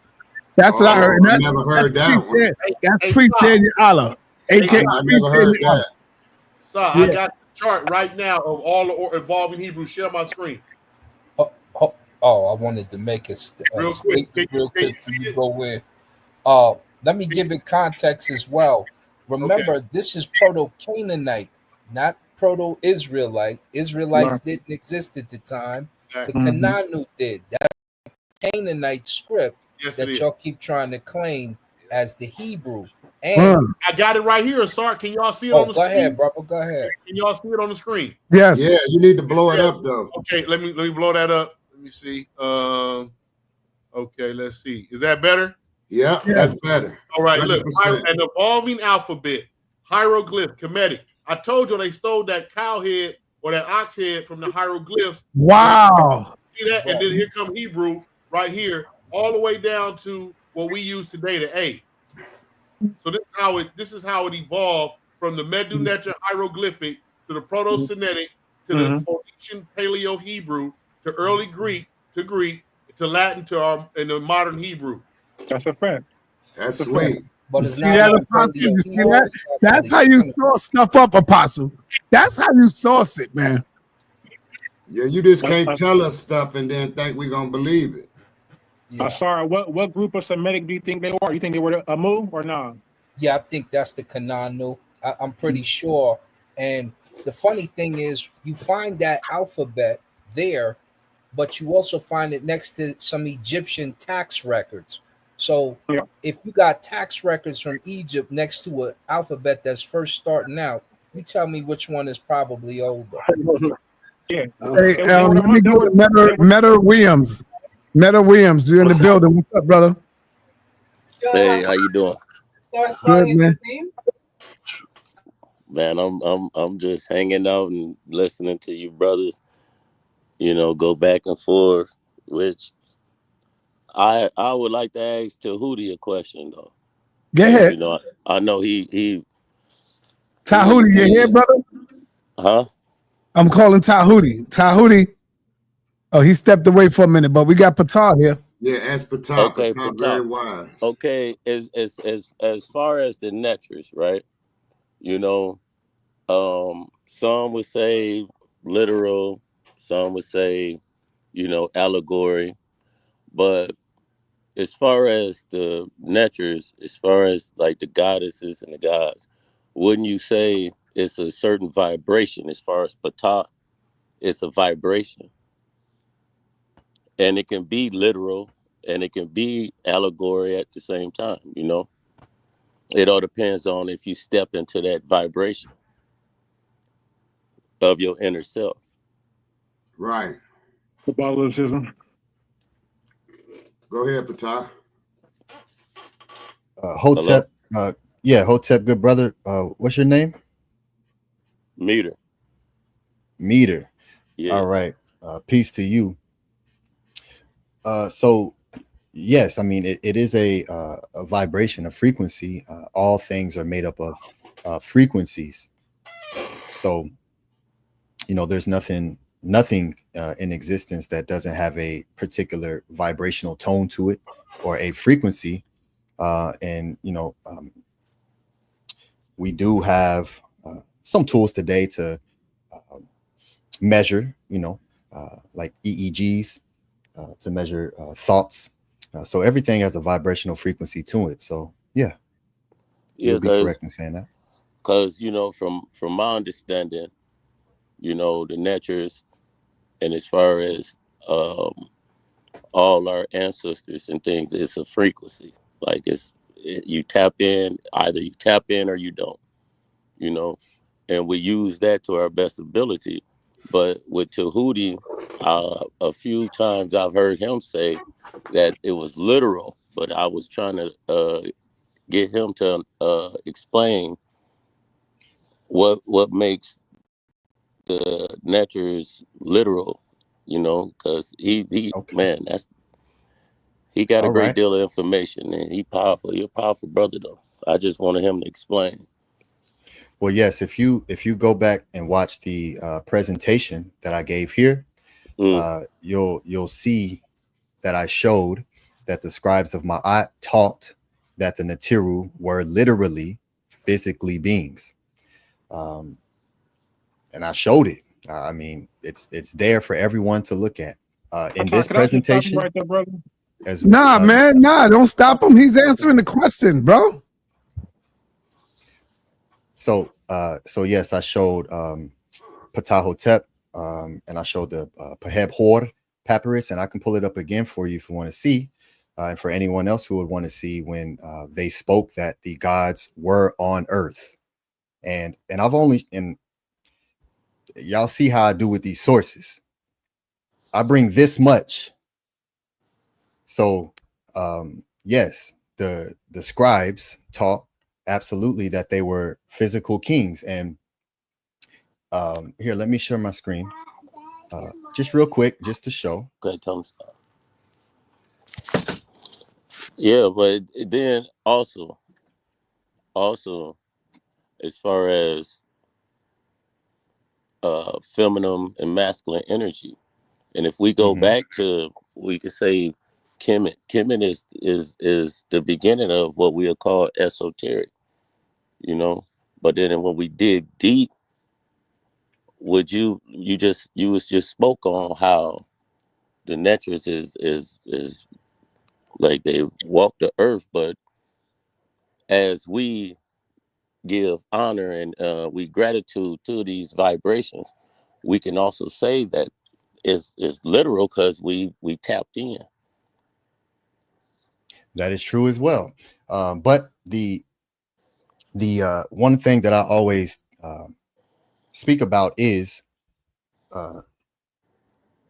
that it does, and that's why I gave this class in the depth of the Pekka Coup, because that is one of the most powerful ways to begin to cleanse yourself, to tap into the thing that you're speaking of. But it all starts with, you know, cleaning out the Eve. That's all of our teachings are focused on purification.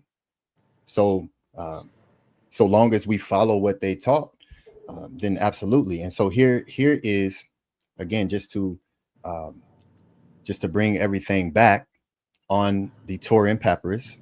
And here is Geb, right? And the glyph that King J was speaking of is actually not the glyph that's here on the Taurine papyrus. It's not the seated neter. It's the Heru on a standard, which is the oldest form of representation of a neter before it became the seated king, the seated man, which that is a determinative or a classifier that also carries the tone of neter. But here, this is in a shin, so it's Geb with the G7 glyph here, which is Heru, Hor on this standard, which represents Tahuti. So you see, or excuse me, Heru as a neter. And here you see Beat Geb, so Nesu Biti. This is the title of the kings, physical kings. There is no any place in any source where Nesu Biti Shin name is speaking other than a physical being. And if there is, I would just like for someone to show me that, right? And so this is just what the presentation is about. What the session is about is what did the scribe, because a scribe of Ma'at wrote this. I didn't write this.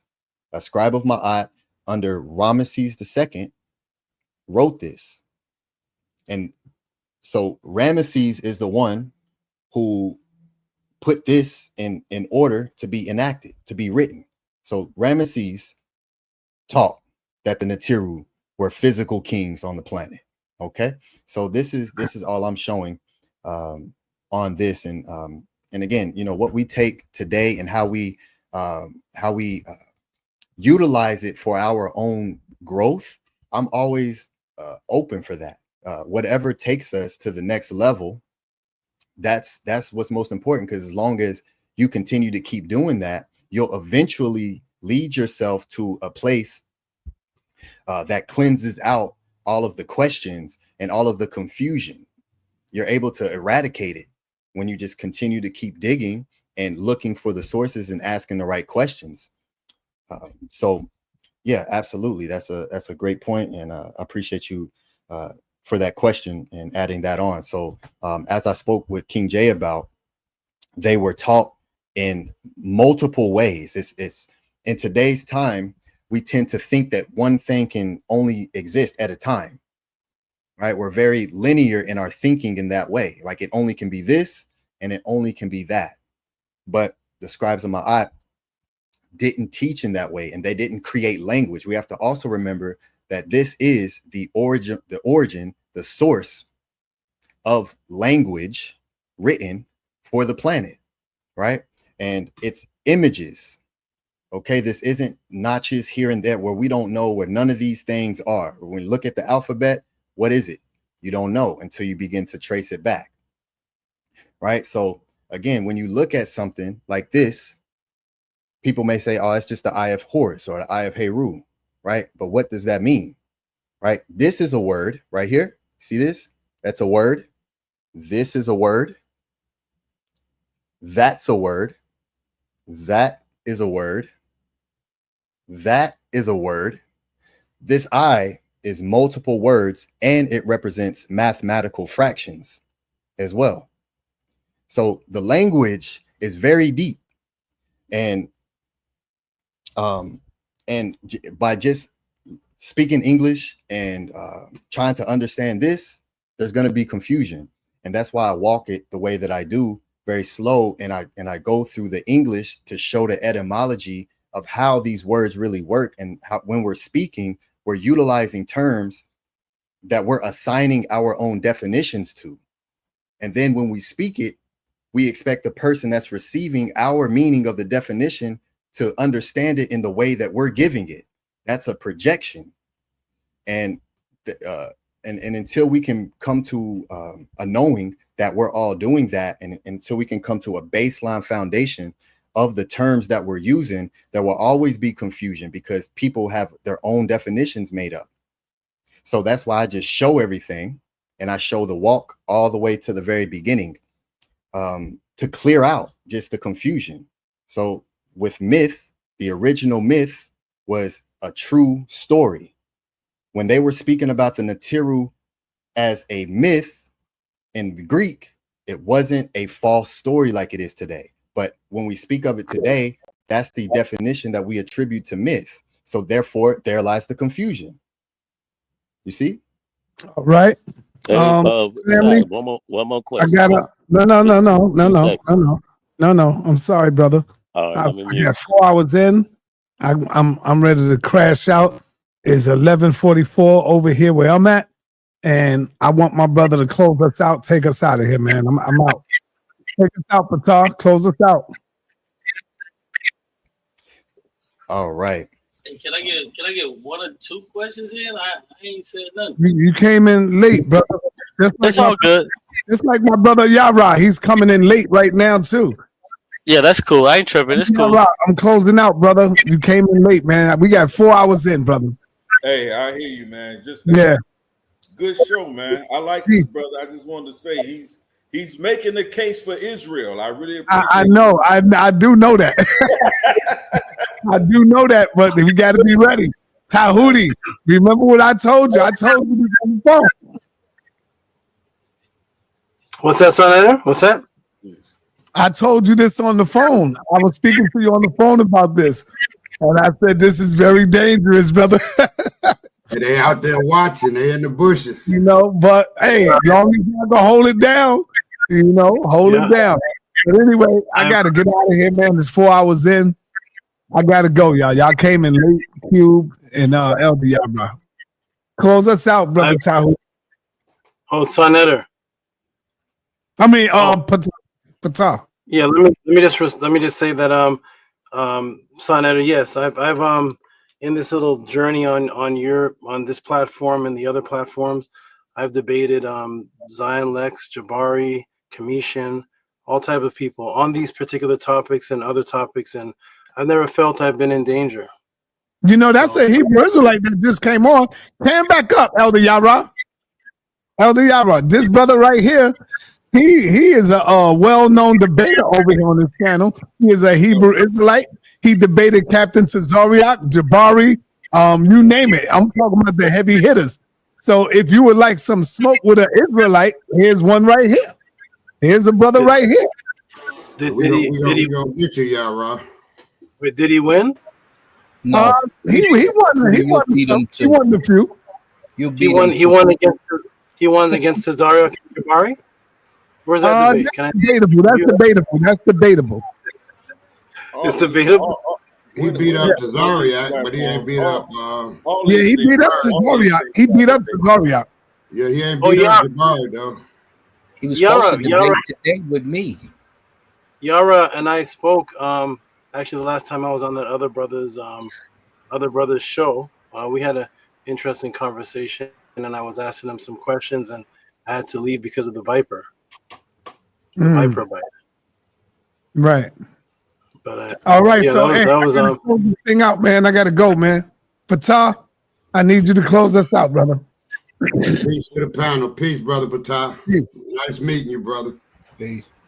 What's up? Peace to Patah. Peace, Hotep. Tua to everyone on the panel for coming up and engaging with me, and for showing that we can have discourse and dialogue respectfully, like what the ancient scribes of Ma'at taught, right? And I'll definitely be back.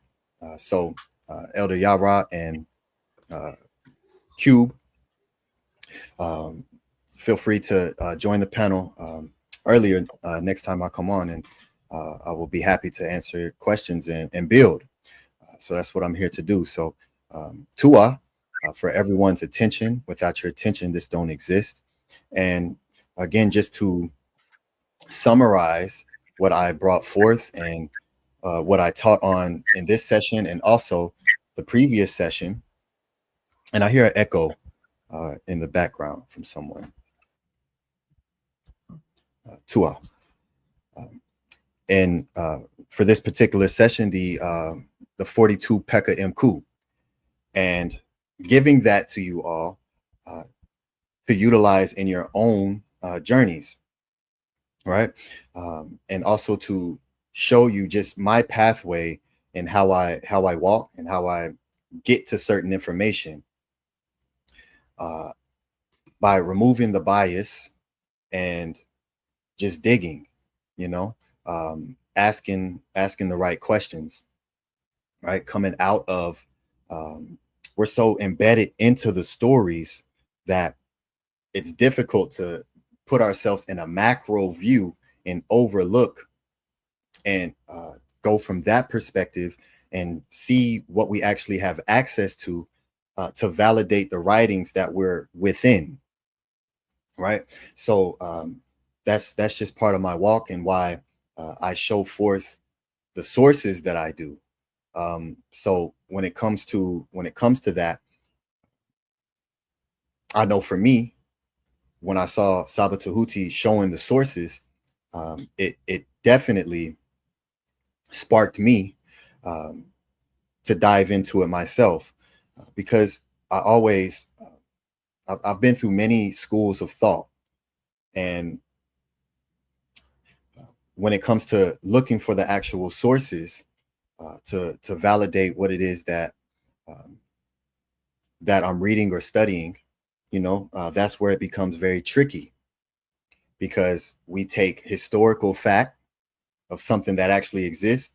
That's why I overload my sessions with artifacts, because again, as I showcased, no one else will be able to do that. Okay, no one else will be able to do that. And if anyone comes to my sessions, even when it comes to different writings, I look at them, and that includes the biblical writings, the Arabic writings, all of the writings. I'm looking for the papyri, right? So when looking for that, again, it just cuts out any of the actual story part of it, right? When you just remove yourself from the story and look at the actual historicity through what we have, it clears out the confusion. But it's difficult to do because we have to compress our ego and be willing to be wrong, right? And that's much more difficult to do because now your flight or fight kicks in, because your foundation is now being questioned. But bravery is always rewarded in many different ways. And by just being open to the truth, it will be brought to you. It'll be brought to you in whatever way that it shows itself to you. So it's a beautiful thing that everyone here at the House of Consciousness is doing research, asking questions, and not being content with where you're at, right? That's one of the major keys to continued evolution. And it's a beautiful thing. You know, I love it. I love what all the great ancient cultures brought. I love and respect all the ancient cultures that brought a teaching to elevate the people. So it doesn't necessarily matter to me what those teachings are, but I do want to see them. I do want to read them, and I do want to see the culture physically that existed alongside those writings to cut away any isfet or any lie, because everyone has a opinion and a thought on every single thing. So just for myself, I just had to cut all of that out and just dig directly to the artifacts, right? As Tahuti is the ibis or the habu, represented of the finger. So in the teachings of Amen and Mope, it states the beak of the ibis is the finger of the scribe. So as we write, we're digging, right? Which is also the ma'ah, meaning to see. It's the glyph of the digging tool, the hoe, which comes from Tahuti's head, right, alongside the eye. So literally cutting through and digging with your eye. And so that's a very important part of my research. And I have to be able to cut through and see what actually exists. So Pekka M. Coup, 42, Pekka M. Coup, 42, Pekka M. Coup, 42, Pekka M. Coup. To do what? To see the faces of the Neteru. Uncle Jaseneb, were the Neteru taught as physical beings? Yes. For anyone who disagrees with that, I'm always open for a debate, a dialogue on that topic. And for us to show publicly, for everyone who watches around the world, especially the youth, that we can communicate with one another effectively without hating on each other, without digging into each other on a personal level. Stick it to the information and show the youth that are watching that we can do that. So we can take it outside of just whatever we're studying and apply it to our real lives, right? So that's what it's about. And out to the great elder sa.neter for all that you do for your platform and for offering your platform to me, to the House of Aten, to Saba Tahuti. And yeah, we'll continue to come here and bring the teachings of Ma'at. I'm very intentional in not talking about biblical writings or any other writings but the scribes, because we have an abundant and we don't talk about it enough. There's not enough sources being shown. So that's why I just overload with these sources. So as I continue to